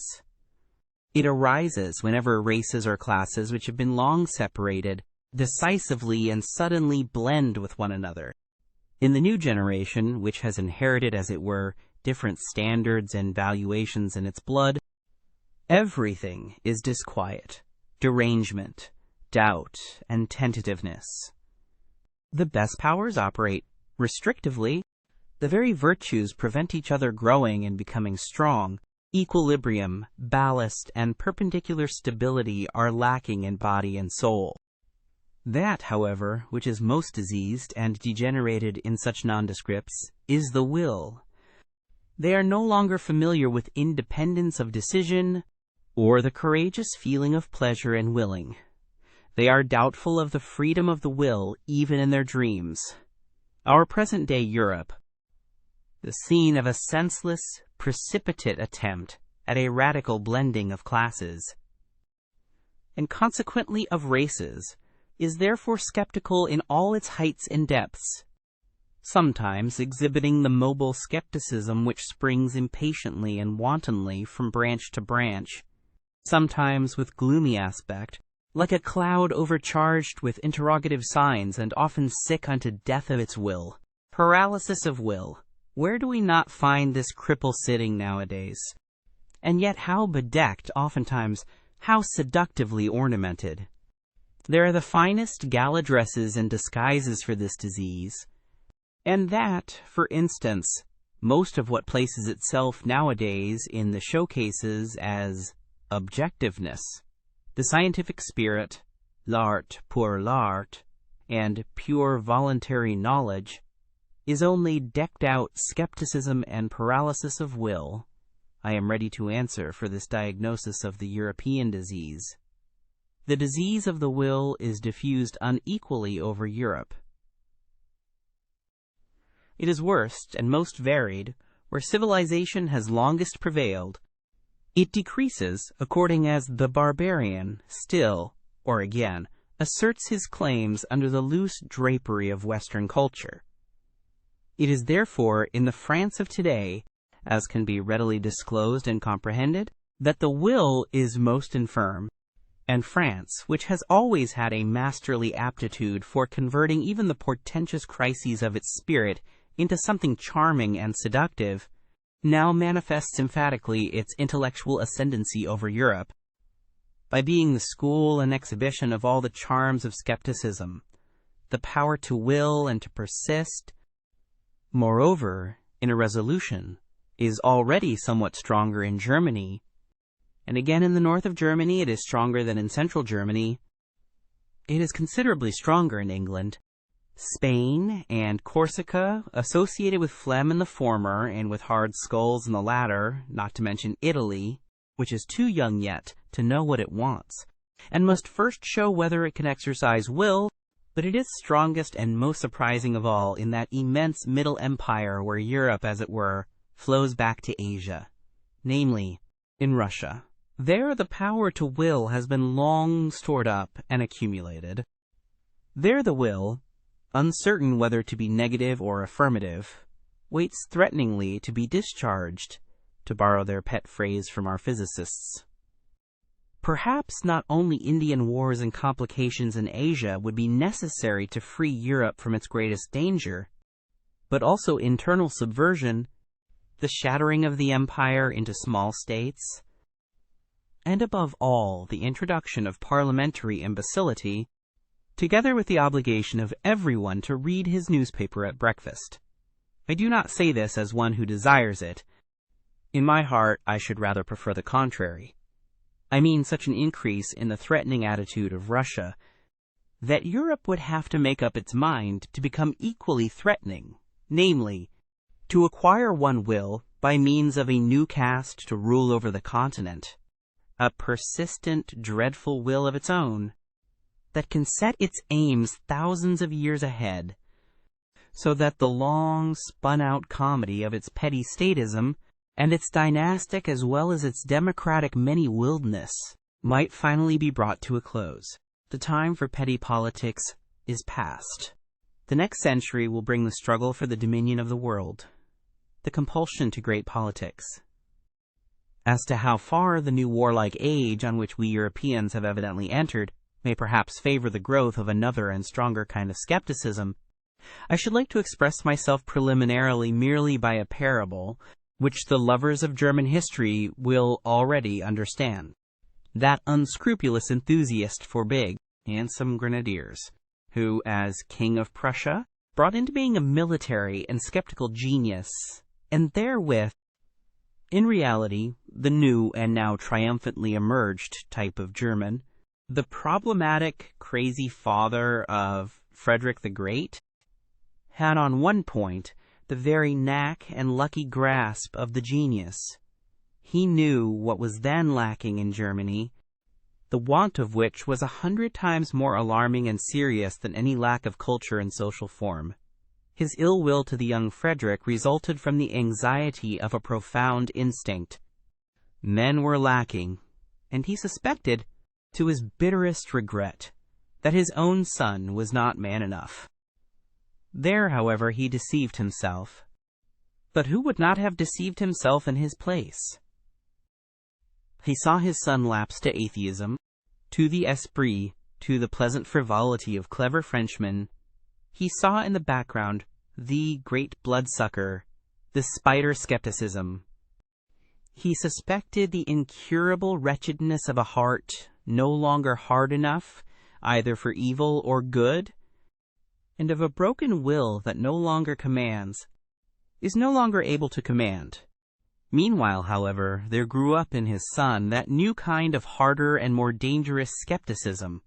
Who knows to what extent it was encouraged just by his father's hatred and the icy melancholy of a will condemned to solitude? The skepticism of daring manliness, which is closely related to the genius for war and conquest, and made its first entrance into Germany in the person of the great Friedrich. This skepticism despises, and nevertheless grasps. It undermines and takes possession. It does not believe, but it does not thereby lose itself. It gives the spirit a dangerous liberty, but it keeps strict guard over the heart. It is the German form of skepticism, which, as a continued Friderichianism, risen to the highest spirituality, has kept Europe for a considerable time under the dominion of the German spirit and its critical and historical distrust. Owing to the insuperably strong and tough masculine character of the great German philologists and historical critics, who, rightly estimated, were also all of them artists of destruction and dissolution, a new conception of the German spirit gradually established itself, in spite of all romanticism in music and philosophy, in which the leaning towards masculine skepticism was decidedly prominent, whether, for instance, as fearlessness of gaze, as courage and sternness of the dissecting hand, or as resolute will to dangerous voyages of discovery, to spiritualize North Pole expeditions under barren and dangerous skies. There may be good grounds for it when warm-blooded and superficial humanitarians cross themselves before the spirit, cet esprit fataliste, ironique, mephistopheleique, as Michelet calls it, not without a shudder. But if one would realize how characteristic is this fear of the man in the German spirit, which awakened Europe out of its dogmatic slumber, let us call to mind the former conception which had to be overcome by this new one, and that it is not so very long ago that a masculinized woman could dare, with unbridled presumption, to recommend the Germans to the interest of Europe as gentle, good-hearted, weak-willed, and poetical fools. Finally, let us only understand profoundly enough Napoleon's astonishment when he saw Goethe, It reveals what had been regarded for centuries as the German spirit, voilà un homme. That was as much as to say, but this is a man, and I only expected to see a German.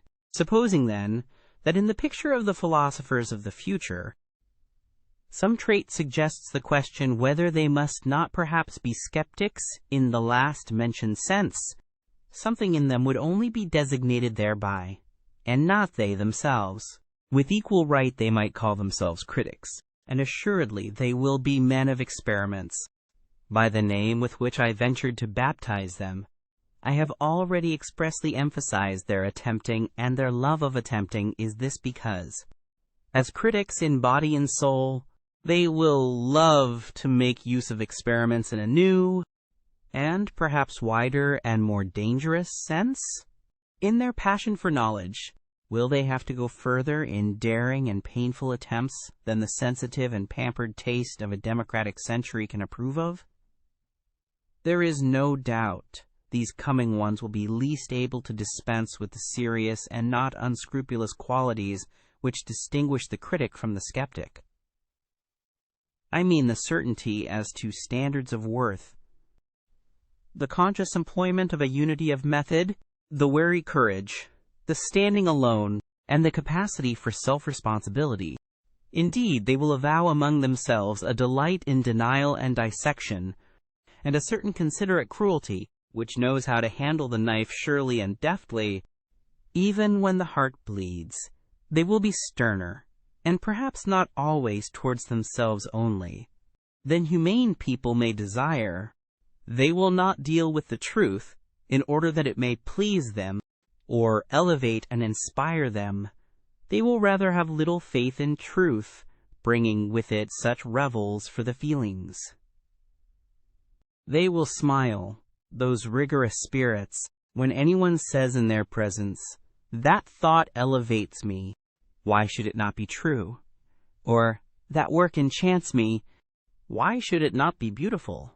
Or, "That artist enlarges me. Why should he not be great?" Perhaps they will not only have a smile, but a genuine disgust for all that is thus rapturous, idealistic, feminine, and hermaphroditic. And if anyone could look into their inmost hearts, he would not easily find therein the intention to reconcile Christian sentiments with antique taste, or even with modern parliamentarism, the kind of reconciliation necessarily found even among philosophers in our very uncertain and consequently very conciliatory century. Critical discipline, and every habit that conduces to purity and rigor in intellectual matters, will not only be demanded from themselves by these philosophers of the future, they may even make a display thereof as their special adornment. Nevertheless, they will not want to be called critics on that account. It will seem to them no small indignity to philosophy to have it decreed, as is so welcome nowadays, that philosophy itself is criticism and critical science, and nothing else whatever. Though this estimate of philosophy may enjoy the approval of all the positivists of France and Germany, and possibly it even flattered the heart and taste of Kant, let us call to mind the titles of his principal works. Our new philosophers will say, notwithstanding that critics are instruments of the philosopher, and just on that account, as instruments, they are far from being philosophers themselves. Even the great Chinaman of Königsberg was only a great critic. I insist upon it that people finally cease confounding philosophical workers, and in general scientific men, with philosophers, that precisely here one should strictly give each his own, and not give those far too much, these far too little. It may be necessary for the education of the real philosopher that he himself should have once stood upon all those steps upon which his servants, the scientific workers of philosophy, remain standing, and must remain standing. He himself must perhaps have been critic, and dogmatist, and historian, and besides, poet and collector, and traveler and riddle reader, and moralist, and seer, and free spirit, and almost everything.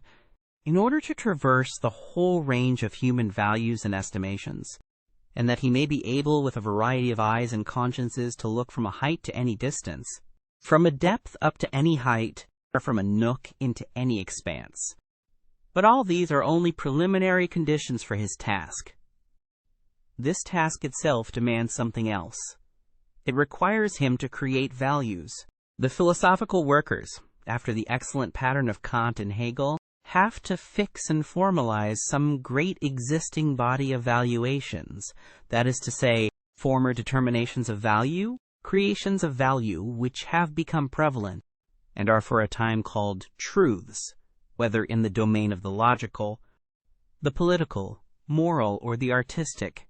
It is for these investigators to make whatever has happened and been esteemed hitherto conspicuous, conceivable, intelligible, and manageable, to shorten everything long, even time itself, and to subjugate the entire past, an immense and wonderful task, in the carrying out of which all refined pride, all tenacious will, can surely find satisfaction.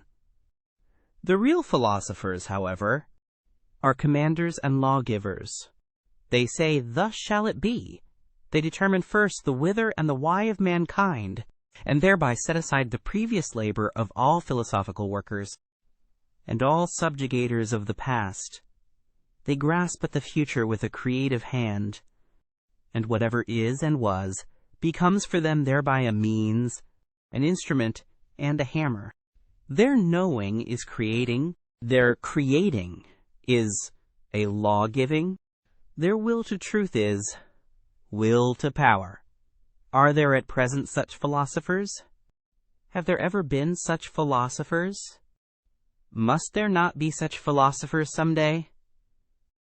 It is always more obvious to me that the philosopher, as a man indispensable for the morrow and the day after the morrow, has ever found himself, and has been obliged to find himself, in contradiction to the day in which he lives. His enemy has always been the ideal of his day. Hitherto, all those extraordinary furtherers of humanity whom one calls philosophers, who rarely regarded themselves as lovers of wisdom, but rather as disagreeable fools and dangerous interrogators, have found their mission, their hard, involuntary, imperative mission, in the end, however, the greatness of their mission, in being the bad conscience of their age, in putting the vivisector's knife to the breast of the very virtues of their age. They have betrayed their own secret. It has been for the sake of a new greatness of man, a new untrodden path to his aggrandizement. They have always disclosed how much hypocrisy, indolence, self-indulgence, and self-neglect, how much falsehood was concealed under the most venerated types of contemporary morality, how much virtue was outlived. They have always said, "We must remove hence to where you are least at home." In the face of a world of modern ideas, which would like to confine everyone in a corner, in a specialty, a philosopher, if there could be philosophers nowadays, would be compelled to place the greatness of man, the conception of greatness, precisely in its comprehensiveness and multifariousness. In his all-roundness he would even determine worth and rank according to the amount and variety of that which a man could bear and take upon himself, according to the extent to which a man could stretch his responsibility. Nowadays the taste and virtue of the age weaken and attenuate the will. Nothing is so adapted to the spirit of the age as weakness of will. Consequently, in the ideal of the philosopher, strength of will, sternness, and capacity for prolonged resolution must specially be included in the conception of greatness, with as good a right as the opposite doctrine, with its ideal of a silly, renouncing, humble, selfless humanity, was suited to an opposite age, such as the 16th century, which suffered from its accumulated energy of will, and from the wildest torrents and floods of selfishness. In the time of Socrates, among men only of worn-out instincts, old conservative Athenians who let themselves go for the sake of happiness, as they said, for the sake of pleasure, as their conduct indicated, and who had continually on their lips the old pompous words to which they had long forfeited the right by the life they led. Irony was perhaps necessary for greatness of soul, the wicked Socratic assurance of the old physician and plebeian, who cut ruthlessly into his own flesh, as into the flesh and heart of the noble, with a look that said plainly enough, "Do not dissemble before me. Here we are equal." At present, on the contrary, when throughout Europe the herding animal alone attains to honors, and dispenses honors, when equality of right can too readily be transformed into equality in wrong, I mean to say, into general war against everything rare, strange, and privileged against the higher man, the higher soul, the higher duty, the higher responsibility, the creative plenipotence and lordliness. At present, it belongs to the conception of greatness to be noble, to wish to be apart, to be capable of being different, to stand alone, to have to live by personal initiative.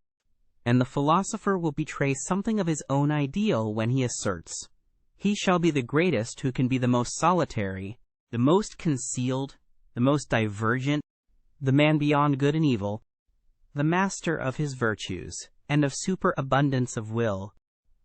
Precisely this shall be called greatness, as diversified as can be entire, as ample as can be full. And to ask once more the question, is greatness possible nowadays? It is difficult to learn what a philosopher is, because it cannot be taught. One must know it by experience, or one should have the pride not to know it.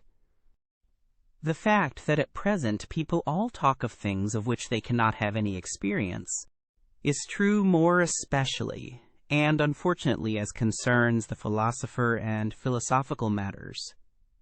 The very few know them, are permitted to know them, and all popular ideas about them are false. Thus, for instance, the truly philosophical combination of a bold, exuberant spirituality which runs at presto pace, and a dialectic rigor and necessity which makes no false step, is unknown to most thinkers and scholars from their own experience, and therefore should anyone speak of it in their presence, it is incredible to them.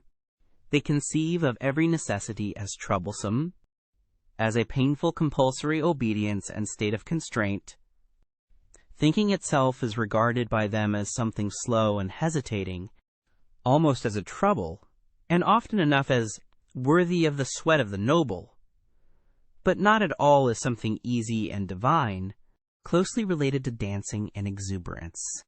To think, and to take a matter seriously, arduously, that is one and the same thing to them. Such only has been their experience. Artists have here perhaps a finer intuition. They who know only too well that precisely when they no longer do anything arbitrarily and everything of necessity, their feeling of freedom, of subtlety, of power, of creatively fixing, disposing, and shaping, reaches its climax. In short, that necessity and freedom of will are then the same thing with them. There is, in fine, a gradation of rank in psychical states to which the gradation of rank in the problems corresponds, and the highest problems repel ruthlessly everyone who ventures too near them without being predestined for their solution by the loftiness and power of his spirituality. Of what use is it for nimble, everyday intellects, or clumsy, honest mechanics and empiricists to press, in their plebeian ambition, close to such problems, and as it were into this holy of holies, as so often happens nowadays? But coarse feet must never tread upon such carpets. This is provided for in the primary law of things. The doors remain closed to those intruders, though they may dash and break their heads thereon. People have always to be born to a high station, or, more definitely, they have to be bred for it.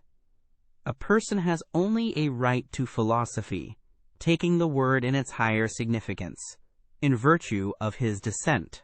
The ancestors, the blood, decide here also. Many generations must have prepared the way for the coming of the philosopher. Each of his virtues must have been separately acquired, nurtured, transmitted, and embodied. Not only the bold, easy, delicate course and current of his thoughts, but above all the readiness for great responsibilities, the majesty of ruling glance and contemning look, the feeling of separation from the multitude with their duties and virtues, the kindly patronage and defense of whatever is misunderstood and calumniated, be it God or devil, the delight and practice of supreme justice, the art of commanding, the amplitude of will, the lingering eye which rarely admires, rarely looks up, rarely loves. Chapter 7. Our Virtues. Our virtues? It is probable that we, too, have still our virtues, although naturally they are not those sincere and massive virtues, on account of which we hold our grandfathers in esteem, and also at a little distance from us. We Europeans of the day after tomorrow, we firstlings of the 20th century, with all our dangerous curiosity, our multifariousness and art of disguising, our mellow and seemingly sweetened cruelty in sense and spirit, we shall, presumably, if we must have virtues, have those only which have come to agreement with our most secret and heartfelt inclinations, with our most ardent requirements.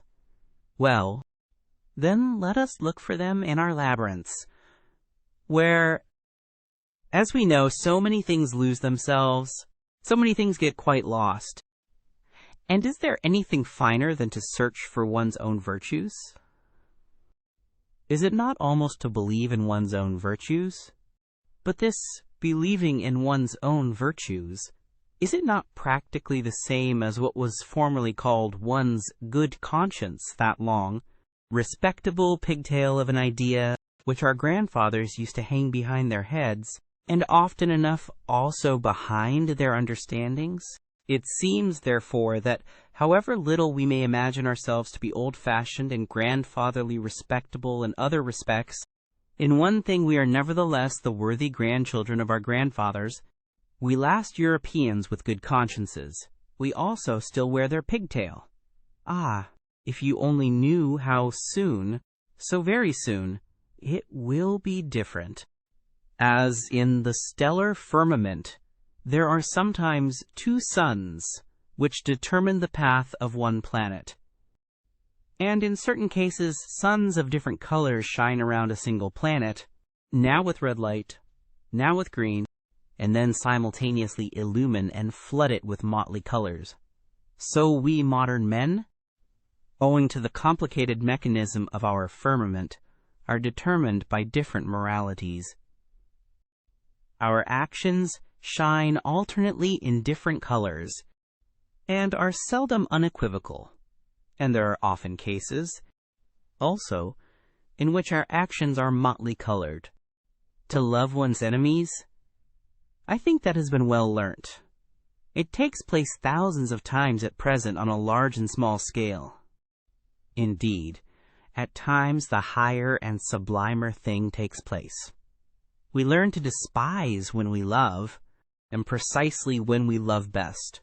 All of it, however, unconsciously, without noise, without ostentation, with the shame and secrecy of goodness, which forbids the utterance of the pompous word and the formula of virtue. Morality as attitude is opposed to our taste nowadays. This is also an advance, as it was an advance in our fathers that religion as an attitude finally became opposed to their taste, including the enmity and Voltairean bitterness against religion, and all that formerly belonged to freethinker pantomime. It is the music in our conscience, the dance in our spirit, to which Puritan litanies, moral sermons, and goody-goodness won't chime. Let us be careful in dealing with those who attach great importance to being credited with moral tact and subtlety in moral discernment. They never forgive us if they have once made a mistake before us, or even with regard to us. they inevitably become our instinctive calumniators and detractors. Even when they still remain our friends, blessed are the forgetful, for they get the better even of their blunders. The psychologists of France, and where else are there still psychologists nowadays, have never yet exhausted their bitter and manifold enjoyment of the bêtise bourgeoise, just as though, in short, they betray something thereby. Flaubert, for instance, the honest citizen of Rouen, neither saw, heard, nor tasted anything else in the end. It was his mode of self-torment and refined cruelty. As this is growing wearisome, I would now recommend for a change something else for a pleasure, namely, the unconscious astuteness with which good, fat, honest mediocrity always behaves towards loftier spirits and the tasks they have to perform, a subtle, barbed, Jesuitical astuteness, which is 1,000 times subtler than the taste and understanding of the middle class in its best moments, subtler even than the understanding of its victims. A repeated proof that instinct is the most intelligent of all kinds of intelligence which have hitherto been discovered. In short, you psychologists, study the philosophy of the rule in its struggle with the exception. There you have a spectacle fit for gods and godlike malignity. Or, in plainer words, practice vivisection on good people, on the homo bonae voluntatis, on yourselves. The practice of judging and condemning morally is the favorite revenge of the intellectually shallow on those who are less so. It is also a kind of indemnity for their being badly endowed by nature. And finally, it is an opportunity for acquiring spirit and becoming subtle. Malice spiritualizes. They are glad in their inmost heart that there is a standard according to which those who are over-endowed with intellectual goods and privileges are equal to them. They contend for the equality of all before God, and almost need the belief in God for this purpose. It is among them that the most powerful antagonists of atheism are found. If anyone were to say to them, a lofty spirituality is beyond all comparison with the honesty and respectability of a merely moral man, it would make them furious. I shall take care not to say so. I would rather flatter them with my theory that lofty spirituality itself exists only as the ultimate product of moral qualities, that it is a synthesis of all qualities attributed to the merely moral man after they have been acquired singly through long training and practice, perhaps during a whole series of generations, that lofty spirituality is precisely the spiritualizing of justice, and the beneficent severity which knows that it is authorized to maintain gradations of rank in the world, even among things, and not only among men. Now that the praise of the disinterested person is so popular, one must, probably not without some danger, get an idea of what people actually take an interest in, and what are the things generally which fundamentally and profoundly concern ordinary men, including the cultured, even the learned, and perhaps philosophers also, if appearances do not deceive. The fact thereby becomes obvious that the greater part of what interests and charms higher natures, and more refined and fastidious tastes, seems absolutely uninteresting to the average man, if, notwithstanding he perceive devotion to these interests, he calls it désintérêt, and wonders how it is possible to act disinterestedly. There have been philosophers who could give this popular astonishment a seductive and mystical, otherworldly expression, perhaps because they did not know the higher nature by experience. Instead of stating the naked and candidly reasonable truth that disinterested action is very interesting and interested action, provided that. And love? What? Even an action for love's sake shall be unegoistic? But you fools! And the praise of the self-sacrificer? But whoever has really offered sacrifice knows that he wanted, and obtain something for it, perhaps something from himself for something from himself. That he relinquished here, in order to have more there, perhaps in general to be more, or even feel himself more. But this is a realm of questions and answers in which a more fastidious spirit does not like to stay, for here truth has to stifle her yawns so much when she is obliged to answer. And after all, truth is a woman. One must not use force with her. It sometimes happens, said a moralistic pedant and trifle retailer, that I honor and respect an unselfish man not, however, because he is unselfish, but because I think he has a right to be useful to another man at his own expense. In short, the question is always who he is and who the other is. For instance, in a person created and destined for command, self-denial and modest retirement, instead of being virtues, would be the waste of virtues. So it seems to me.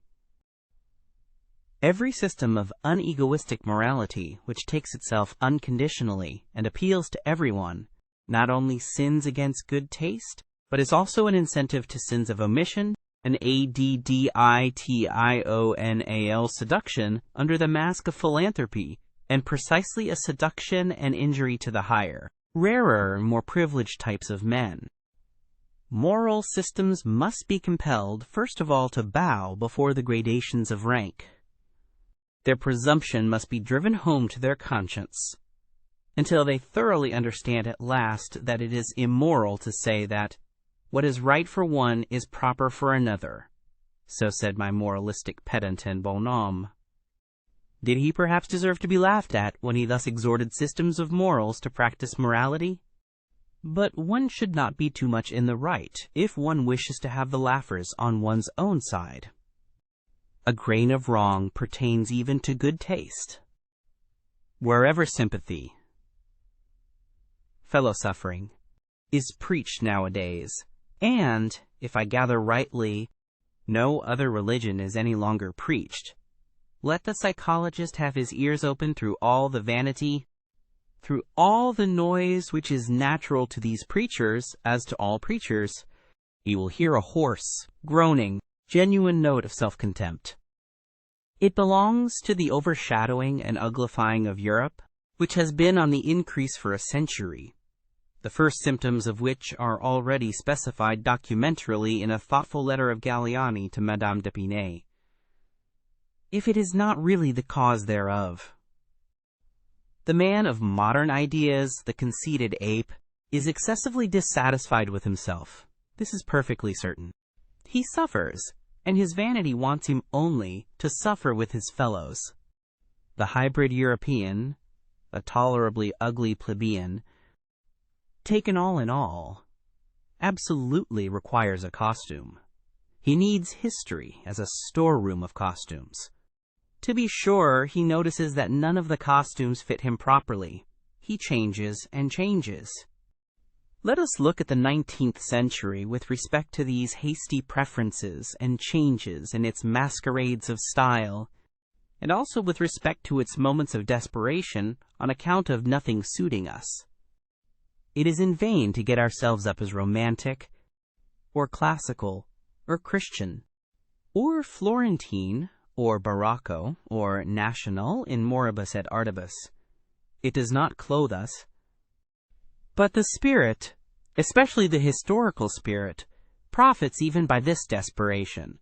Once and again a new sample of the past or of the foreign is tested, put on, taken off, packed up, and above all, studied. We are the first studious age in puncto of costumes, I mean as concerns morals, articles of belief, artistic tastes, and religions. We are prepared as no other age has ever been for a carnival in the grand style, for the most spiritual festival, laughter and arrogance, for the transcendental height of supreme folly and Aristophanic ridicule of the world. Perhaps we are still discovering the domain of our invention just here, the domain where even we can still be original, probably as parodists of the world's history and as God's Merry Andrews, perhaps, Though nothing else of the present have a future, our laughter itself may have a future. The historical sense, or the capacity for divining quickly the order of rank of the valuations according to which a people, a community, or an individual has lived, the divining instinct for the relationships of these valuations, for the relation of the authority of the valuations to the authority of the operating forces. This historical sense, which we Europeans claim as our specialty, has come to us in the train of the enchanting and mad semi-barbarity into which Europe has been plunged by the democratic mingling of classes and races. It is only the 19th century that has recognized this faculty as its sixth sense. Owing to this mingling, the past of every form and mode of life, and of cultures which were formerly closely contiguous and superimposed on one another, flows forth into us modern souls. Our instincts now run back in all directions. We ourselves are a kind of chaos. In the end, as we have said, the spirit perceives its advantage therein. By means of our semi-barbarity in body and in desire, we have secret access everywhere, such as a noble age never had. We have access above all to the labyrinth of imperfect civilizations, and to every form of semi-barbarity that has at any time existed on earth. And insofar as the most considerable part of human civilization hitherto has just been semi-barbarity, the historical sense implies almost the sense and instinct for everything, the taste and tongue for everything, whereby it immediately proves itself to be an ignoble sense. For instance, we enjoy Homer once more. It is perhaps our happiest acquisition that we know how to appreciate Homer, whom men of distinguished culture, as the French of the 17th century, like Saint-Evremond, who reproached him for his esprit vaste, and even Voltaire, the last echo of the century, cannot and could not so easily appropriate, whom they scarcely permitted themselves to enjoy. The very decided yea and nay of their palate, their promptly ready disgust, their hesitating reluctance with regard to everything strange, their horror of the bad taste even of lively curiosity, and in general the averseness of every distinguished and self-sufficing culture to avow a new desire, a dissatisfaction with its own condition, or an admiration of what is strange.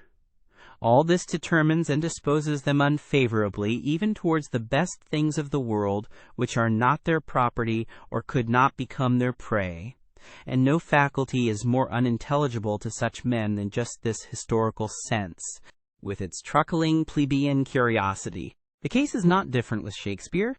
That marvelous Spanish-Moorish-Saxon synthesis of taste, over whom an ancient Athenian of the circle of Aeschylus would have half killed himself with laughter or irritation. But we accept precisely this wild mottliness, this medley of the most delicate, the most coarse, and the most artificial, with a secret confidence and cordiality. We enjoy it as a refinement of art reserved expressly for us, and allow ourselves to be as little disturbed by the repulsive fumes and the proximity of the English populace in which Shakespeare's art and taste lives, as perhaps on the Chioggia of Naples, where, with all our senses awake, we go our way, enchanted involuntarily, in spite of the drain odor of the lower quarters of the town. That as men of the historical sense we have our virtues is not to be disputed. We are unpretentious, unselfish, modest, brave, habituated to self-control and self-renunciation, very grateful, very patient, very complacent. But with all this we are perhaps not very tasteful. Let us finally confess it, that what is most difficult for us men of the, quote, historical sense to grasp, feel, taste, and love, what finds us fundamentally prejudiced and almost hostile, is precisely the perfection and ultimate maturity in every culture and art, the essentially noble in works and men, their moment of smooth sea and halcyon self-sufficiency, the goldenness and coldness which all things show that have perfected themselves. Perhaps our great virtue of the historical sense is in necessary contrast to good taste, at least to the very bad taste, and we can only evoke in ourselves imperfectly, hesitatingly, and with compulsion the small, short, and happy godsends and glorifications of human life as they shine here and there. Those moments and marvelous experiences when a great power has voluntarily come to a halt before the boundless and infinite, when a superabundance of refined delight has been enjoyed by a sudden checking and petrifying, by standing firmly and planting oneself fixedly on still trembling ground. Provocationess is strange to us. Let us confess it to ourselves. Our itching is really the itching for the infinite, the immeasurable. Like the rider on his forward panting horse, we let the reins fall before the infinite. We modern men, we semi-barbarians, and are only in our highest bliss when we are in most danger. Whether it be hedonism, pessimism, utilitarianism, or eudaimonism, all those modes of thinking which measure the worth of things according to pleasure and pain, that is, according to accompanying circumstances and secondary considerations, are plausible modes of thought and naiveties, which everyone conscious of creative powers and an artist's conscience will look down upon with scorn, though not without sympathy. Sympathy for you, to be sure. That is not sympathy as you understand it. It is not sympathy for social distress, for society with its sick and misfortuned, for the hereditarily vicious and defective who lie on the ground around us. Still less is it sympathy for the grumbling, vexed, revolutionary slave classes who strive after power. They call it freedom. Our sympathy is a loftier and further-sighted sympathy. We see how man dwarfs himself, how you dwarf him. And there are moments when we view your sympathy with an indescribable anguish, when we resist it, when we regard your seriousness as more dangerous than any kind of levity. You want, if possible, and there is not a more foolish if possible, to do away with suffering. And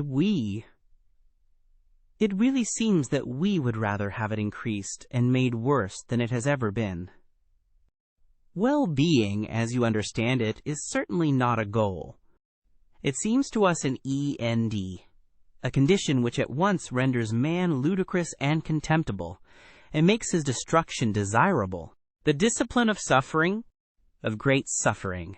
Know ye not that it is only this discipline that has produced all the elevations of humanity hitherto?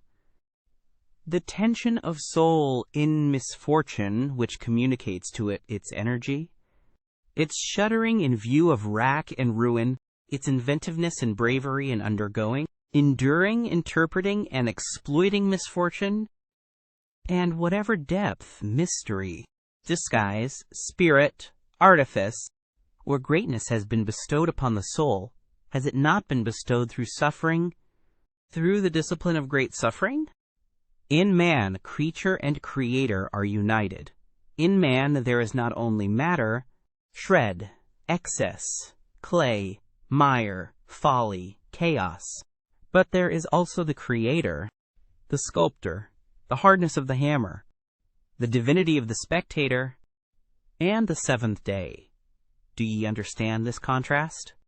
And that your sympathy for the creature in man applies to that which has to be fashioned, bruised, forged, stretched, roasted, annealed, refined, to that which must necessarily suffer and is meant to suffer? And our sympathy, do ye not understand what our reverse sympathy applies to, when it resists your sympathy as the worst of all pampering and enervation? So it is sympathy against sympathy. But to repeat it once more, there are higher problems than the problems of pleasure and pain and sympathy, and all systems of philosophy which deal only with these are naïvetés. We immoralists, this world with which we are concerned, in which we have to fear and love, this almost invisible, inaudible world of delicate command and delicate obedience, a world of almost, in every respect, captious, insidious, sharp, and tender. Yes, it is well protected from clumsy spectators and familiar curiosity. We are woven into a strong net and garment of duties, and cannot disengage ourselves precisely here. We are men of duty, even we. Occasionally, it is true, we dance in our chains and betwixt our swords. It is none the less true that more often we gnash our teeth under the circumstances, and are impatient at the secret hardship of our lot. But do what we will, fools in appearances say of us, these are men without duty. We have always fools in appearances against us. Honesty, granting that it is the virtue of which we cannot rid ourselves, we free spirits, well, we will labor at it with all our perversity and love, and not tire of perfecting ourselves in our virtue, which alone remains. May its glance some day overspread like a gilded, blue, mocking twilight this aging civilization with its dull, gloomy seriousness.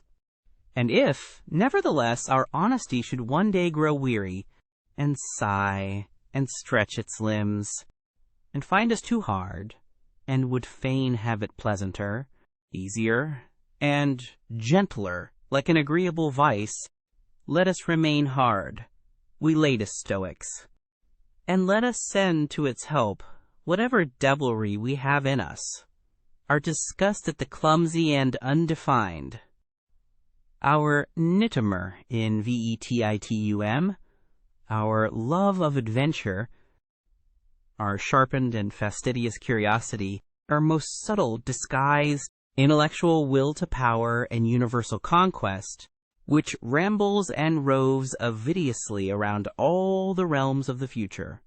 Let us go with all our devils to the help of our God. It is probable that people will misunderstand and mistake us on that account. What does it matter? They will say, their honesty, that is their devilry, and nothing else. What does it matter?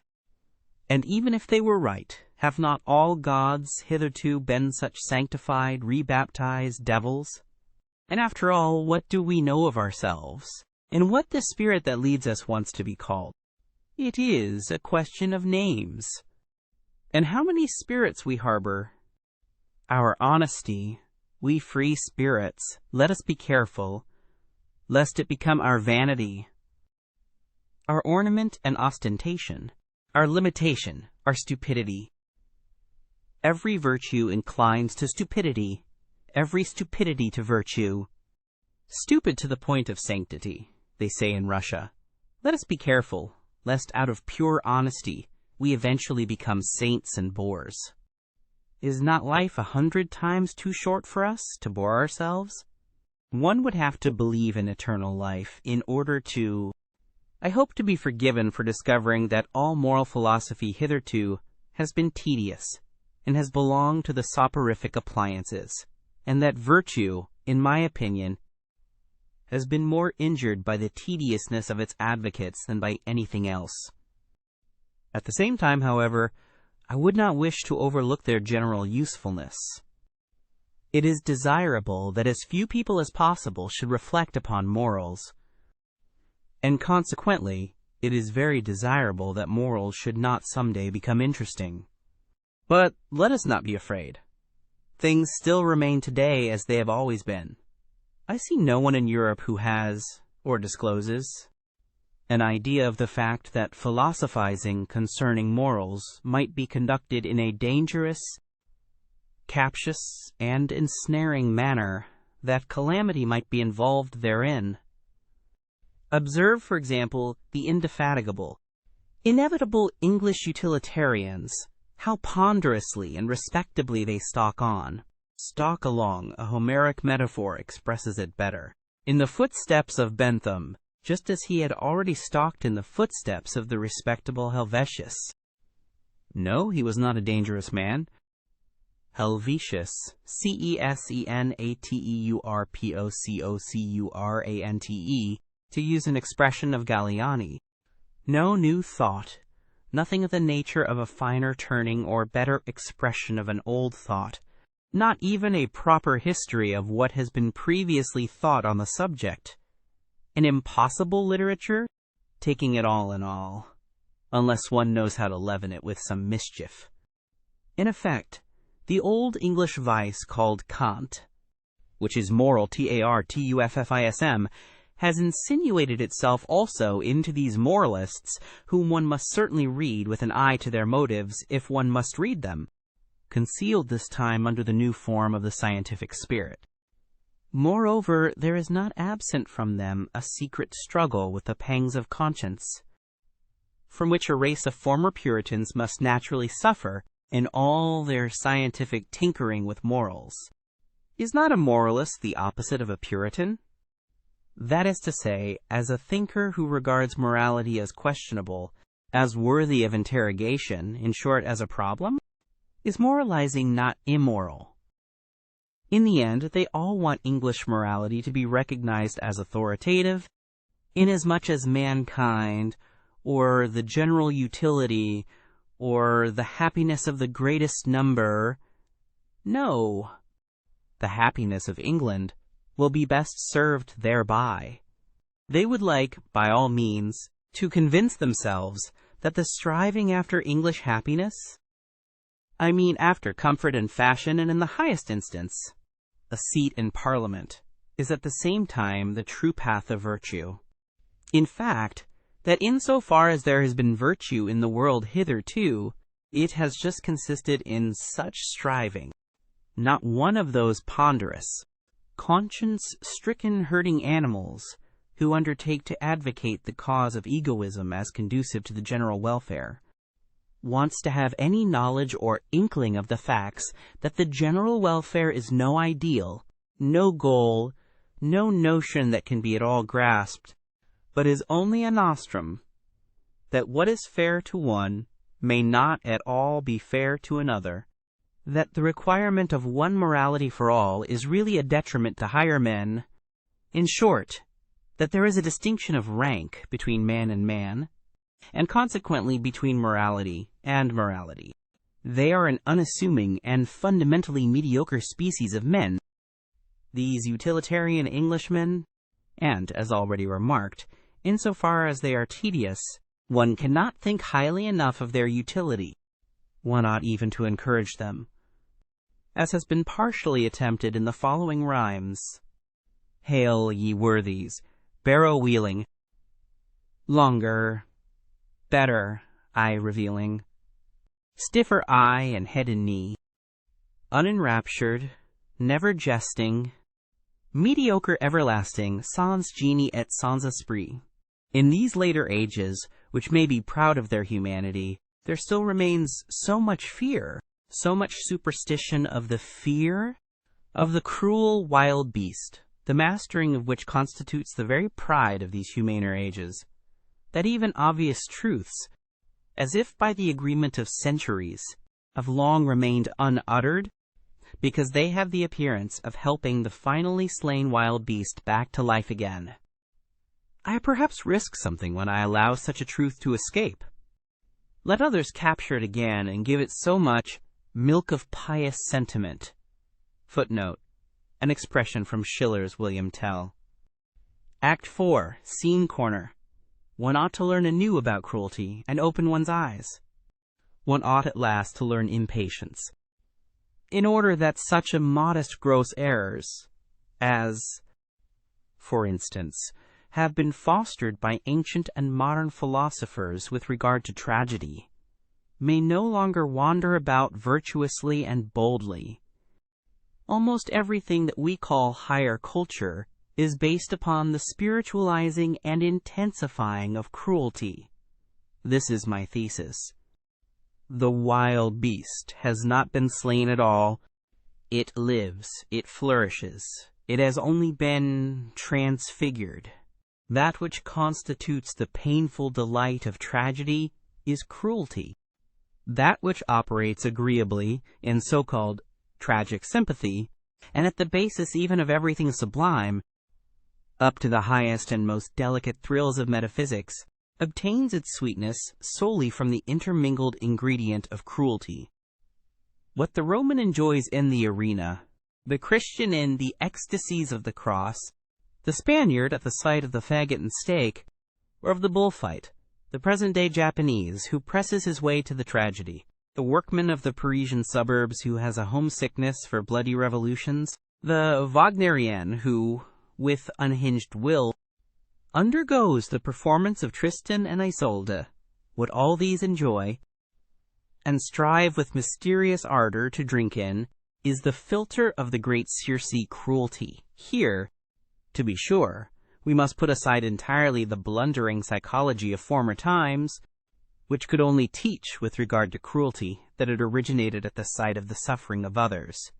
There is an abundant, superabundant enjoyment even in one's own suffering, in causing one's own suffering, and wherever man has allowed himself to be persuaded to self-denial in the religious sense, or to self-mutilation, as among the Phoenicians and ascetics, or in general, to decentralization, decarnalization, and contrition, to puritanical repentant spasms, to vivisection of conscience, and to Pascal-like sacrificia del intelletto. He is secretly allured and impelled forwards by his cruelty, by the dangerous thrill of cruelty towards himself.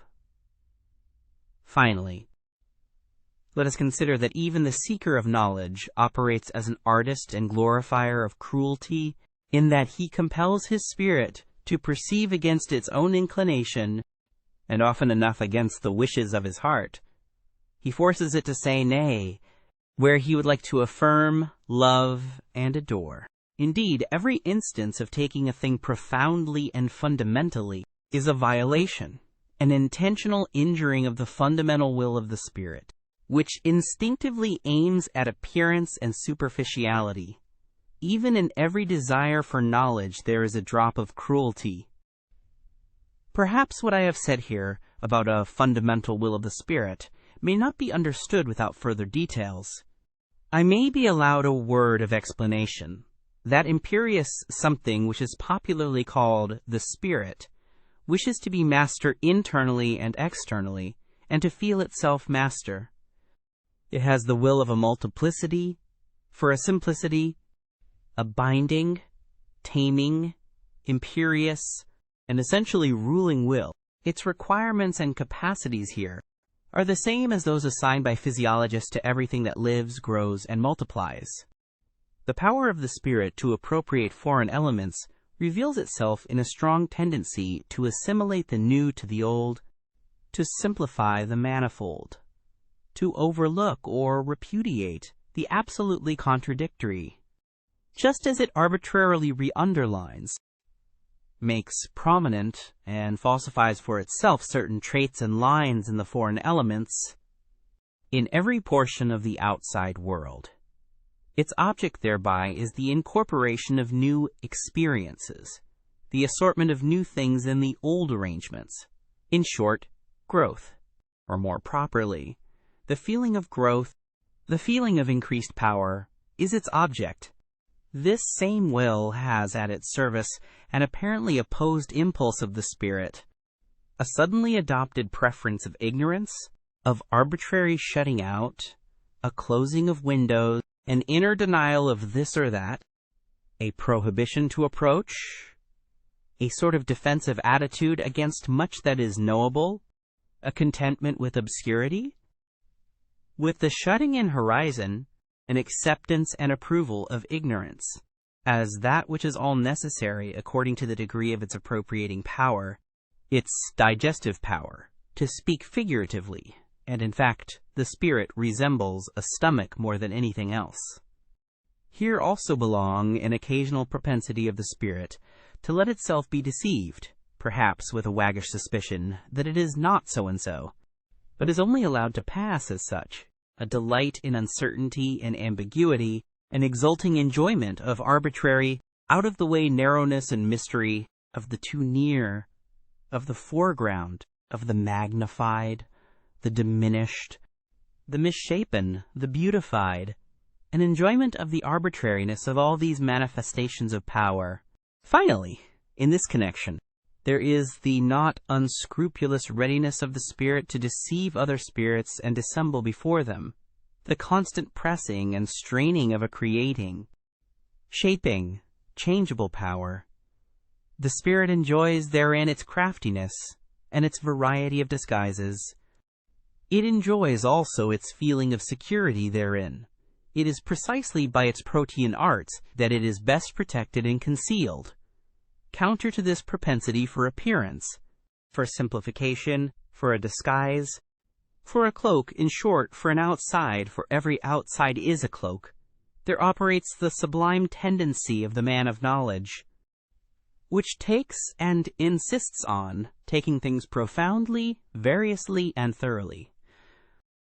As a kind of cruelty of the intellectual conscience and taste, which every courageous thinker will acknowledge in himself, provided, as it ought to be, that he has sharpened and hardened his eye sufficiently long for introspection, and is accustomed to severe discipline and even severe words. He will say, "There is something cruel in the tendency of my spirit." Let the virtuous and amiable try to convince him that it is not so. In fact, it would sound nicer if, instead of our cruelty, perhaps our extravagant honesty were talked about, whispered about, and glorified. We free, very free spirits, and some day perhaps such will actually be our posthumous glory. Meanwhile, for there is plenty of time until then, we should be least inclined to deck ourselves out in such florid and fringed moral verbiage. Our whole former work has just made us sick of this taste and its sprightly exuberance. They are beautiful, glistening, jingling, festive words. Honesty, love of truth, love of wisdom, sacrifice for knowledge, heroism of the truthful. There is something in them that makes one's heart swell with pride. But we anchorites and marmots have long ago persuaded ourselves in all the secrecy of an anchorite's conscience that this worthy parade of verbiage also belongs to the old false adornment, frippery, and gold dust of unconscious human vanity, and that even under such flattering color and repainting, the terrible original text homo natura must again be recognized. In effect, to translate man back again into nature, to master the many vain and visionary interpretations and subordinate meanings which have hitherto been scratched and daubed over the eternal original text homo natura, to bring it about that man shall henceforth stand before man as he now, hardened by the discipline of science, stands before the other forms of nature, with fearless Oedipus eyes and stopped Ulysses ears, deaf to the enticements of old metaphysical bird-catchers, who have piped to him far too long, "Thou art more, thou art higher, thou hast a different origin." This may be a strange and foolish task, but that it is a task who can deny? Why did we choose it, this foolish task? Or, to put the question differently, why knowledge at all? Everyone will ask us about this. And thus pressed, we, who have asked ourselves the question 100 times, have not found and cannot find any better answer. Learning alters us. It does what all nourishment does, that does not merely conserve, as the physiologist knows. But at the bottom of our souls, quite down below, there is certainly something unteachable, a granite of spiritual fate, of predetermined decision and answer to predetermined, chosen questions. In each cardinal problem there speaks an unchangeable, "I am this." A thinker cannot learn anew about man and woman, for instance, but can only learn fully, he can only follow to the end what is fixed about them in himself. Occasionally we find certain solutions of problems which make strong beliefs for us. Perhaps they are henceforth called convictions.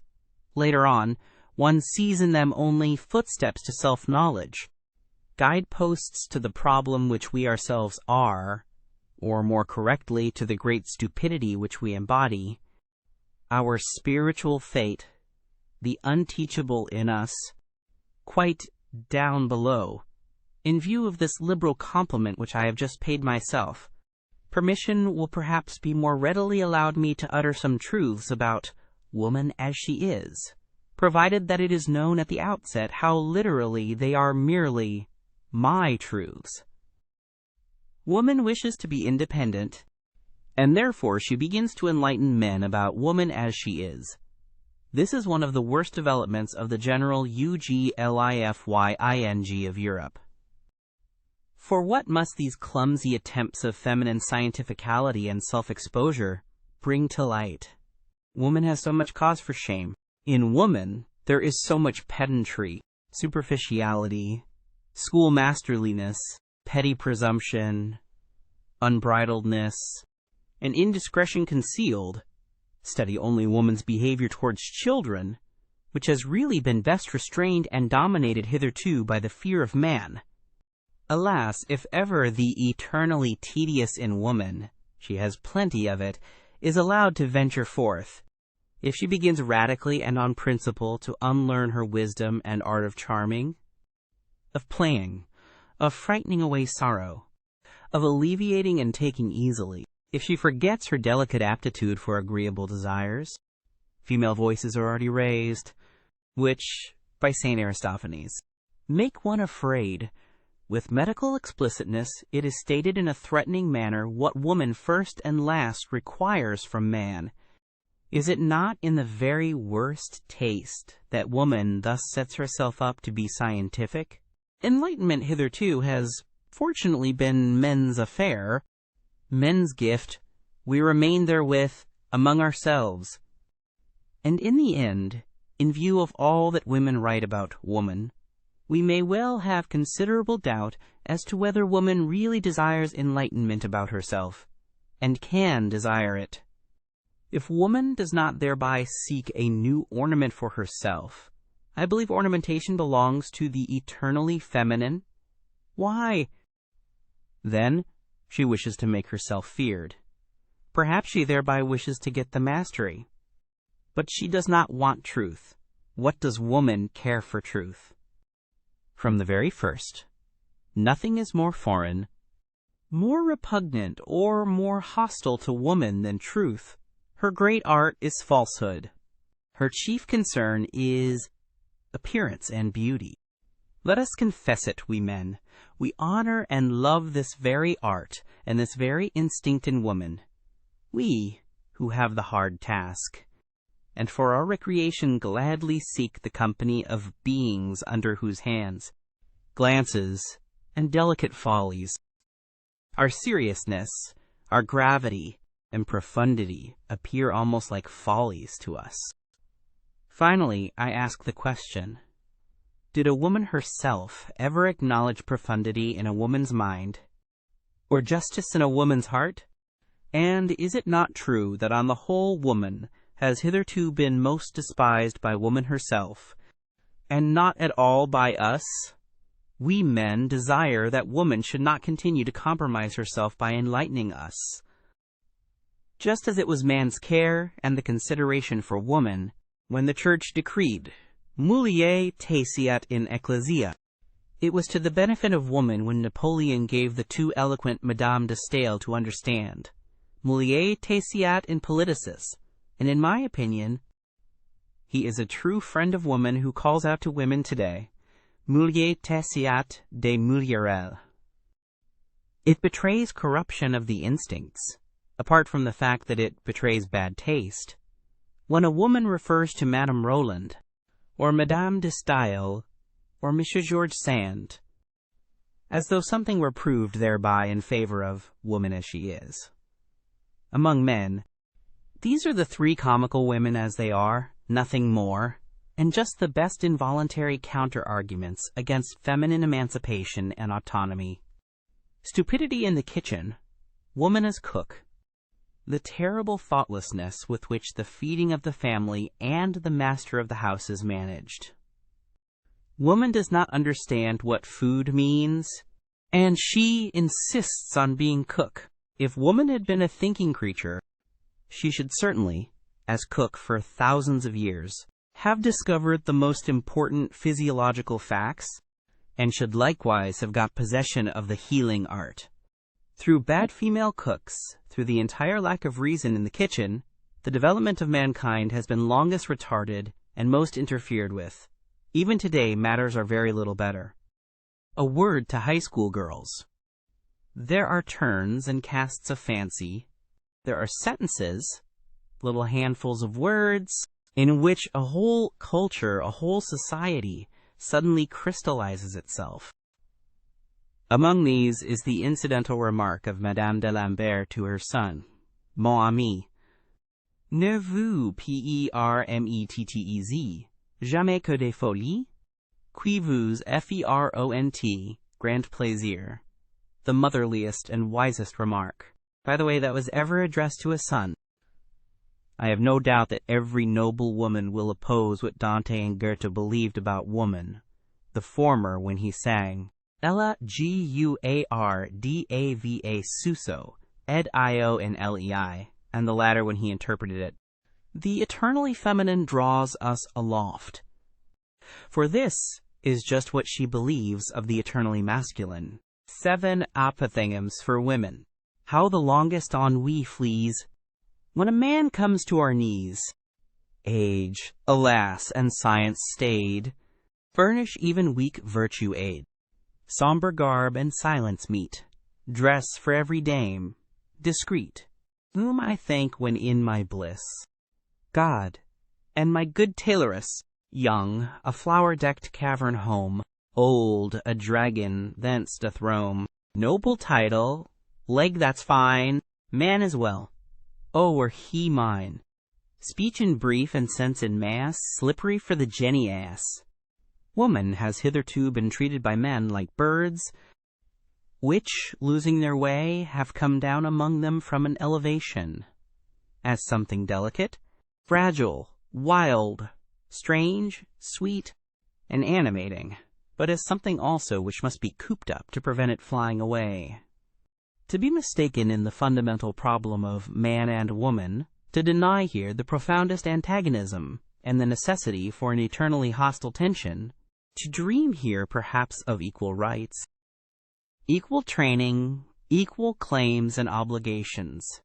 That is a typical sign of shallow-mindedness, and a thinker who has proved himself shallow at this dangerous spot, shallow in instinct, may generally be regarded as suspicious, nay more, as betrayed, as discovered.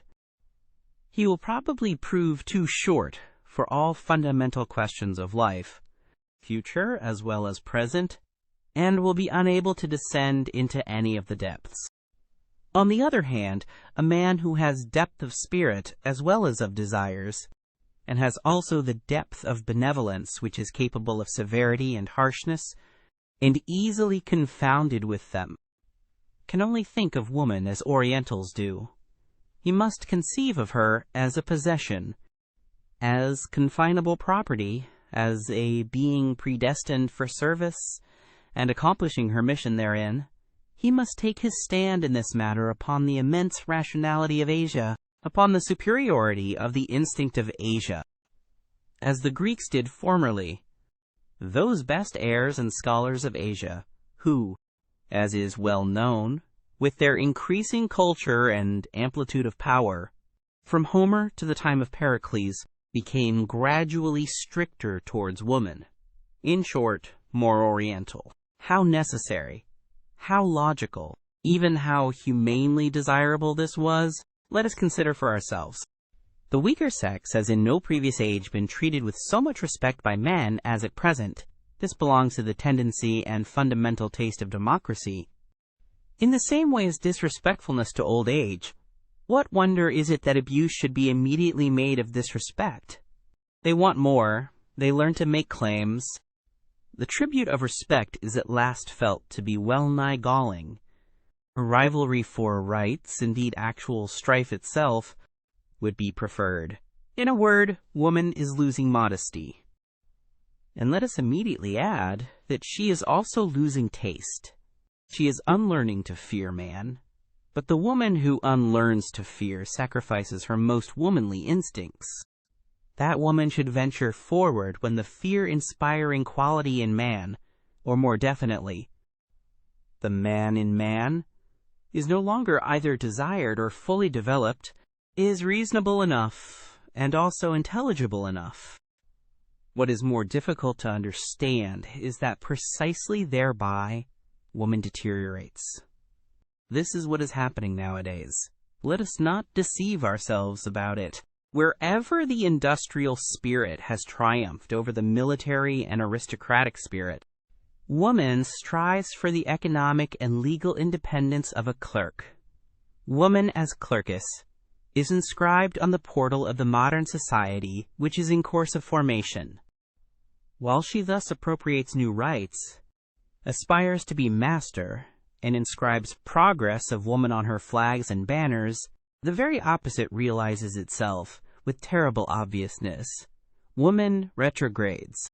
Since the French Revolution, the influence of woman in Europe has declined in proportion as she has increased her rights and claims, and the emancipation of woman, insofar as it is desired and demanded by women themselves, and not only by masculine shallow pates, thus proves to be a remarkable symptom of the increased weakening and deadening of the most womanly instincts.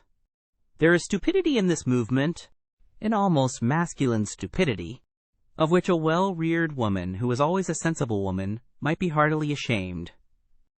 To lose the intuition as to the ground upon which she can most surely achieve victory, to neglect exercise in the use of her proper weapons, to let herself go before man, perhaps even to the book, where formerly she kept herself in control and in refined, artful humility, to neutralize with her virtuous audacity man's faith in a veiled, fundamentally different ideal in woman, something eternally, necessarily feminine, to emphatically and loquaciously dissuade man from the idea that woman must be preserved, cared for, protected, and indulged, like some delicate, strangely wild, and often pleasant domestic animal. The clumsy and indignant collection of everything of the nature of servitude and bondage which the position of woman in the hitherto existing order of society has entailed, and still entails, as though slavery were a counter-argument, and not rather a condition of every higher culture, of every elevation of culture. What does all this betoken, if not a disintegration of womanly instincts, a defeminizing? Certainly, there are enough of idiotic friends and corrupters of woman among the learned asses of the masculine sex, who advise woman to defeminize herself in this manner, and to imitate all the stupidities from which man in European manliness suffers, who would like to lower woman to general culture, indeed even to newspaper reading and meddling with politics. Here and there they wish even to make women into free spirits and literary workers, as though a woman without piety would not be something perfectly obnoxious or ludicrous to a profound and godless man. Almost everywhere her nerves are being ruined by the most morbid and dangerous kind of music, our latest German music, and she is daily being made more hysterical and more incapable of fulfilling her first and last function, that of bearing robust children.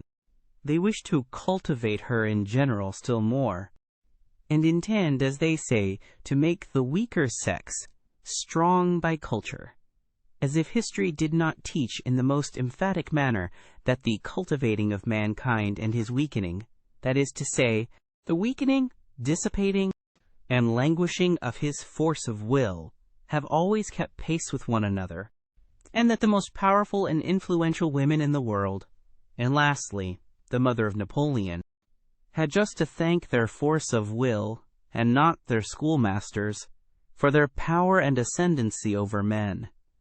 That which inspires respect in woman, and often enough fear also, is her nature, which is more natural than that of man, Her genuine carnivora-like, cunning flexibility, her tiger claws beneath the glove, her naivete in egoism, her untrainableness and innate wildness, the incomprehensibleness, extent, and deviation of her desires and virtues.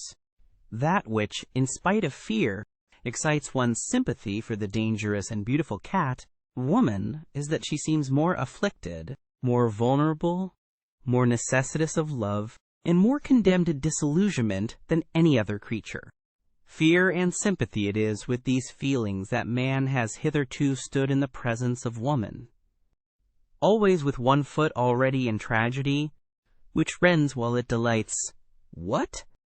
And all that is now to be at an end? And the disenchantment of woman is in progress? The tediousness of woman is slowly evolving? Oh, Europe! Europe! We know the horned animal which was always most attractive to thee, from which danger is ever again threatening thee. Thy old fable might once more become history.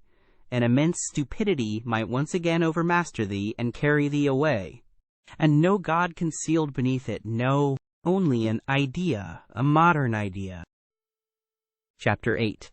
Peoples and Countries. I heard, once again for the first time, Richard Wagner's overture to the Master Singer. It is a piece of magnificent, gorgeous, heavy latter-day art, which has the pride to presuppose 2 centuries of music as still living, in order that it may be understood. It is an honor to Germans that such a pride did not miscalculate. What flavors and forces, what seasons and climes do we not find mingled in it? It impresses us at one time as ancient, at another time as foreign, bitter, and too modern. It is as arbitrary as it is pompously traditional. It is not infrequently roguish, still oftener rough and coarse. It has fire and courage, and at the same time the loose, dun-colored skin of fruits which ripen too late. It flows broad and full, and suddenly there is a moment of inexplicable hesitation, like a gap that opens between cause and effect, an oppression that makes us dream, almost a nightmare.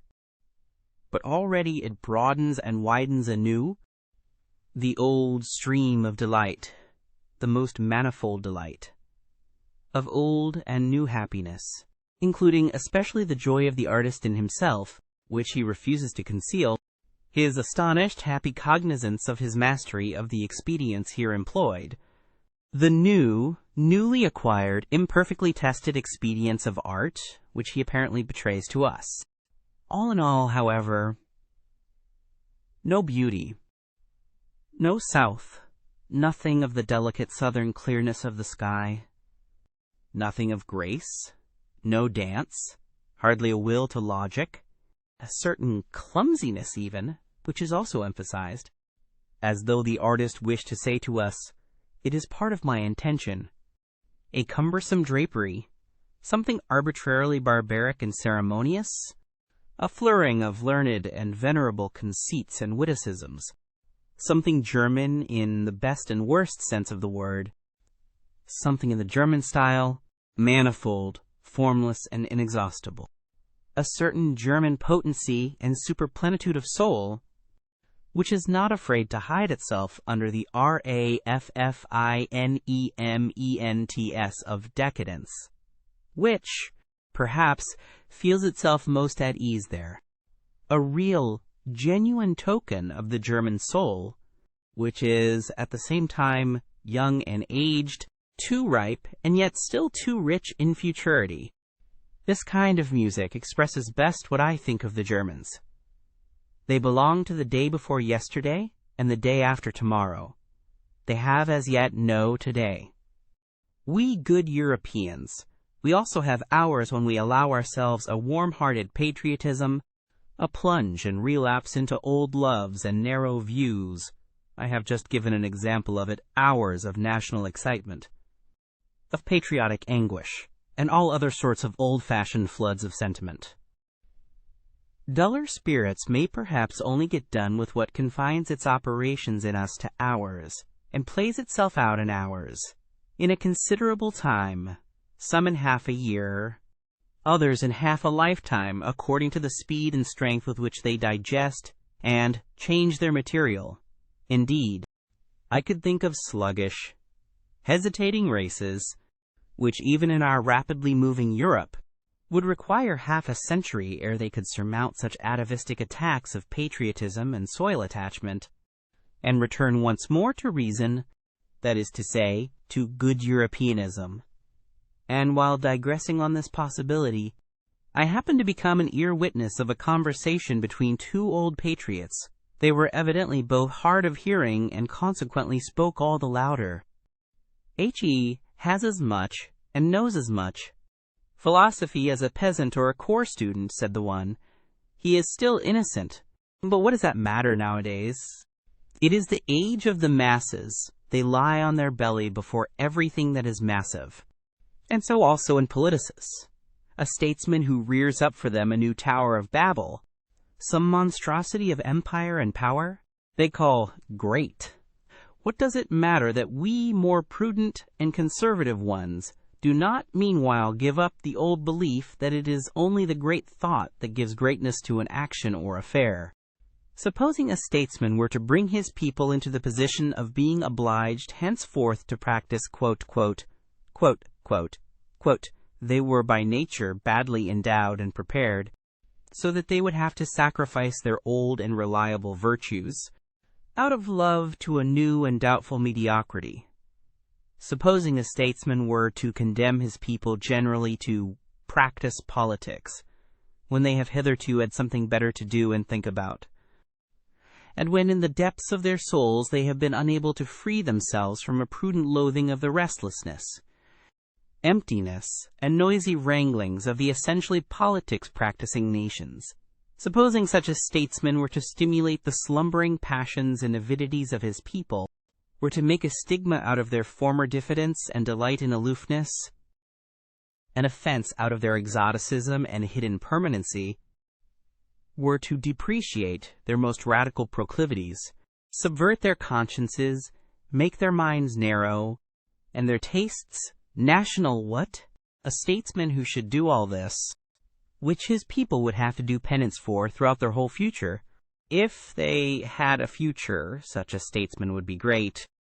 Would he? Undoubtedly, replied the other old patriot vehemently. Otherwise he could not have done it. It was mad, perhaps, to wish such a thing. But perhaps everything great has been just as mad at its commencement. Misuse of words, cried his interlocutor contradictorily. Strong and mad, not great. The old men had obviously become heated as they thus shouted their truths in each other's faces. But I, in my happiness and apartness, considered how soon a stronger one may become master of the strong, and also that there is a compensation for the intellectual superficializing of a nation, namely, in the deepening of another. Whether we call it civilization, or humanizing, or progress, which now distinguishes the European, whether we call it simply, without praise or blame, by the political formula, the democratic movement in Europe, behind all the moral and political foregrounds pointed to by such formulas, an immense physiological process goes on, which is ever extending the process of the assimilation of Europeans, their increasing detachment from the conditions under which, climatically and hereditarily, united races originate, their increasing independence of every definite milieu, that for centuries would fain inscribe itself with equal demands on soul and body, that is to say, the slow emergence of an essentially supranational and nomadic species of man who possesses, physiologically speaking, a maximum of the art and power of adaptation as his typical distinction. This process of the evolving European, which can be retarded in its tempo by great relapses, but will perhaps just gain and grow thereby in vehemence and depth. The still raging storm and stress of national sentiment pertains to it, and also the anarchism which is appearing at present. This process will probably arrive at results on which its naive propagators and panegyrists, the apostles of modern ideas would least care to reckon. The same new conditions under which, on an average, a leveling and mediocrizing of man will take place. A useful, industrious, variously serviceable, and clever gregarious man are in the highest degree suitable to give rise to exceptional men of the most dangerous and attractive qualities.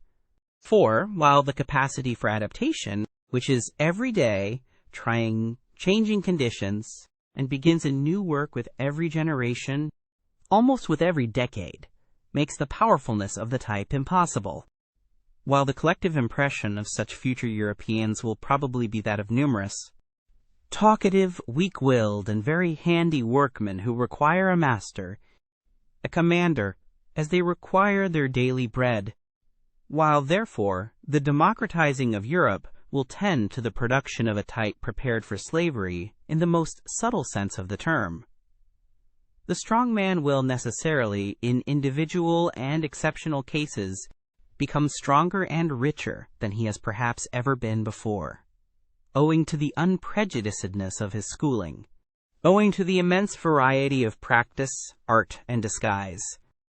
I meant to say that the democratizing of Europe is at the same time an involuntary arrangement for the rearing of tyrants, taking the word in all its meanings, even in its most spiritual sense. I hear with pleasure that our sun is moving rapidly towards the constellation Hercules, and I hope that the men on this earth will do like the sun. And we foremost, we good Europeans. There was a time when it was customary to call Germans deep by way of distinction. But now that the most successful type of New Germanism is covetous of quite other honors, and perhaps misses smartness in all that has depth, it is almost opportune and patriotic to doubt whether we did not formerly deceive ourselves with that commendation. In short, whether German depth is not at bottom something different and worse, and something from which, thank God, we are on the point of successfully ridding ourselves. Let us try, then, to relearn with regard to German depth. The only thing necessary for the purpose is a little vivisection of the German soul. The German soul is above all manifold, varied in its source, aggregated and superimposed, rather than actually built. This is owing to its origin. A German who would embolden himself to assert, 2 souls, alas, dwell in my breast, would make a bad guess at the truth. Or, more correctly, he would come far short of the truth about the number of souls. As a people made up of the most extraordinary mixing and mingling of races, perhaps even with a preponderance of the pre-Aryan element as the people of the center in every sense of the term, the Germans are more intangible, more ample, more contradictory, more unknown, more incalculable, more surprising, and even more terrifying than other peoples are to themselves. They escape definition, and are thereby alone the despair of the French. It is characteristic of the Germans that the question, what is German, never dies out among them. Kotzebue certainly knew his Germans well enough.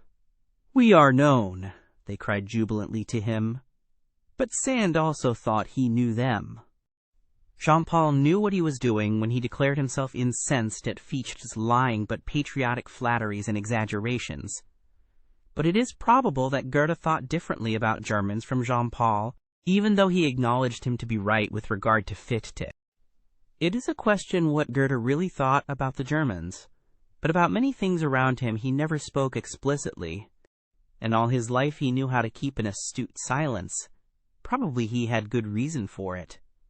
It is certain that it was not the wars of independence that made him look up more joyfully, any more than it was the French Revolution, the event on account of which he reconstructed his Faust, and indeed the whole problem of man was the appearance of Napoleon. There are words of Goethe in which he condemns with impatient severity, as from a foreign land, that which Germans take a pride in. He once defined the famous German turn of mind as indulgence towards its own and others' weaknesses. Was he wrong? It is characteristic of Germans that one is seldom entirely wrong about them. The German soul has passages and galleries in it. There are caves, hiding places, and dungeons therein. Its disorder has much of the charm of the mysterious. The German is well acquainted with the bypaths to chaos, and as everything loves its symbol, so the German loves the clouds and all that is obscure, evolving, crepuscular, damp, and shrouded, it seems to him, that everything uncertain, undeveloped, self-displacing, and growing is deep. The German himself does not exist. He is becoming, he is developing himself. Development is therefore the essentially German discovery and hit in the great domain of philosophical formulas, a ruling idea which, together with German beer and German music, is laboring to Germanize all Europe. Foreigners are astonished and attracted by the riddles which the conflicting nature at the basis of the German soul propounds to them. Riddles which Hegel systematized, and Richard Wagner has in the end set to music. Good-natured and spiteful, such a juxtaposition, preposterous in the case of every other people, is unfortunately only too often justified in Germany. One has only to live for a while among Swabians to know this. The clumsiness of the German scholar and his social distastefulness agree alarmingly well with his physical rope dancing and nimble boldness, of which all the gods have learnt to be afraid. If anyone wishes to see the German soul demonstrated ad oculos, let him only look at German taste, at German arts and manners. What boorish indifference to taste! How the noblest and the commonest stand there in juxtaposition! How disorderly and how rich is the whole constitution of this soul! The German drags at his soul. He drags at everything he experiences. He digests his events badly. He never gets done with them. And German depth is often only a difficult, hesitating digestion. And just as all chronic invalids, all dyspeptics like what is convenient, so the German loves frankness and honesty. It is so convenient to be frank and honest. This confidingness, this complacence, this showing the cards of German honesty, is probably the most dangerous and most successful disguise which the German is up to nowadays. It is his proper Mephistophelian art.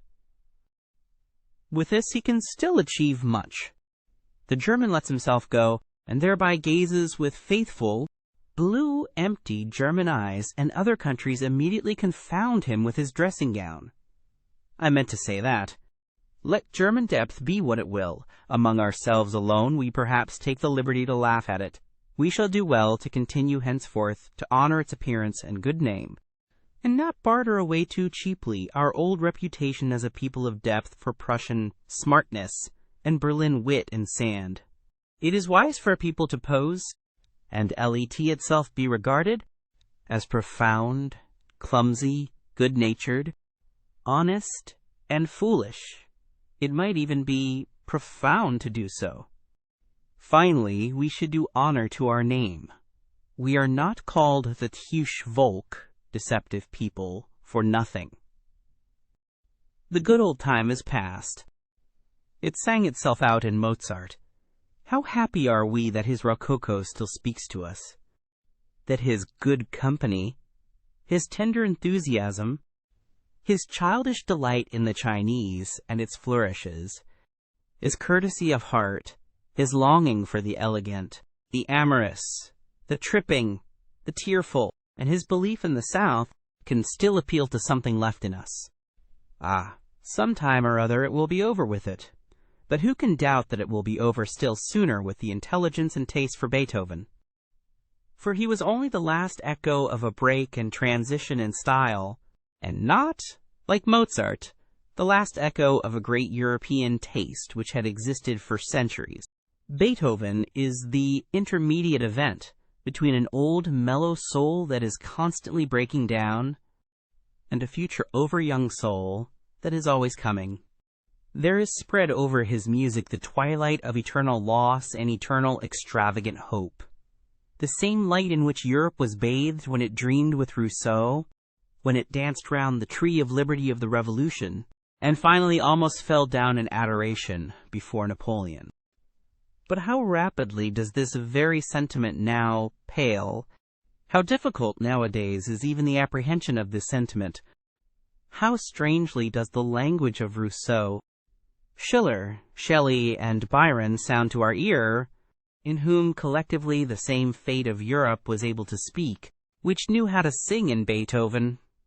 Whatever German music came afterwards belongs to Romanticism, that is to say, to a movement which, historically considered, was still shorter, more fleeting, and more superficial than that great interlude, the transition of Europe from Rousseau to Napoleon and to the rise of democracy. Weber. But what do we care nowadays for Freischütz and Oberon? Or Marschner's Hans Heiling and Vampire? Or even Wagner's Tannhauser? That is extinct, although not yet forgotten music. This whole music of Romanticism, besides, was not noble enough, was not musical enough, to maintain its position anywhere but in the theater and before the masses. From the beginning it was second-rate music, which was little thought of by genuine musicians. It was different with Felix Mendelssohn, that halcyon master who, on account of his lighter, purer, happier soul, quickly acquired admiration, and was equally quickly forgotten, as the beautiful episode of German music. But with regard to Robert Schumann, who took things seriously and has been taken seriously from the first, he was the last that founded a school. Do we not now regard it as a satisfaction, a relief, a deliverance, that this very Romanticism of Schumann's has been surmounted?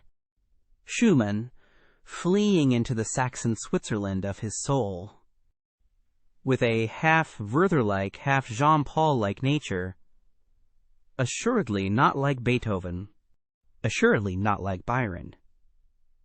His Manfred music is a mistake and a misunderstanding to the extent of injustice.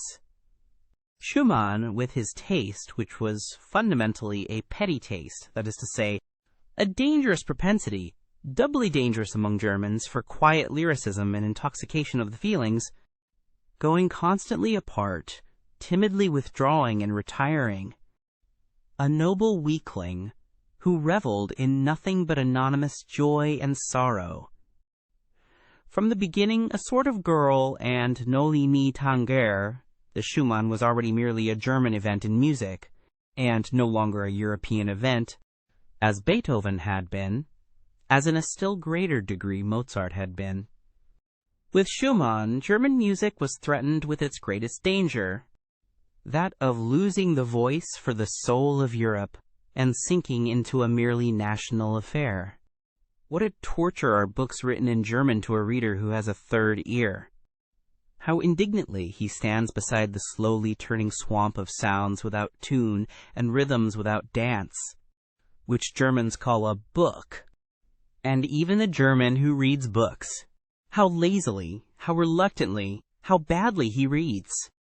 How many Germans know, and consider it obligatory to know, that there is art in every good sentence?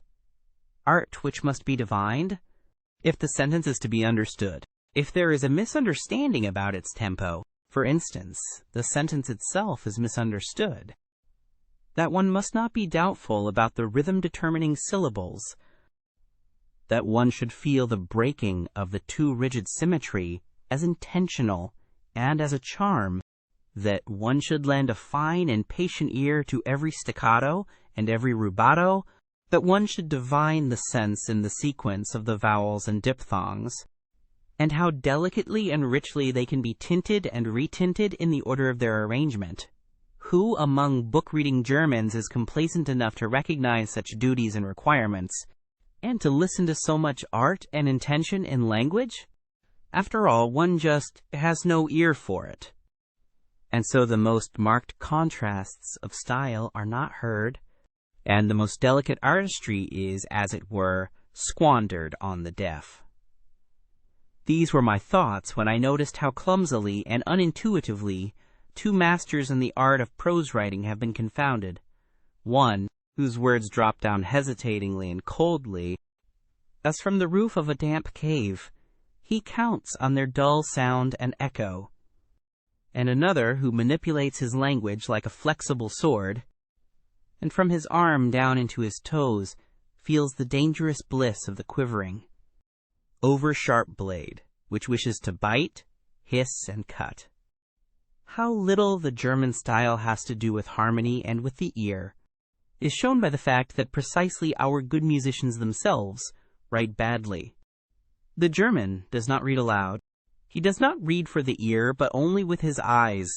He has put his ears away in the drawer for the time.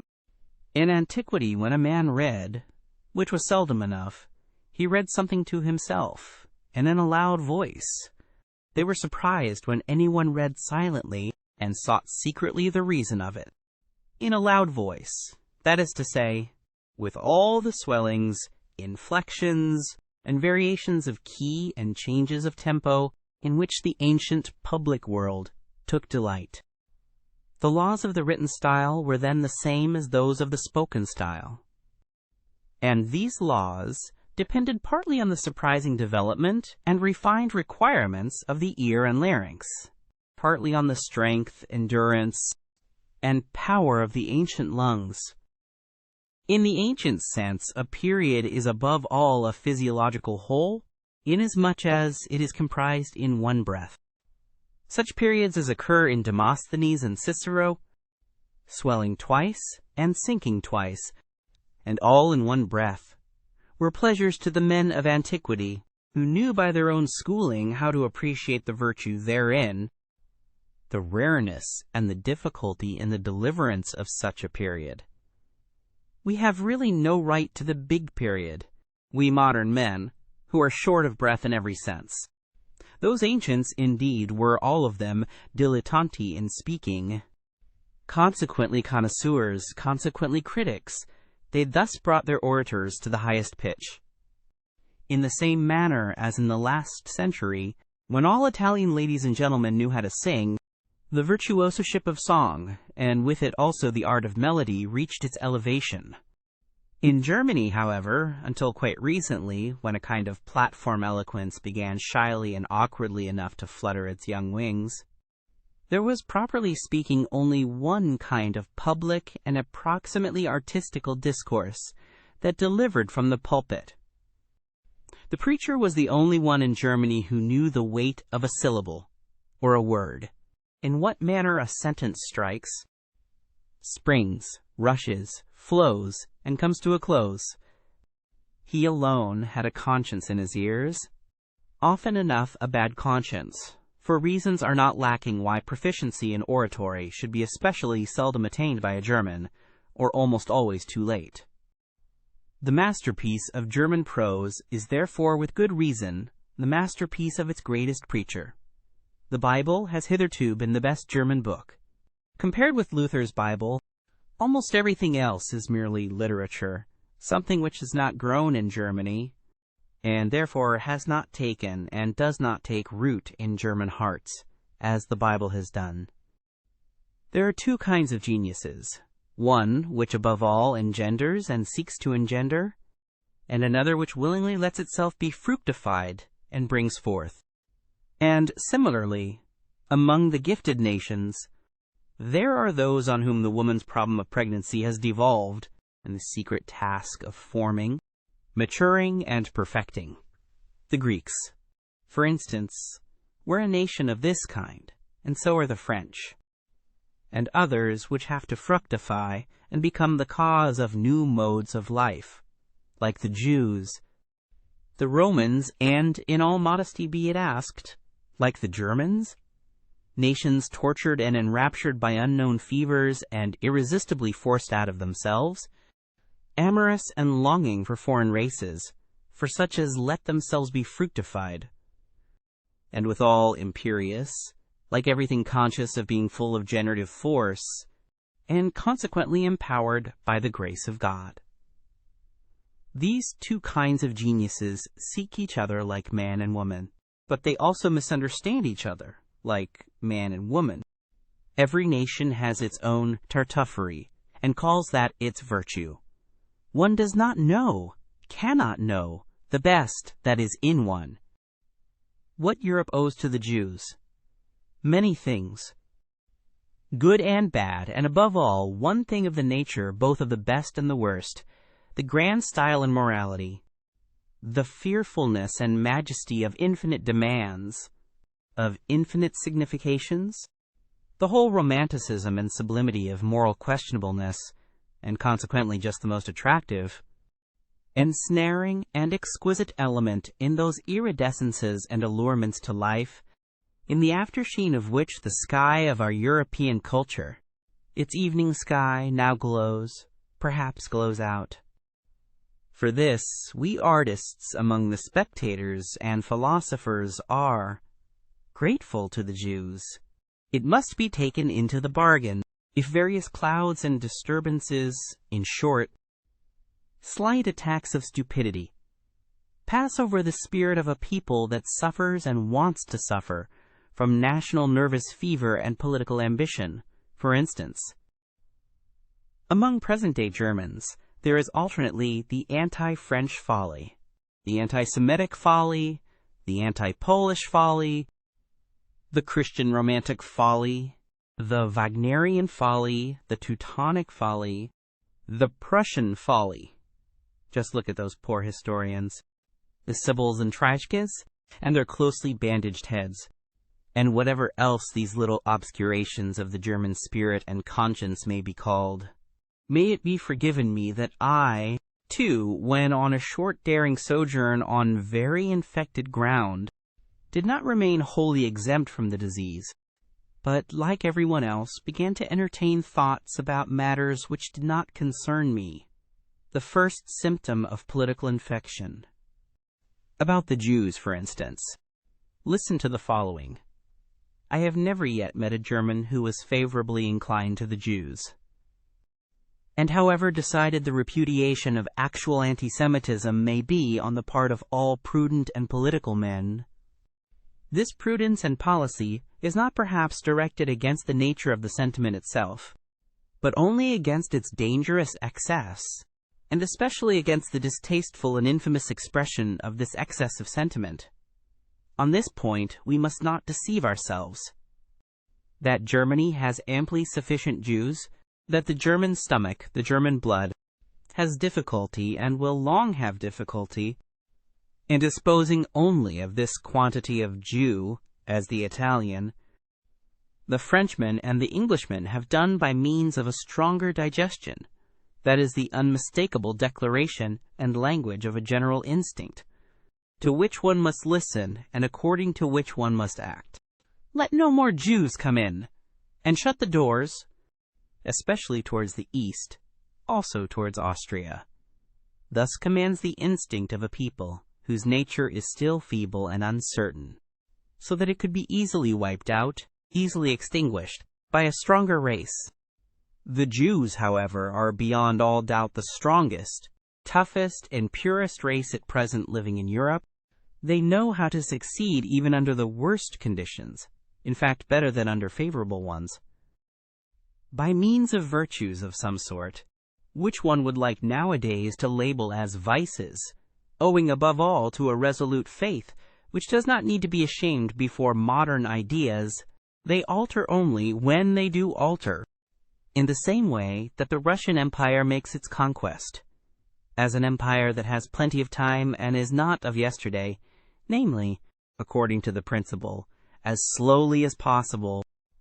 A thinker who has the future of Europe at heart will, in all his perspectives concerning the future, calculate upon the Jews as he will calculate upon the Russians, as above all the surest and likeliest factors in the great play and battle of forces. That which is at present called a nation in Europe, and is really rather a res facta than nada, indeed, sometimes confusingly similar to a res ficta et te picta, is in every case something evolving, young, easily displaced, and not yet a race, much less such a race, AEREPERENNUS, as the Jews are such nations should most carefully avoid all hot-headed rivalry and hostility. It is certain that the Jews, if they desired, or if they were driven to it, as the anti-Semites seem to wish, could now have the ascendancy, nay, literally the supremacy, over Europe, that they are not working and planning for that end is equally certain. Meanwhile, they rather wish and desire, even somewhat importunely, to be absorbed and absorbed by Europe. They long to be finally settled, authorized, and respected somewhere, and wish to put an end to the nomadic life, to the wandering Jew. And one should certainly take account of this impulse and tendency, and make advances to it. It possibly betokens a mitigation of the Jewish instincts, for which purpose it would perhaps be useful and fair to banish the anti-Semitic bawlers out of the country. One should make advances with all prudence, and with selection, pretty much as the English nobility do. It stands to reason that the more powerful and strongly marked types of New Germanism could enter into relation with the Jews with the least hesitation. For instance, the nobleman officer from the Prussian border. It would be interesting in many ways to see whether the genius for money and patience, and especially some intellect and intellectuality, sadly lacking in the place referred to, could not in addition be annexed and trained to the hereditary art of commanding and obeying, for both of which the country in question has now a classic reputation. But here it is expedient to break off my festal discourse and my sprightly Teutonomania, for I have already reached my serious topic, the European problem as I understand it, the rearing of a new ruling caste for Europe. They are not a philosophical race, the English. Bacon represents an attack on the philosophical spirit generally, Hobbes, Hume, and Locke, an abasement, and a depreciation of the idea of a philosopher for more than a century. It was against Hume that Kant uprose and raised himself. It was Locke of whom Schelling rightly said Jemeprise Locke, in the struggle against the English mechanical stultification of the world. Hegel and Schopenhauer, along with Goethe, were of one accord, the two hostile brother geniuses in philosophy who pushed in different directions towards the opposite poles of German thought, and thereby wronged each other as only brothers will do. What is lacking in England, and has always been lacking, that half-actor and rhetorician knew well enough. The absurd muddlehead, Carlyle, who sought to conceal under passionate grimaces what he knew about himself, namely, what was lacking in Carlyle? Real power of intellect, real depth of intellectual perception, in short, philosophy. It is characteristic of such an unphilosophical race to hold on firmly to Christianity. They need its discipline for moralizing and humanizing. The Englishman, more gloomy, sensual, headstrong, and brutal than the German, is for that very reason, as the baser of the two, also the most pious. He has all the more need of Christianity. To finer nostrils, this English Christianity itself has still a characteristic English taint of spleen and alcoholic excess, for which, owing to good reasons, it is used as an antidote, the finer poison to neutralize the coarser. A finer form of poisoning is in fact a step in advance with coarse-mannered people, a step towards spiritualization. The English coarseness and rustic demureness is still most satisfactorily disguised by Christian pantomime and by praying and psalm-singing, or, more correctly, it is thereby explained and differently expressed.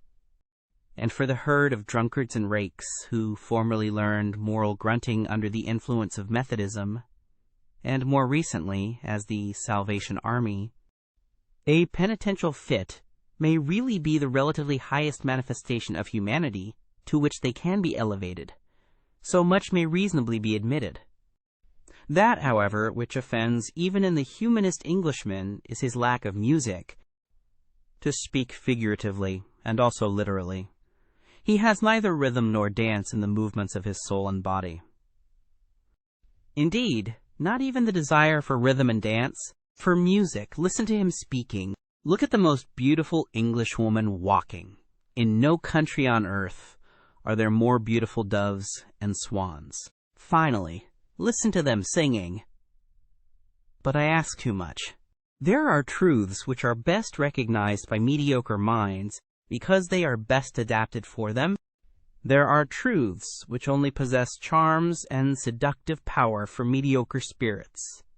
One is pushed to this probably unpleasant conclusion now that the influence of respectable but mediocre Englishmen, I may mention Darwin, John Stuart Mill, and Herbert Spencer, begins to gain the ascendancy in the middle-class region of European taste. Indeed, who could doubt that it is a useful thing for such minds to have the ascendancy for a time?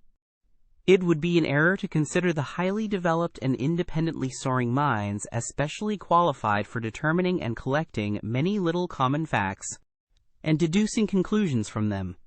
As exceptions, they are rather from the first in no very favorable position towards those who are the rules. After all, they have more to do than merely to perceive. In effect, they have to be something new. They have to signify something new. They have to represent new values. The gulf between knowledge and capacity is perhaps greater and also more mysterious than one thinks. The capable man in the grand style, the creator, will possibly have to be an ignorant person, while on the other hand, for scientific discoveries, like those of Darwin, a certain narrowness, aridity, and industrious carefulness, in short, something English, may not be unfavorable for arriving at them. Finally, let it not be forgotten that the English, with their profound mediocrity, brought about once before a general depression of European intelligence. What is called modern ideas, or the ideas of the 18th century, or French ideas, that, consequently, against which the German mind rose up with profound disgust, is of English origin. There is no doubt about it. The French were only the apes and actors of these ideas, their best soldiers, and likewise, alas, their first and profoundest victims. For owing to the diabolical Anglomania of modern ideas, the Aimé Français has in the end become so thin and emaciated that at present one recalls its 16th and 17th centuries, its profound, passionate strength, its inventive excellency, almost with disbelief. One must, however, maintain this verdict of historical justice in a determined manner, and defend it against present prejudices and appearances, the European noblesse of sentiment. Taste and manners, taking the word in every high sense, is the work and invention of France. The European ignobleness, the plebeianism of modern ideas, is England's work and invention. Even at present, France is still the seat of the most intellectual and refined culture of Europe. It is still the high school of taste. But one must know how to find this France of taste. He who belongs to it keeps himself well concealed. They may be a small number in whom it lives and is embodied. Besides perhaps being men who do not stand upon the strongest legs, in part fatalists, hypochondriacs, invalids, in part persons overindulged, over-refined, such as have the ambition to conceal themselves. They have all something in common. They keep their ears closed in presence of the delirious folly and noisy spouting of the democratic bourgeois. In fact, a besotted and brutalized France at present sprawls in the foreground. It recently celebrated a veritable orgy of bad taste, and at the same time of self-admiration, at the funeral of Victor Hugo. There is also something else common to them, a predilection to resist intellectual Germanizing, and a still greater inability to do so. In this France of intellect, which is also a France of pessimism, Schopenhauer has perhaps become more at home and more indigenous than he has ever been in Germany, not to speak of Heinrich Heine, who has long ago been reincarnated in the more refined and fastidious lyrists of Paris, or of Hegel, who at present, in the form of Taine, the first of living historians, exercises an almost tyrannical influence. As regards Richard Wagner, however, The more French music learns to adapt itself to the actual needs of the ame moderne, the more will it Wagnerite. One can safely predict that beforehand. It is already taking place efficiently. There are, however, three things which the French can still boast of, with pride as their heritage and possession, and as indelible tokens of their ancient intellectual superiority in Europe, in spite of all voluntary or involuntary Germanizing and vulgarizing of taste. Firstly, the capacity for artistic emotion, for devotion to form, for which the expression l'art pour l'art, along with numerous others, has been invented. Such capacity has not been lacking in France for 3 centuries. And owing to its reverence for the small number, it has again and again made a sort of chamber music of literature possible, which is sought for in vain elsewhere in Europe. The second thing whereby the French can lay claim to a superiority over Europe is their ancient, many-sided, moralistic culture, owing to which one finds on an average, even in the petty romanciers of the newspapers and chants boulevarddiers de Paris, a psychological sensitiveness and curiosity, of which, for example, one has no conception, to say nothing of the thing itself, in Germany. The Germans lack a couple of centuries of the moralistic work requisite thereto, which, as we have said, France has not grudged. Those who call the Germans naive on that account give them commendation for a defect. As the opposite of the German inexperience and innocence in voluptatepsychologica, which is not too remotely associated with the tediousness of German intercourse, and as the most successful expression of genuine French curiosity and inventive talent in this domain of delicate thrills, Henri Beyle may be noted. That remarkable anticipatory and forerunning man who, with a Napoleonic tempo, traversed his Europe, in fact, several centuries of the European soul, as a surveyor and discoverer thereof. It has required 2 generations to overtake him one way or other. To divine long afterwards some of the riddles that perplexed and enraptured him, this strange Epicurean and man of interrogation, the last great psychologist of France.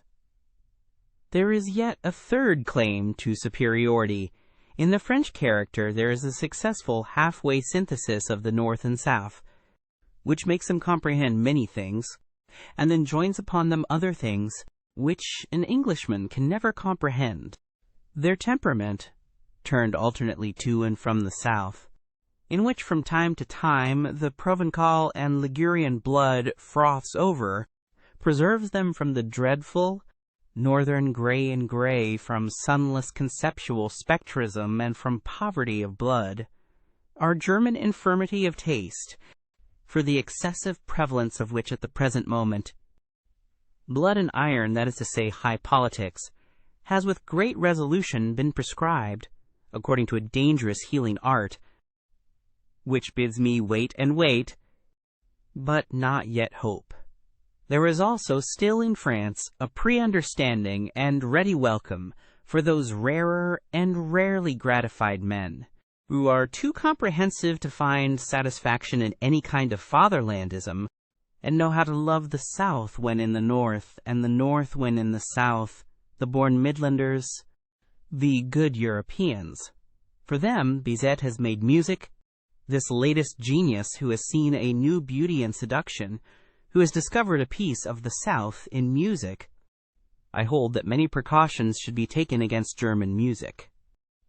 Suppose a person loves the South as I love it, as a great school of recovery for the most spiritual and the most sensuous ills, as a boundless solar profusion and effulgence, which o'erspreads a sovereign existence believing in itself. Well, such a person will learn to be somewhat on his guard against German music, because, in injuring his taste anew, it will also injure his health anew. Such a southerner not by origin, but by belief, if he should dream of the future of music, must also dream of it being freed from the influence of the North, and must have in his ears the prelude to a deeper, mightier, and perhaps more perverse and mysterious music, a super-German music which does not fade, pale, and die away, as all German music does, at the sight of the blue, wanton sea and the Mediterranean clearness of sky, a super-European music, which holds its own even in presence of the brown sunsets of the desert, whose soul is akin to the palm tree, and can be at home and can roam with big, beautiful, lonely beasts of prey. I could imagine a music of which the rarest charm would be that it knew nothing more of good and evil, only that here and there perhaps some sailor's homesickness, some golden shadows and tender weaknesses might sweep lightly over it. An art which, from the far distance, would see the colors of a sinking and almost incomprehensible moral world fleeing towards it, and would be hospitable enough and profound enough to receive such belated fugitives. Owing to the morbid estrangement which the nationality craze has induced and still induces among the nations of Europe, owing also to the short-sighted and hasty-handed politicians who, with the help of this craze, are at present in power, and do not suspect to what extent the disintegrating policy they pursue must necessarily be only an interlude policy. Owing to all this and much else that is altogether unmentionable at present, the most unmistakable signs that Europe wishes to be one are now overlooked, or arbitrarily and falsely misinterpreted. With all the more profound and large-minded men of this century, the real general tendency of the mysterious labor of their souls was to prepare the way for that new synthesis, and tentatively to anticipate the European of the future. Only in their simulations, or in their weaker moments, in old age, perhaps, did they belong to the fatherlands. They only rested from themselves when they became patriots. I think of such men as Napoleon, Goethe, Beethoven, Stendhal, Heinrich Heine, Schopenhauer. It must not be taken amiss if I also count Richard Wagner among them, about whom one must not let oneself be deceived by his own misunderstandings. Geniuses like him have seldom the right to understand themselves. Still less, of course, by the unseemly noise with which he is now resisted and opposed in France. The fact remains, nevertheless, that Richard Wagner and the later French Romanticism of the 40s are most closely and intimately related to one another. They are akin, fundamentally akin, in all the heights and depths of their requirements. It is Europe, the one Europe, whose soul presses urgently and longingly outwards and upwards in their multifarious and boisterous art. Whither? Into a new light? Towards a new sun? But who would attempt to express accurately what all these masters of new modes of speech could not express distinctly? It is certain that the same storm and stress tormented them, that they sought in the same manner these last great seekers, all of them steeped in literature to their eyes and ears, the first artists of universal literary culture, for the most part even themselves writers, poets, intermediaries, and blenders of the arts and the senses. Wagner, as musician, is reckoned among painters, as poet among musicians, as artist generally among actors.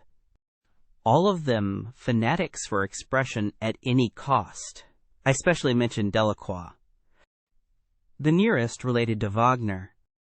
All of them great discoverers in the realm of the sublime, also of the loathsome and dreadful, still greater discoverers, in effect, in display, in the art of the show shop.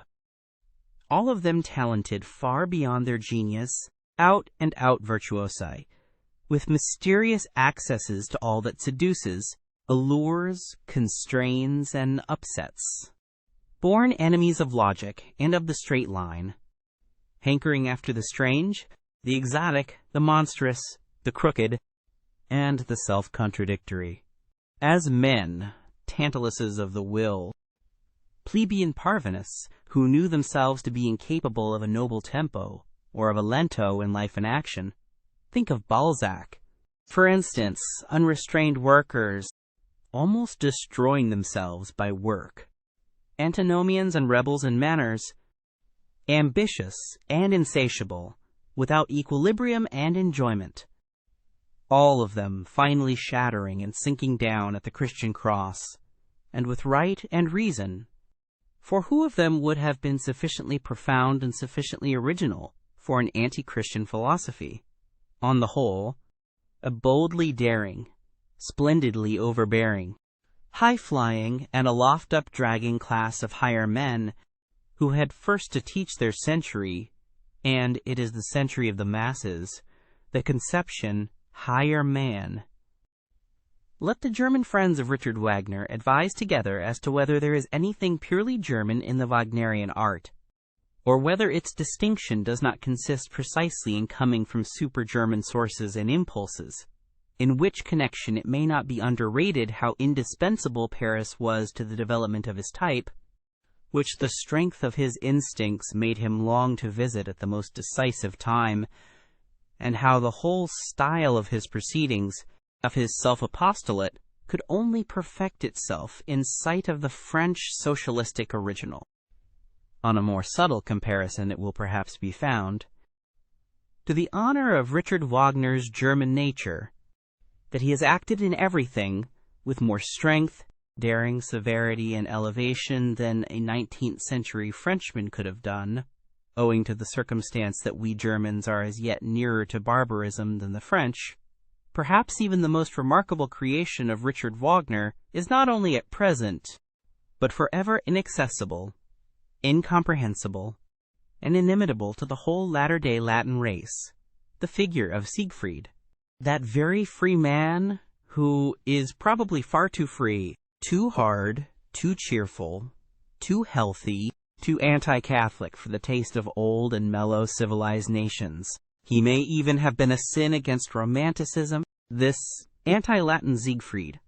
Well, Wagner atoned amply for this sin in his old sad days, when, anticipating a taste which has meanwhile passed into politics, he began, with the religious vehemence peculiar to him, to preach at least the way to Rome, if not to walk therein. That these last words may not be misunderstood, I will call to my aid a few powerful rhymes, which will even betray to less delicate ears what I mean counter to the last Wagner and his Parsifal music. Is this our mode? From German heart came this vexed ululating? From German body this self-lacerating? Is ours this priestly hand-dilation, this incense-fuming exaltation? Is ours this faltering, falling, shambling, this quite uncertain ding-dong dangling, this sly, nun-ogling, avenue-hour bell ringing, this wholly false enraptured heaven-o'er springing? Is this our mode? Think well, ye still wait for admission, for what ye hear is Rome, Rome's faith by intuition.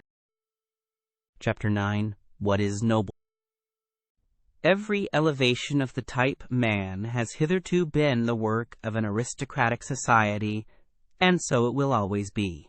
A society believing in a long scale of gradations of rank and differences of worth among human beings, and requiring slavery in some form or other, without the pathos of distance, such as grows out of the incarnated difference of classes, out of the constant outlooking and downlooking of the ruling caste on subordinates and instruments, and out of their equally constant practice of obeying and commanding, of keeping down and keeping at a distance, that other, more mysterious pathos could never have arisen, the longing for an ever new widening of distance within the soul itself, the formation of ever higher, rarer, further, more extended, more comprehensive states, in short, just the elevation of the type, man, the continued self-surmounting of man, to use a moral formula, in a supermoral sense.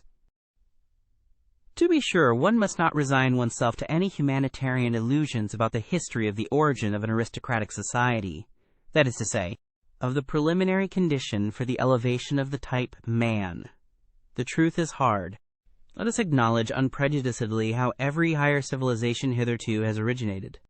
Men with a still natural nature, barbarians in every terrible sense of the word, men of prey, still in possession of unbroken strength of will and desire for power, threw themselves upon weaker, more moral, more peaceful races, perhaps trading or cattle-rearing communities, or upon old mellow civilizations in which the final vital force was flickering out in brilliant fireworks of wit and depravity. At the commencement, the noble caste was always the barbarian caste. Their superiority did not consist first of all in their physical, but in their psychical power. They were more complete men, which at every point also implies the same as more complete beasts. Corruption, as the indication that anarchy threatens to break out among the instincts, and that the foundation of the emotions, called life, is convulsed, is something radically different according to the organization in which it manifests itself. When, for instance, an aristocracy like that of France at the beginning of the Revolution flung away its privileges with sublime disgust and sacrificed itself to an excess of its moral sentiments, it was corruption. It was really only the closing act of the corruption which had existed for centuries, by virtue of which that aristocracy had abdicated step by step its lordly prerogatives, and lowered itself to a function of royalty, in the end, even to its decoration and parade dress. The essential thing, however, in a good and healthy aristocracy, is that it should not regard itself as a function either of the kingship or the commonwealth, but as the significance and highest justification thereof, that it should therefore accept with a good conscience the sacrifice of a legion of individuals, who, for its sake, must be suppressed and reduced to imperfect men, to slaves and instruments. Its fundamental belief must be precisely that society is not allowed to exist for its own sake, but only as a foundation and scaffolding, by means of which a select class of beings may be able to elevate themselves to their higher duties, and in general to a higher existence. Like those sun-seeking climbing plants in Java, they are called sipo matador, which encircle an oak so long and so often with their arms, until at last, high above it, but supported by it, they can unfold their tops in the open light, and exhibit their happiness, to refrain mutually from injury, from violence, from exploitation, and put one's will on a par with that of others. This may result in a certain rough sense in good conduct among individuals, when the necessary conditions are given, namely, the actual similarity of the individuals in amount of force and degree of worth, and their correlation within one organization. As soon, however, as one wished to take this principle more generally, and if possible, even as the fundamental principle of society, it would immediately disclose what it really is, namely, a will to the denial of life, a principle of dissolution and decay. Here one must think profoundly to the very basis, and resist all sentimental weakness. Life itself is essentially appropriation, injury, conquest of the strange and weak, suppression, severity, obtrusion of peculiar forms, incorporation, and at the least, putting it mildest, exploitation. But why should one forever use precisely these words on which for ages a disparaging purpose has been stamped? Even the organization within which, as was previously supposed, the individuals treat each other as equal, it takes place in every healthy aristocracy, must itself, if it be a living and not a dying organization, do all that towards other bodies, which the individuals within it refrain from doing to each other. It will have to be the incarnated will to power. It will endeavor to grow, to gain ground, attract to itself and acquire ascendancy, not owing to any morality or immorality, but because it lives, and because life is precisely will to power. On no point, however, is the ordinary consciousness of Europeans more unwilling to be corrected than on this matter. People now rave everywhere, even under the guise of science, about coming conditions of society in which the exploiting character is to be absent. That sounds to my ears as if they promise to invent a mode of life which should refrain from all organic functions. Exploitation does not belong to a depraved or imperfect and primitive society. It belongs to the nature of the living being as a primary organic function. It is a consequence of the intrinsic will to power, which is precisely the will to life. Granting that as a theory this is a novelty, as a reality it is the fundamental fact of all history. Let us be so far honest towards ourselves. In a tour through the many finer and coarser moralities which have hitherto prevailed or still prevail on the earth, I found certain traits recurring regularly together and connected with one another, until finally two primary types revealed themselves to me, and a radical distinction was brought to light. There is master morality and slave morality, I would at once add. However, that in all higher and mixed civilizations, there are also attempts at the reconciliation of the two moralities, but one finds still oftener the confusion and mutual misunderstanding of them. Indeed, sometimes their close juxtaposition, even in the same man, within one's soul. The distinctions of moral values have either originated in a ruling caste, pleasantly conscious of being different from the ruled, or among the ruled class, the slaves and dependents of all sorts. In the first case, when it is the rulers who determine the conception good, it is the exalted, proud disposition which is regarded as the distinguishing feature, and that which determines the order of rank. The noble type of man separates from himself the beings in whom the opposite of this exalted, proud disposition displays itself. He despises them. Let it at once be noted that in this first kind of morality, the antithesis good and bad means practically the same as noble and despicable. The antithesis good and evil is of a different origin. The cowardly, the timid, the insignificant, and those thinking merely of narrow utility are despised. Moreover, also, the distrustful, with their constrained glances, the self-abasing, the dog-like kind of men who let themselves be abused, the mendicant flatterers, and above all the liars. It is a fundamental belief of all aristocrats that the common people are untruthful. We truthful ones, the nobility in ancient Greece called themselves. It is obvious that everywhere the designations of moral value were at first applied to men, and were only derivatively, and at a later period, applied to actions. It is a gross mistake, therefore, when historians of morals start with questions like, why have sympathetic actions been praised? The noble type of man regards himself as a determiner of values. He does not require to be approved of. He passes the judgment. What is injurious to me is injurious in itself. He knows that it is he himself only who confers honor on things. He is a creator of values. He honors whatever he recognizes in himself. Such morality equals self-glorification. In the foreground there is the feeling of plenitude, of power, which seeks to overflow, the happiness of high tension, the consciousness of a wealth which would fain give and bestow. The nobleman also helps the unfortunate, but not, or scarcely, out of pity, but rather from an impulse generated by the superabundance of power. The noble man honors in himself the powerful one.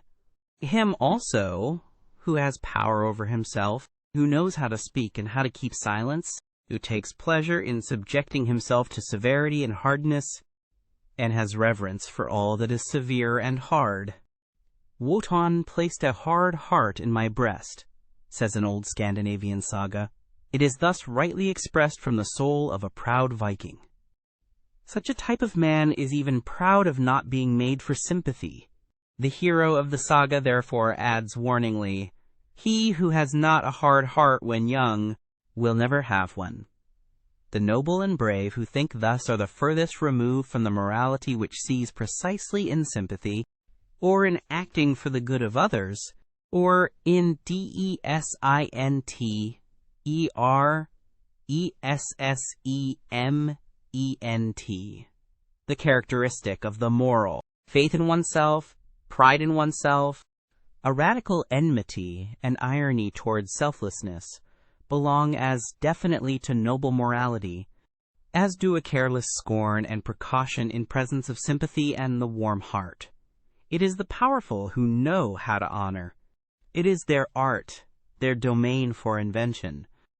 The profound reverence for age and for tradition, all law, rests on this double reverence.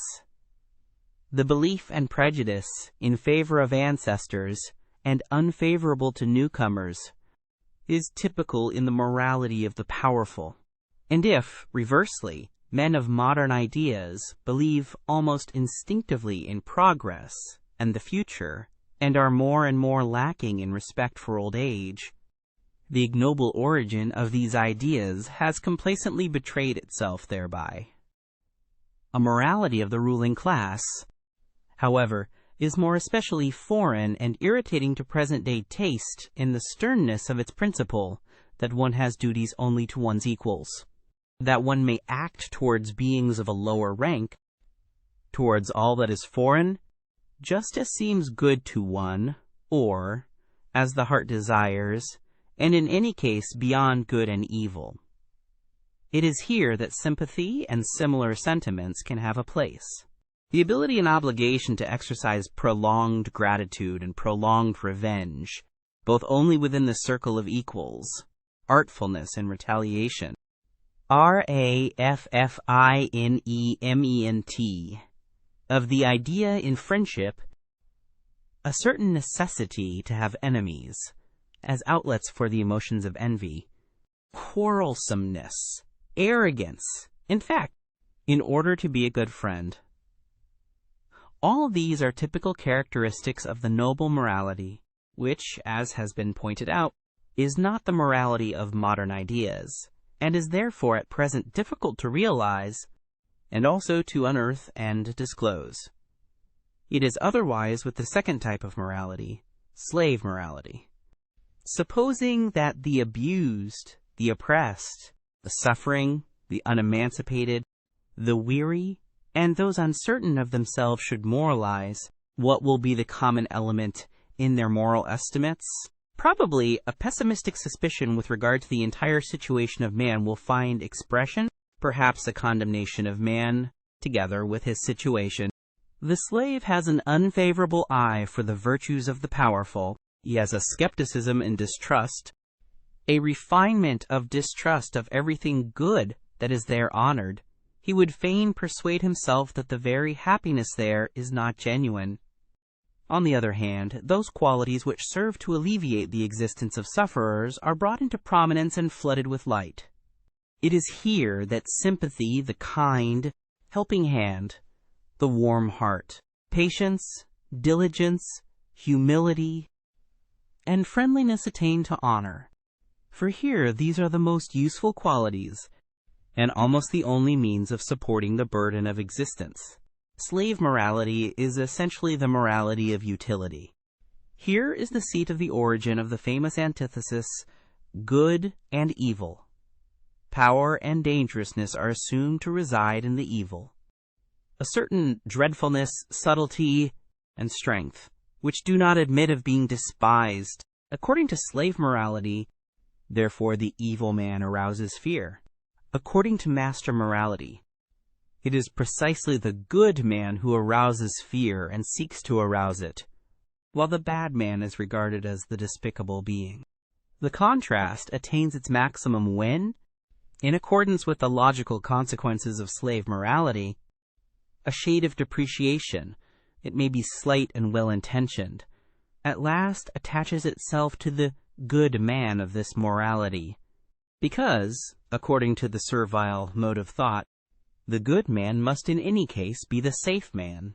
He is good-natured, easily deceived, perhaps a little stupid, un bonhomme. Everywhere that slave morality gains the ascendancy, language shows a tendency to approximate the significations of the words good and stupid. A last fundamental difference, the desire for freedom. The instinct for happiness and the refinements of the feeling of liberty belong as necessarily to slave morals and morality as artifice and enthusiasm in reverence and devotion are the regular symptoms of an aristocratic mode of thinking and estimating. Hence we can understand without further detail why love as a passion, it is our European specialty, must absolutely be of noble origin. As is well known, its invention is due to the Provençal poet cavaliers, those brilliant, ingenious men of the Guy sabre, to whom Europe owes so much, and almost owes itself. Vanity is one of the things which are perhaps most difficult for a noble man to understand. He will be tempted to deny it, where another kind of man thinks he sees it self-evidently. The problem for him is to represent to his mind beings who seek to arouse a good opinion of themselves which they themselves do not possess, and consequently also do not deserve, and who yet believe in this good opinion afterwards.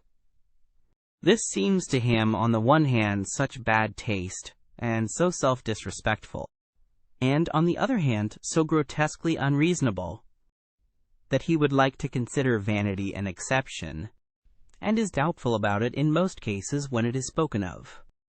He will say, for instance, I may be mistaken about my value, and on the other hand may nevertheless demand that my value should be acknowledged by others precisely as I rate it. That, however, is not vanity, but self-conceit, or, in most cases, that which is called humility and also modesty. Or he will even say, for many reasons I can delight in the good opinion of others, perhaps because I love and honor them, and rejoice in all their joys, perhaps also because their good opinion endorses and strengthens my belief in my own good opinion, perhaps because the good opinion of others, even in cases where I do not share it, is useful to me, or gives promise of usefulness. All this, however, is not vanity. The man of noble character must first bring it home forcibly to his mind, especially with the aid of history, that, from time immemorial, in all social strata in any way dependent, the ordinary man was only that which he passed for. Not being at all accustomed to fixed values, he did not assign even to himself any other value than that which his master assigned to him. It is the peculiar right of masters to create values. It may be looked upon as the result of an extraordinary atavism that the ordinary man, even at present, is still always waiting for an opinion about himself and then instinctively submitting himself to it. Yet by no means only to a good opinion, but also to a bad and unjust one. Think, for instance, of the greater part of the self-appreciations and self-depreciations which believing women learn from their confessors, and which in general the believing Christian learns from his church. In fact, conformably to the slow rise of the democratic social order and its cause, the blending of the blood of masters and slaves, the originally noble and rare impulse of the masters to assign a value to themselves and to think well of themselves, will now be more and more encouraged and extended. But it has at all times an older, ampler, and more radically ingrained propensity opposed to it, and in the phenomenon of vanity, this older propensity overmasters the younger. The vain person rejoices over every good opinion which he hears about himself, quite apart from the point of view of its usefulness, and equally regardless of its truth or falsehood, just as he suffers from every bad opinion, for he subjects himself to both. He feels himself subjected to both, by that oldest instinct of subjection which breaks forth in him. It is a slave in the vain man's blood. The remains of the slave's craftiness, and how much of the slave is still left in woman, for instance, which seeks to seduce to good opinions of itself. It is the slave, too, who immediately afterwards falls prostrate himself before these opinions, as though he had not called them forth. And to repeat it again, vanity is an atavism.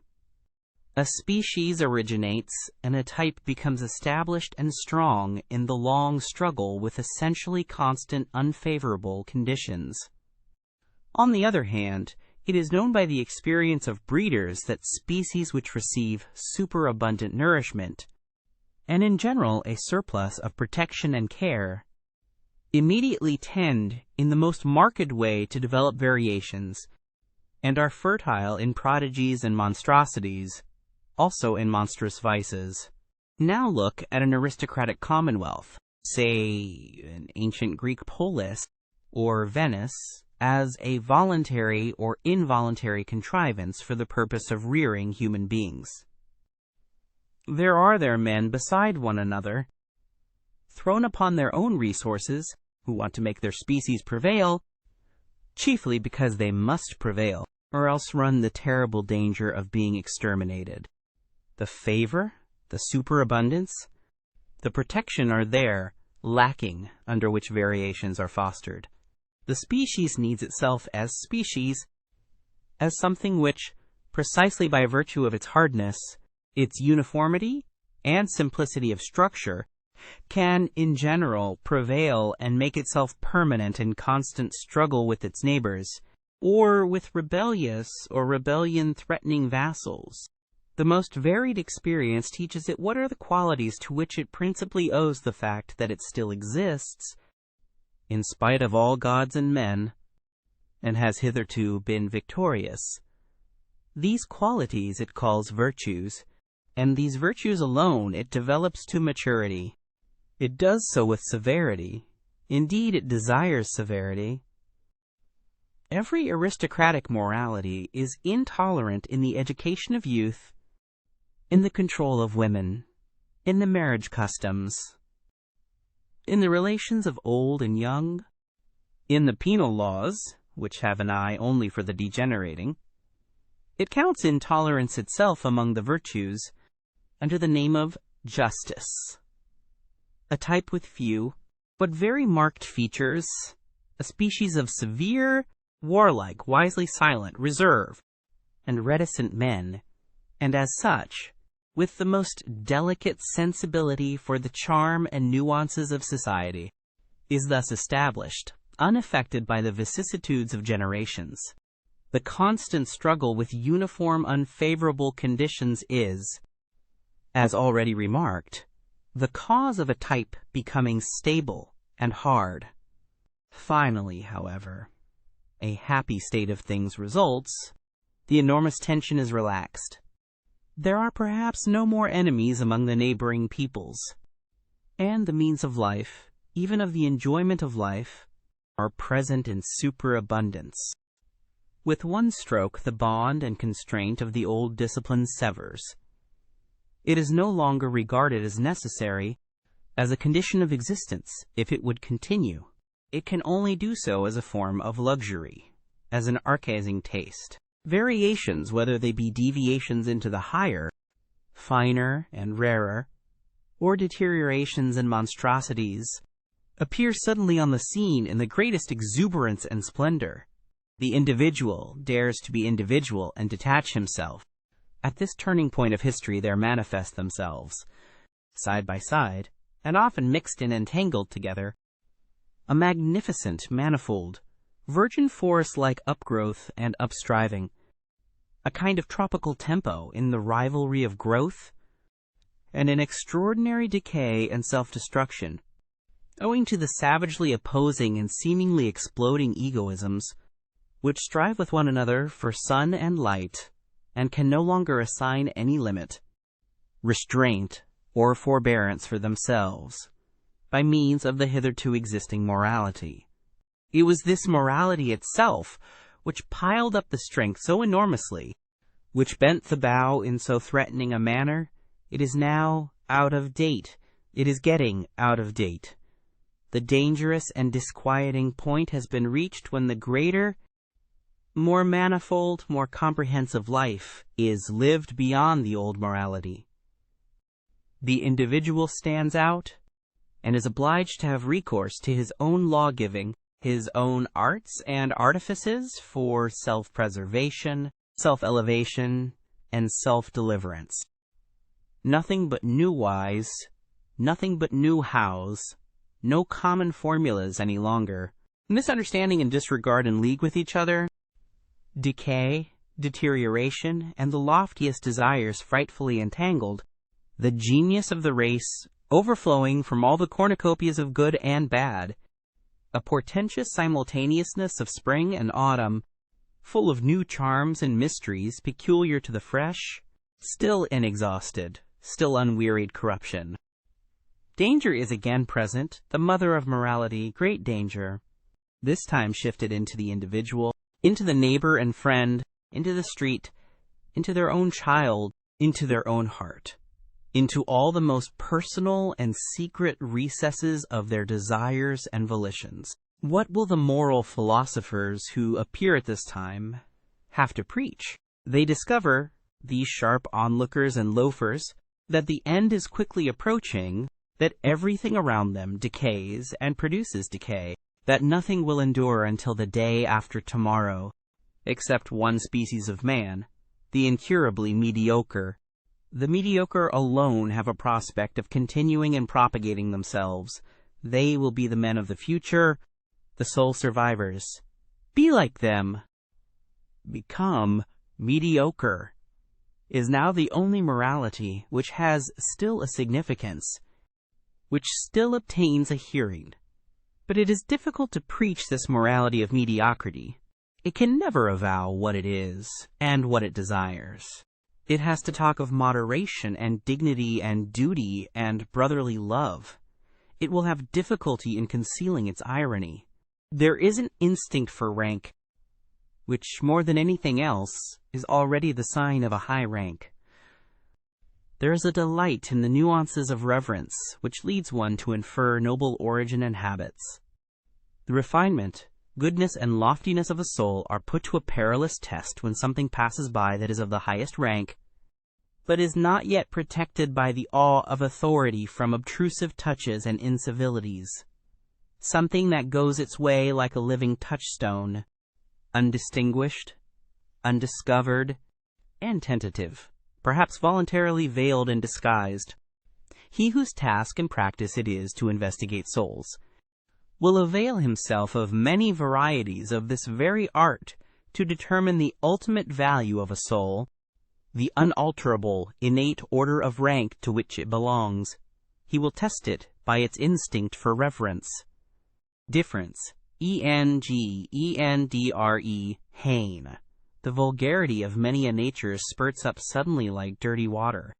When any holy vessel, any jewel from closed shrines, any book bearing the marks of great destiny is brought before it, while on the other hand, there is an involuntary silence, a hesitation of the eye, a cessation of all gestures, by which it is indicated that a soul feels the nearness of what is worthiest of respect. The way in which, on the whole, the reverence for the Bible has hitherto been maintained in Europe is perhaps the best example of discipline and refinement of manners which Europe owes to Christianity.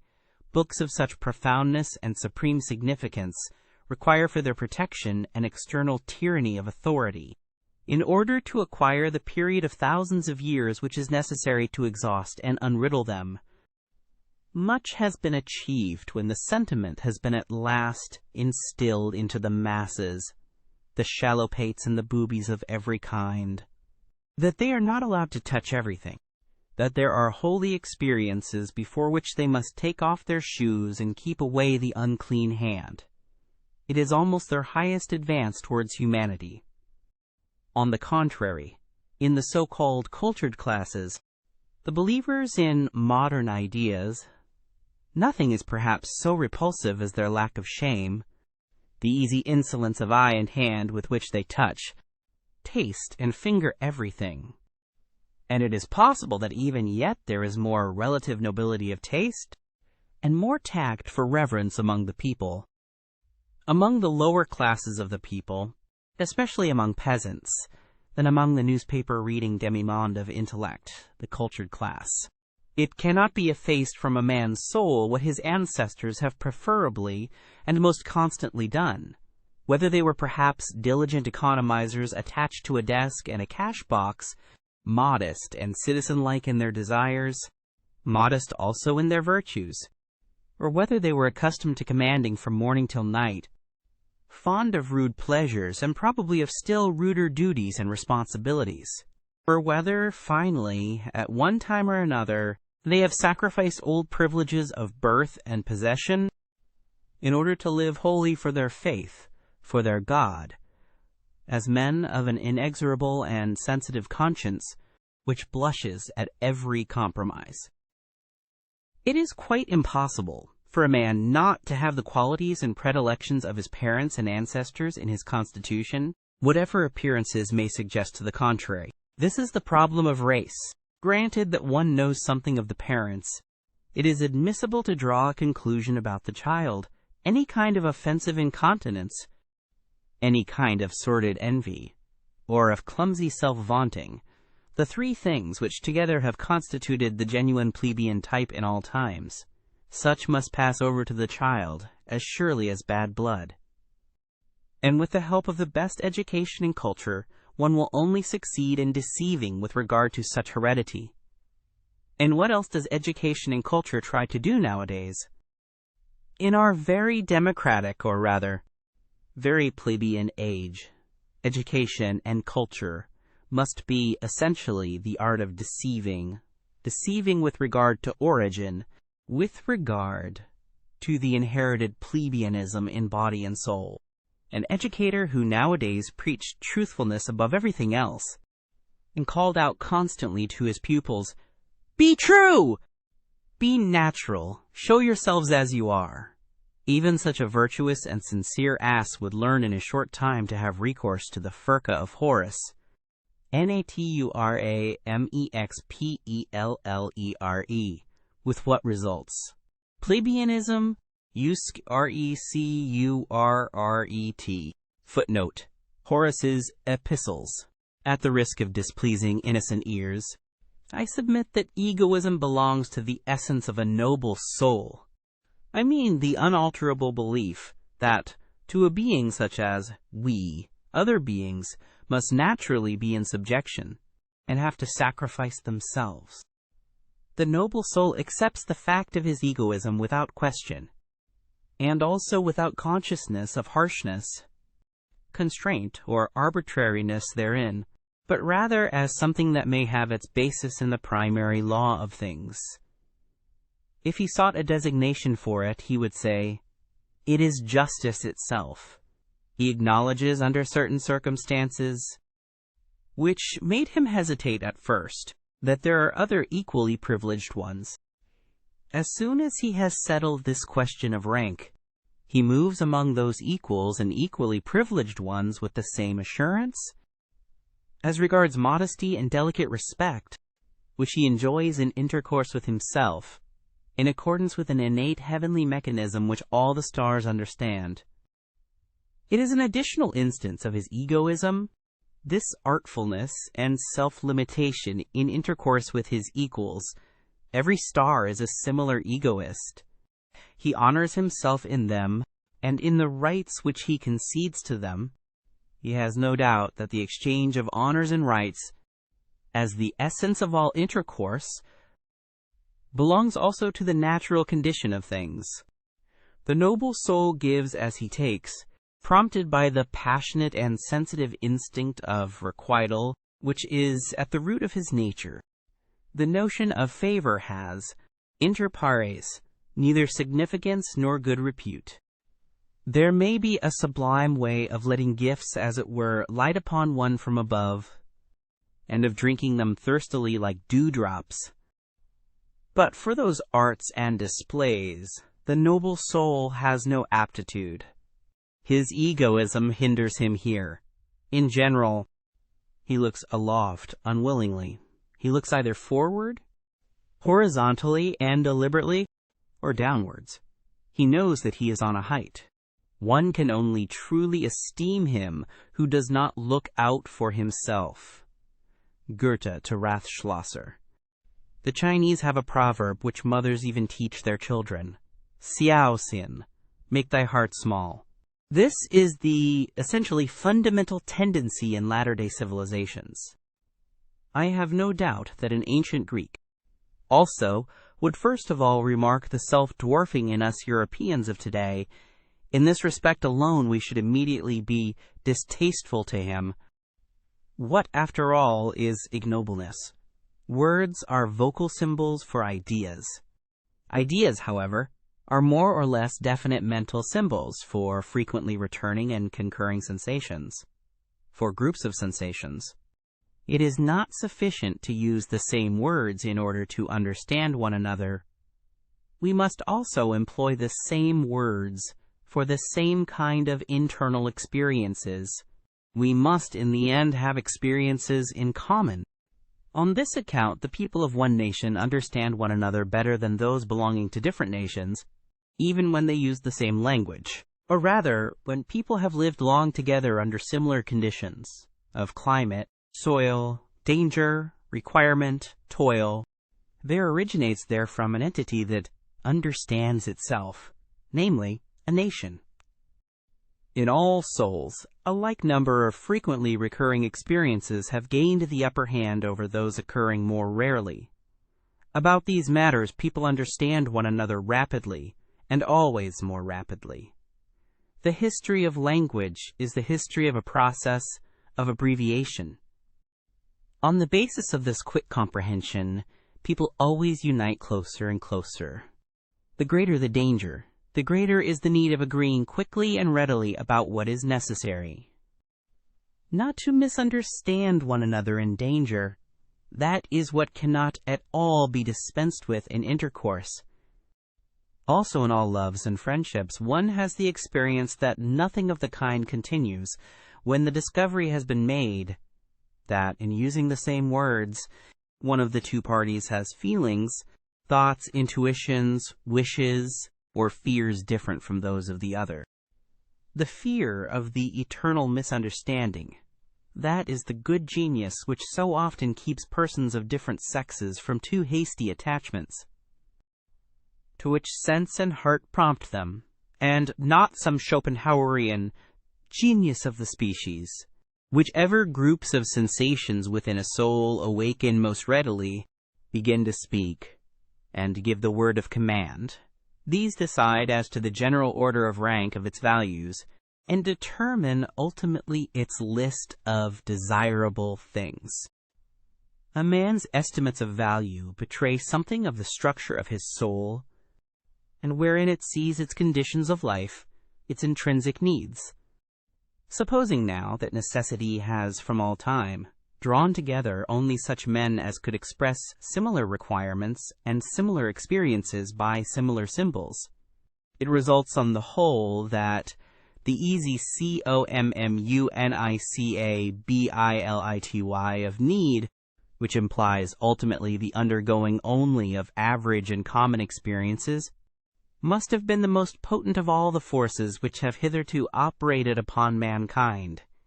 The more similar, the more ordinary people have always had, and are still having the advantage. The more select, more refined, more unique, and difficultly comprehensible are liable to stand alone. They succumb to accidents in their isolation and seldom propagate themselves. One must appeal to immense opposing forces in order to thwart this natural, all too natural progressus in simile, the evolution of man to the similar, the ordinary, the average, the gregarious, to the ignoble.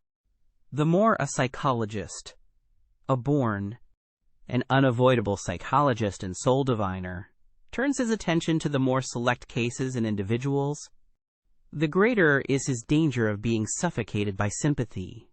He needs sternness and cheerfulness more than any other man. For the corruption, the ruination of higher men, of the more unusually constituted souls, is in fact the rule. It is dreadful to have such a rule always before one's eyes.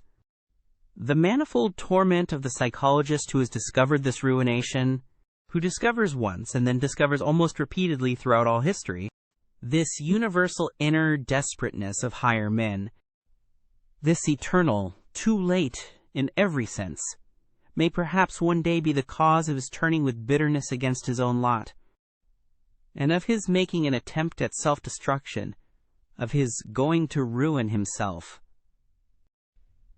One may perceive in almost every psychologist a telltale inclination for delightful intercourse with commonplace and well-ordered men. The fact is thereby disclosed that he always requires healing, that he needs a sort of flight and forgetfulness, away from what his insight and incisiveness, from what his business has laid upon his conscience. The fear of his memory is peculiar to him. He is easily silenced by the judgment of others. He hears with unmoved countenance how people honor, admire, love, and glorify where he has perceived, or he even conceals his silence by expressly assenting to some plausible opinion. Perhaps the paradox of his situation becomes so dreadful that, precisely where he has learnt great sympathy, together with great contempt, the multitude, the educated, and the visionaries have on their part learnt great reverence for great men and marvelous animals, for the sake of whom one blesses and honors the fatherland, the earth, the dignity of mankind, and one's own self, to whom one points the young, and in view of whom one educates them. And who knows but in all great instances hitherto just the same happened, that the multitude worshipped a god, and that the god was only a poor sacrificial animal. Success has always been the greatest liar, and the work itself is a success. The great statesman, the conqueror, the discoverer, are disguised in their creations until they are unrecognizable. The work of the artist, of the philosopher, only invents him who has created it, is reputed to have created it. The great men, as they are reverenced, are poor little fictions composed afterwards. In the world of historical values, spurious coinage prevails. Those great poets, for example, such as Byron, Musset, Poe, Leopardi, Kleist, Gogol. I do not venture to mention much greater names, but I have them in my mind, as they now appear, and were perhaps obliged to be, men of the moment, enthusiastic, sensuous, and childish, light-minded and impulsive in their trust and distrust, with souls in which usually some flaw has to be concealed, often taking revenge with their works for an internal defilement, often seeking forgetfulness in their soaring from a too true memory, often lost in the mud, and almost in love with it, until they become like the will-o'-the-wisps around the swamps, and pretend to be stars. The people then call them idealists, often struggling with protracted disgust, with an ever-reappearing phantom of disbelief, which makes them cold, and obliges them to languish for gloria, and devour faith as it is, out of the hands of intoxicated adulators. What a torment these great artists are, and the so-called higher men in general, to him who has once found them out. It is thus conceivable that it is just from woman, who is clairvoyant in the world of suffering, and also, unfortunately, eager to help and save to an extent far beyond her powers, that they have learnt so readily those outbreaks of boundless devoted sympathy, which the multitude, above all the reverent multitude, do not understand and overwhelm with prying and self-gratifying interpretations. This sympathizing invariably deceives itself as to its power. Woman would like to believe that love can do everything. It is the superstition peculiar to her. Alas, he who knows the heart finds out how poor, helpless, pretentious, and blundering even the best and deepest love is. He finds that it rather destroys than saves. It is possible that under the holy fable and travesty of the life of Jesus, there is hidden one of the most painful cases of the martyrdom of knowledge about love. The martyrdom of the most innocent and most craving heart that never had enough of any human love, that demanded inexorably and frantically to be loved and nothing else, with terrible outbursts against those who refused him their love. The story of a poor soul insatiated and insatiable in love, that had to invent hell to send thither those who would not love him, and that at last, enlightened about human love, had to invent a God who is entire love, entire capacity for love, who takes pity on human love, because it is so paltry, so ignorant. He who has such sentiments, he who has such knowledge about love, seeks for death. But why should one deal with such painful matters? Provided, of course, that one is not obliged to do so. The intellectual haughtiness and loathing of every man who has suffered deeply, it almost determines the order of rank, how deeply men can suffer, the chilling certainty with which he is thoroughly imbued and colored, that by virtue of his suffering he knows more than the shrewdest and wisest can ever know, that he has been familiar with, and at home, in many distant, dreadful worlds of which you know nothing. This silent intellectual haughtiness of the sufferer, this pride of the elect of knowledge, of the initiated, of the almost sacrificed, finds all forms of disguise necessary to protect itself from contact with officious and sympathizing hands, and in general from all that is not its equal in suffering. Profound suffering makes noble, it separates. One of the most refined forms of disguise is Epicurism. Along with a certain ostentatious boldness of taste, which takes suffering lightly, and puts itself on the defensive against all that is sorrowful and profound. They are gay men who make use of gaiety because they are misunderstood on account of it. They wish to be misunderstood. There are scientific minds who make use of science because it gives a gay appearance, and because scientificness leads to the conclusion that a person is superficial, they wish to mislead to a false conclusion. There are free insolent minds which would fain conceal and deny that they are broken, proud, incurable hearts, the cynicism of Hamlet, the case of Galliani. And occasionally folly itself is the mask of an unfortunate, over-assured knowledge, from which it follows that it is the part of a more refined humanity to have reverence for the mask, and not to make use of psychology and curiosity in the wrong place. That which separates two men most profoundly is a different sense and grade of purity. What does it matter about all their honesty and reciprocal usefulness? What does it matter about all their mutual goodwill? The fact still remains. They cannot smell each other.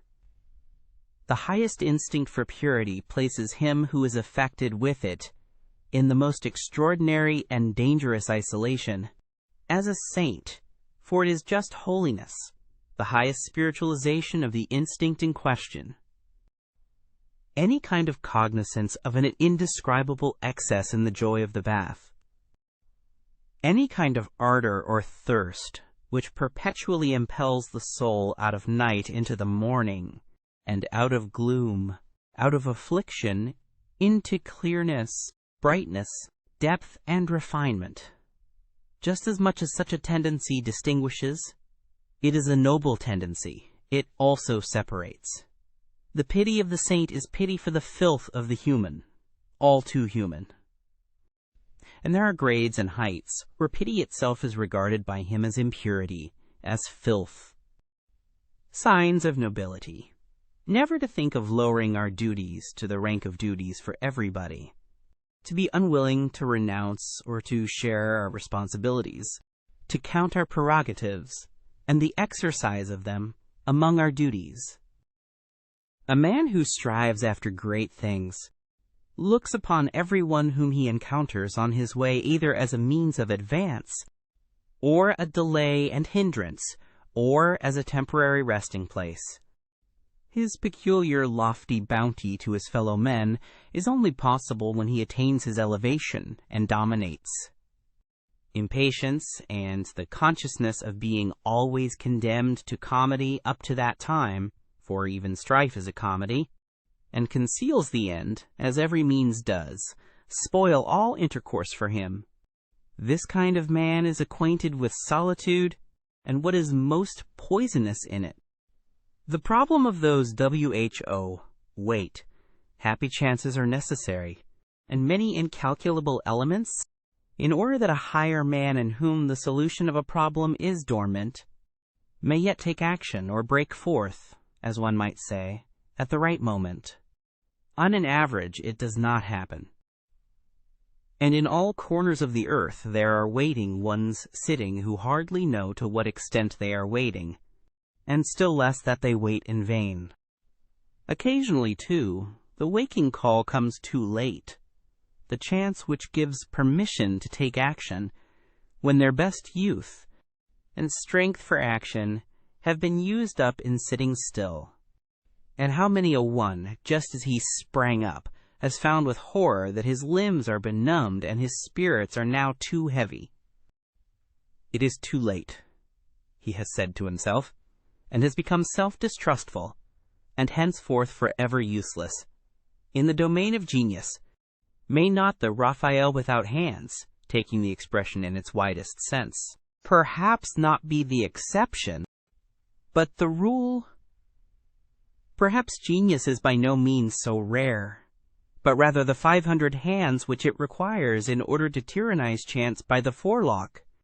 He who does not wish to see the height of a man looks all the more sharply at what is low in him and in the foreground, and thereby betrays himself. In all kinds of injury and loss, the lower and coarser soul is better off than the nobler soul. The dangers of the latter must be greater. The probability that it will come to grief and perish is in fact immense, considering the multiplicity of the conditions of its existence. In a lizard, a finger grows again which has been lost. Not so in man. It is too bad, always the old story.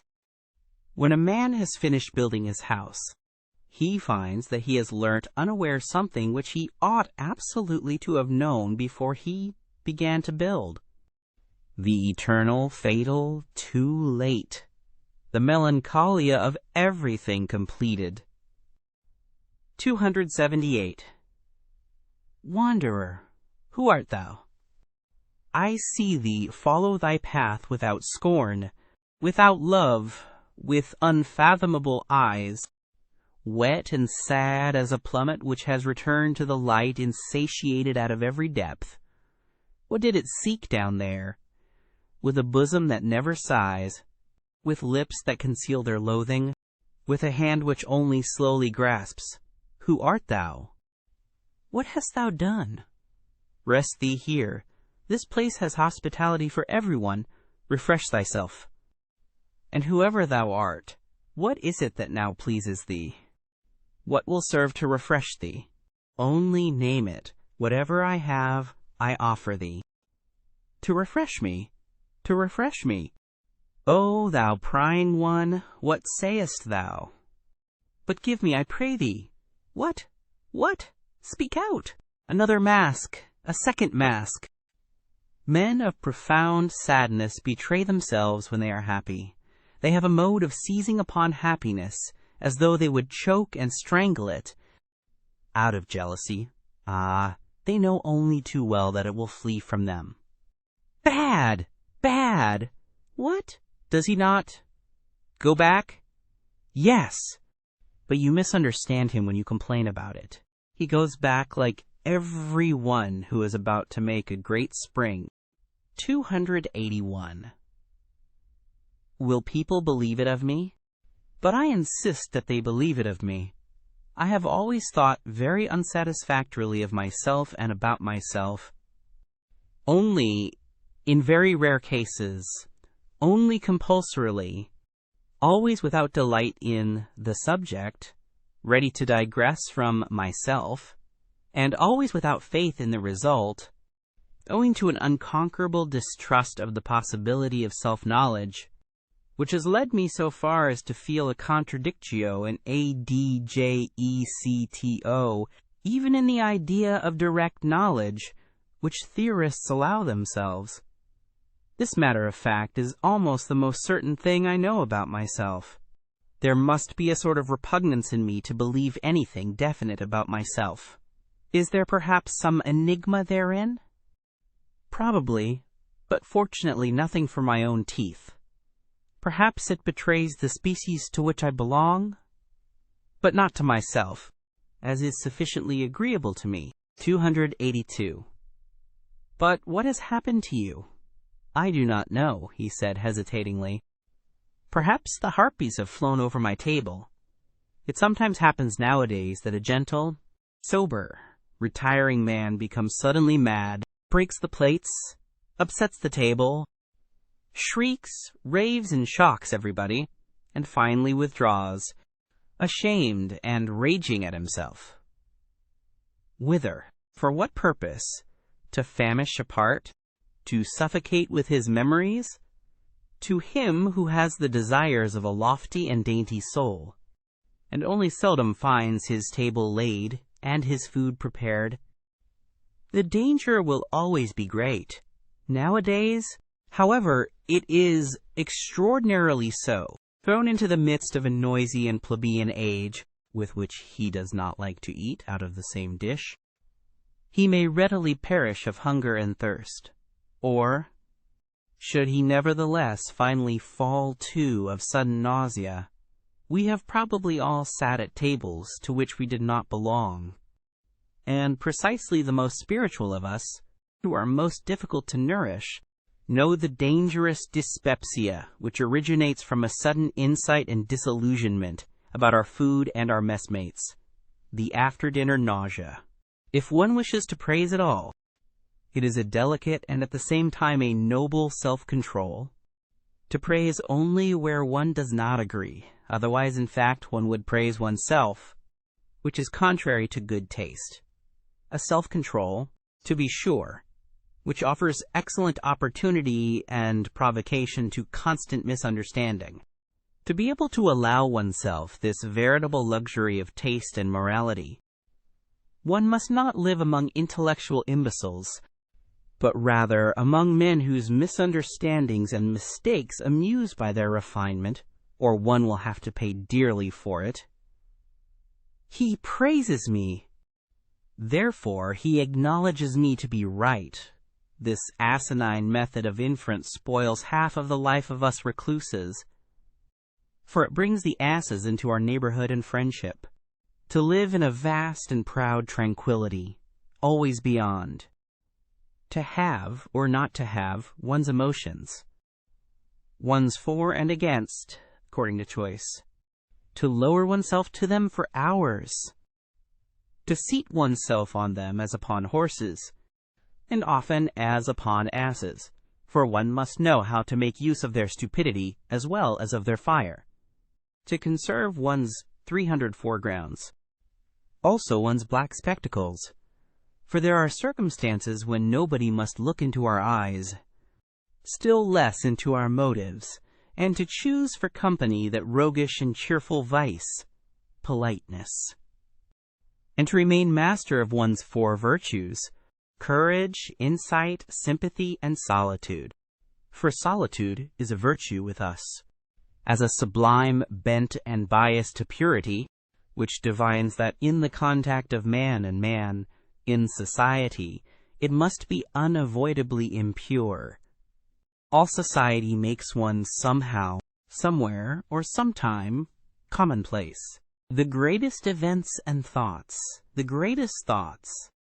however, are the greatest events, are longest in being comprehended. The generations which are contemporary with them do not experience such events. They live past them. Something happens there as in the realm of stars. The light of the furthest stars is longest in reaching man. and before it has arrived, man denies that there are stars there. How many centuries does a mind require to be understood? That is also a standard.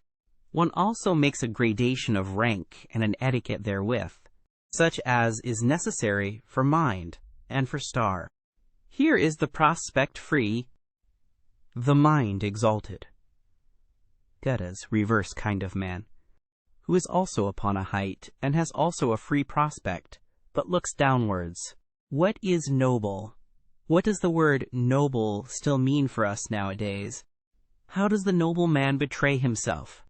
How is he recognized under this heavy overcast sky of the commencing plebeianism, by which everything is rendered opaque and leaden? It is not his actions which establish his claim. Actions are always ambiguous, always inscrutable. Neither is it his works.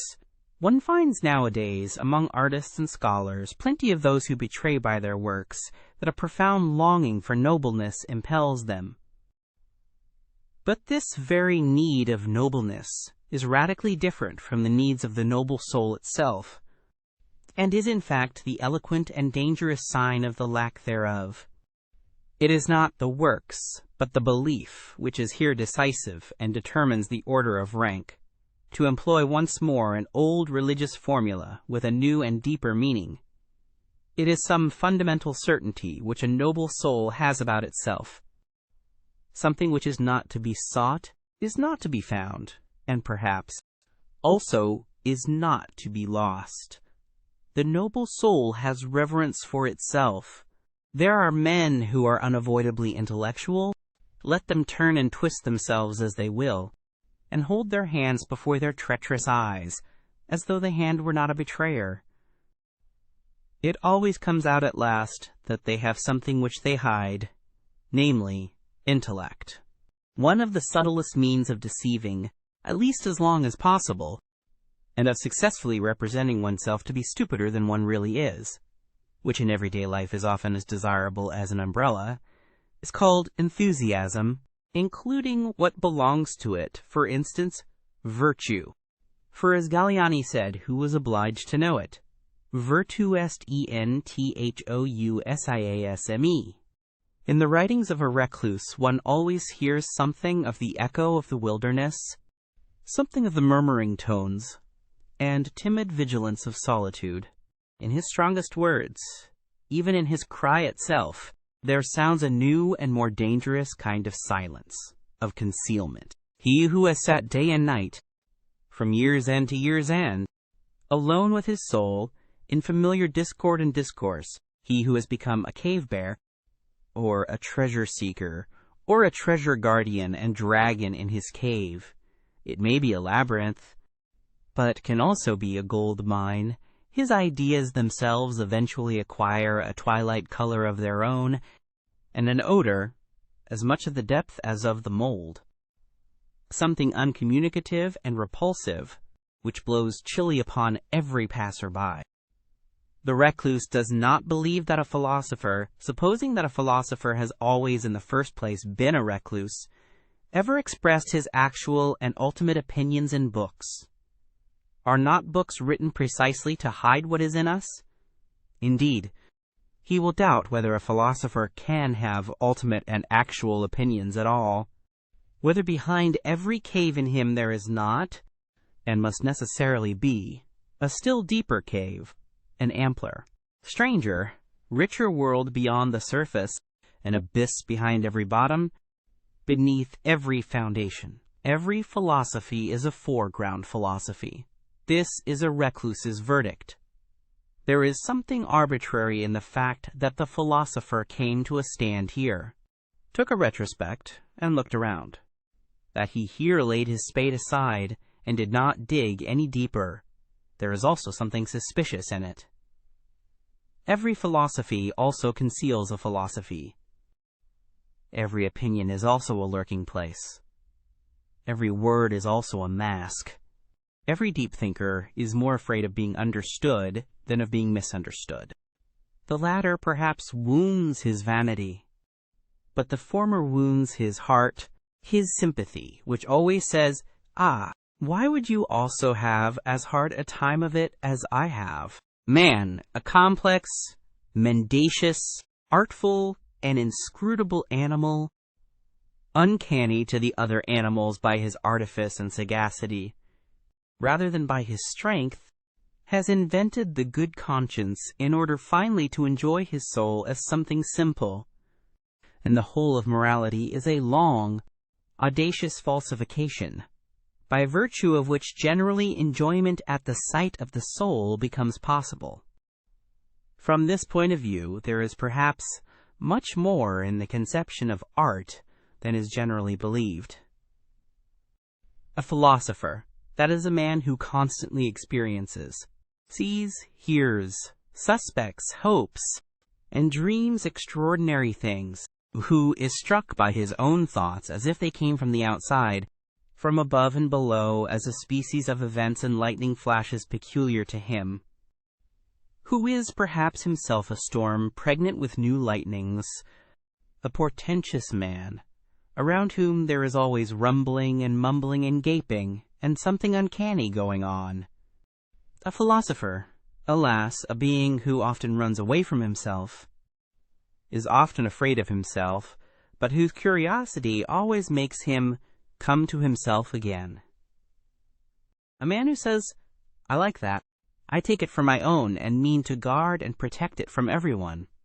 A man who can conduct a case, carry out a resolution, remain true to an opinion, keep hold of a woman, punish and overthrow insolence. A man who has his indignation and his sword, and to whom the weak, the suffering, the oppressed, and even the animals willingly submit and naturally belong. In short, a man who is a master by nature, when such a man has sympathy, well, that sympathy has value. But of what account is the sympathy of those who suffer, or of those even who preach sympathy? There is nowadays, throughout almost the whole of Europe, a sickly irritability and sensitiveness towards pain, and also a repulsive irrestrainableness in complaining and effeminizing, which, with the aid of religion and philosophical nonsense, seeks to deck itself out as something superior. There is a regular cult of suffering. The unmanliness of that which is called sympathy by such groups of visionaries is always, I believe, the first thing that strikes the eye. One must resolutely and radically taboo this latest form of bad taste. And finally, I wish people to put the good amulet, gay saber, gay science in ordinary language, on heart and neck, as a protection against it, the Olympian vice, despite the philosopher who, as a genuine Englishman, tried to bring laughter into bad repute in all thinking minds. Laughing is a bad infirmity of human nature, which every thinking mind will strive to overcome. Hobbes.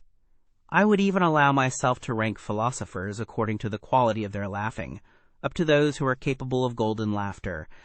And supposing that gods also philosophize, which I am strongly inclined to believe, owing to many reasons, I have no doubt that they also know how to laugh thereby in an overman-like and new fashion, and at the expense of all serious things. Gods are fond of ridicule. It seems that they cannot refrain from laughter even in holy matters. The genius of the heart, as that great mysterious one possesses it, the tempter god and born rat-catcher of consciences, whose voice can descend into the nether world of every soul, who neither speaks a word nor casts a glance in which there may not be some motive or touch of allurement, to whose perfection it pertains that he knows how to appear, not as he is, but in a guise which acts as an additional constraint on his followers to press ever closer to him, to follow him more cordially and thoroughly. The genius of the heart, which imposes silence and attention on everything loud and self-conceited, which smooths rough souls and makes them taste a new longing, to lie placid as a mirror, that the deep heavens may be reflected in them, the genius of the heart, which teaches the clumsy and too hasty hand to hesitate, and to grasp more delicately, which scents the hidden and forgotten treasure, the drop of goodness and sweet spirituality under thick, dark ice, and is a divining rod for every grain of gold, long buried and imprisoned in mud and sand. The genius of the heart, from contact with which everyone goes away richer, not favored or surprised, not as though gratified and oppressed by the good things of others, but richer in himself, newer than before, broken up, blown upon, and sounded by a thawing wind, more uncertain, perhaps more delicate, more fragile, more bruised, but full of hopes which as yet lack names, full of a new will and current, full of a new ill will and countercurrent. But what am I doing, my friends? Of whom am I talking to you? Have I forgotten myself so far that I have not even told you his name? Unless it be that you have already divined of your own accord who this questionable God and Spirit is, that wishes to be praised in such a manner? For, as it happens to everyone who from childhood onward has always been on his legs, and in foreign lands, I have also encountered on my path many strange and dangerous spirits. Above all, however, and again, the one of whom I have just spoken, in fact, no less a personage than the god Dionysus, the great equivocator and tempter, to whom, as you know, I once offered in all secrecy and reverence my first fruits, the last, as it seems to me, who has offered a sacrifice to him, for I have found no one who could understand what I was then doing. In the meantime, however, I have learned much, far too much, about the philosophy of this god, and as I said, from mouth to mouth, I, the last disciple and initiate of the god Dionysus, and perhaps I might at last begin to give you, my friends, as far as I am allowed, a little taste of this philosophy, in a hushed voice, as is but seemly, for it has to do with much that is secret, new, strange, wonderful, and uncanny. The very fact that Dionysus is a philosopher, and that therefore gods also philosophize, seems to me a novelty which is not unensnaring, and might perhaps arouse suspicion precisely among philosophers. Among you, my friends, there is less to be said against it, except that it comes too late, and not at the right time. For, as it has been disclosed to me, you are loath nowadays to believe in God and gods. It may happen, too, that in the frankness of my story, I must go further than is agreeable to the strict usages of your ears. Certainly the god in question went further, very much further, in such dialogues, and was always many paces ahead of me. Indeed, if it were allowed, I should have to give him, according to human usage, fine, ceremonious tithes of luster and merit. I should have to extol his courage as investigator and discoverer, his fearless honesty, truthfulness, and love of wisdom. But such a god does not know what to do with all that respectable trumpery and pomp. Keep that, he would say, for thyself and those like thee, and whoever else require it. I have no reason to cover my nakedness. One suspects that this kind of divinity and philosopher perhaps lacks shame. He once said, "Under certain circumstances I love mankind," and referred thereby to Ariadne, who was present. In my opinion, man is an agreeable, brave, inventive animal that has not his equal upon earth. He makes his way even through all labyrinths. I like man, and often think how I can still further advance him, and make him stronger, more evil, and more profound. Stronger, more evil, and more profound? I asked in horror. Yes, he said again, stronger, more evil, and more profound, also more beautiful. And thereby the tempter god smiled with his halcyon smile, as though he had just paid some charming compliment. One here sees at once that it is not only shame that this divinity lacks, and in general, there are good grounds for supposing that in some things the gods could all of them come to us men for instruction. We men are more human.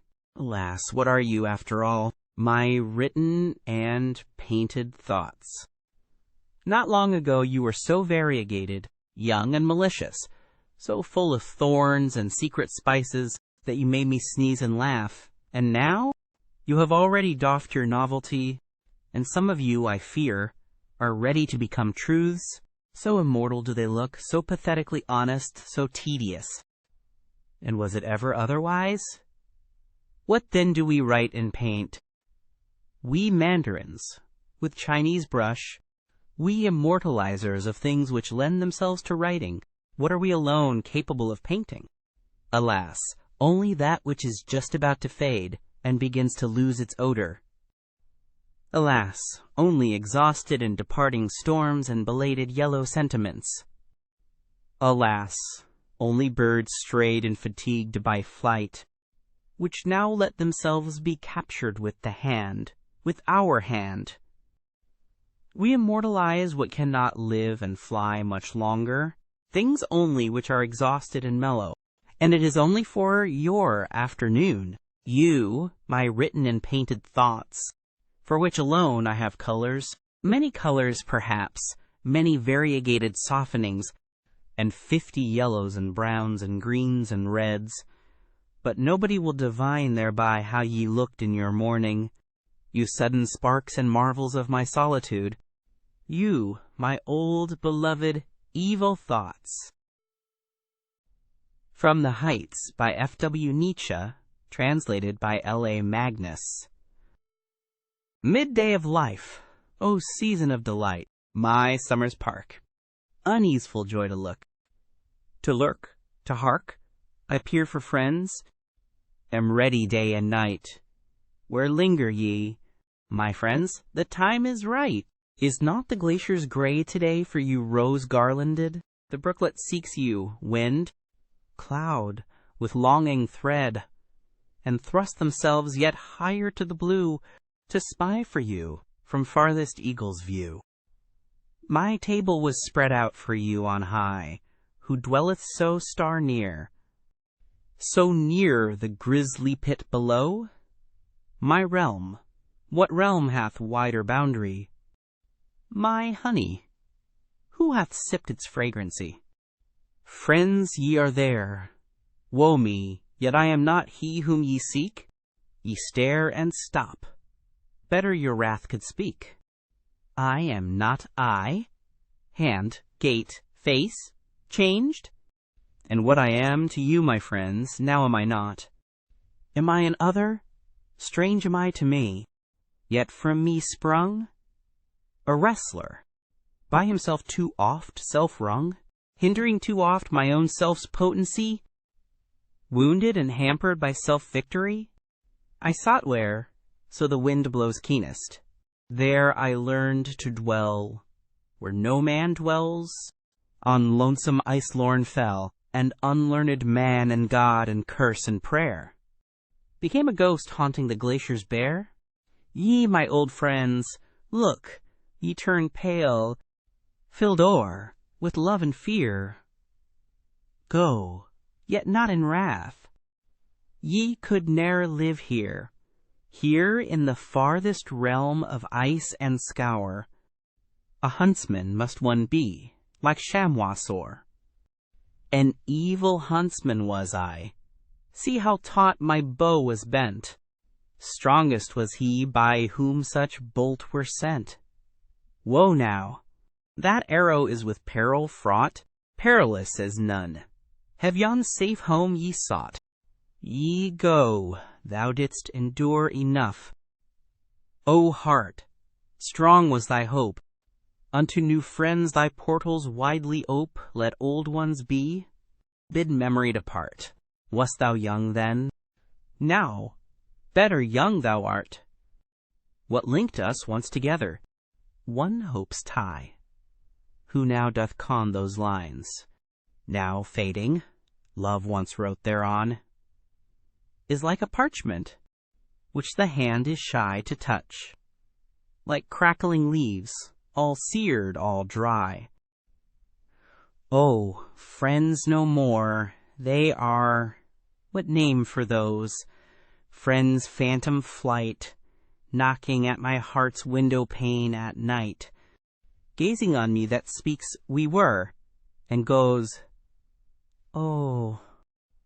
Withered words, once fragrant as the rose, pinings of youth that might not understand.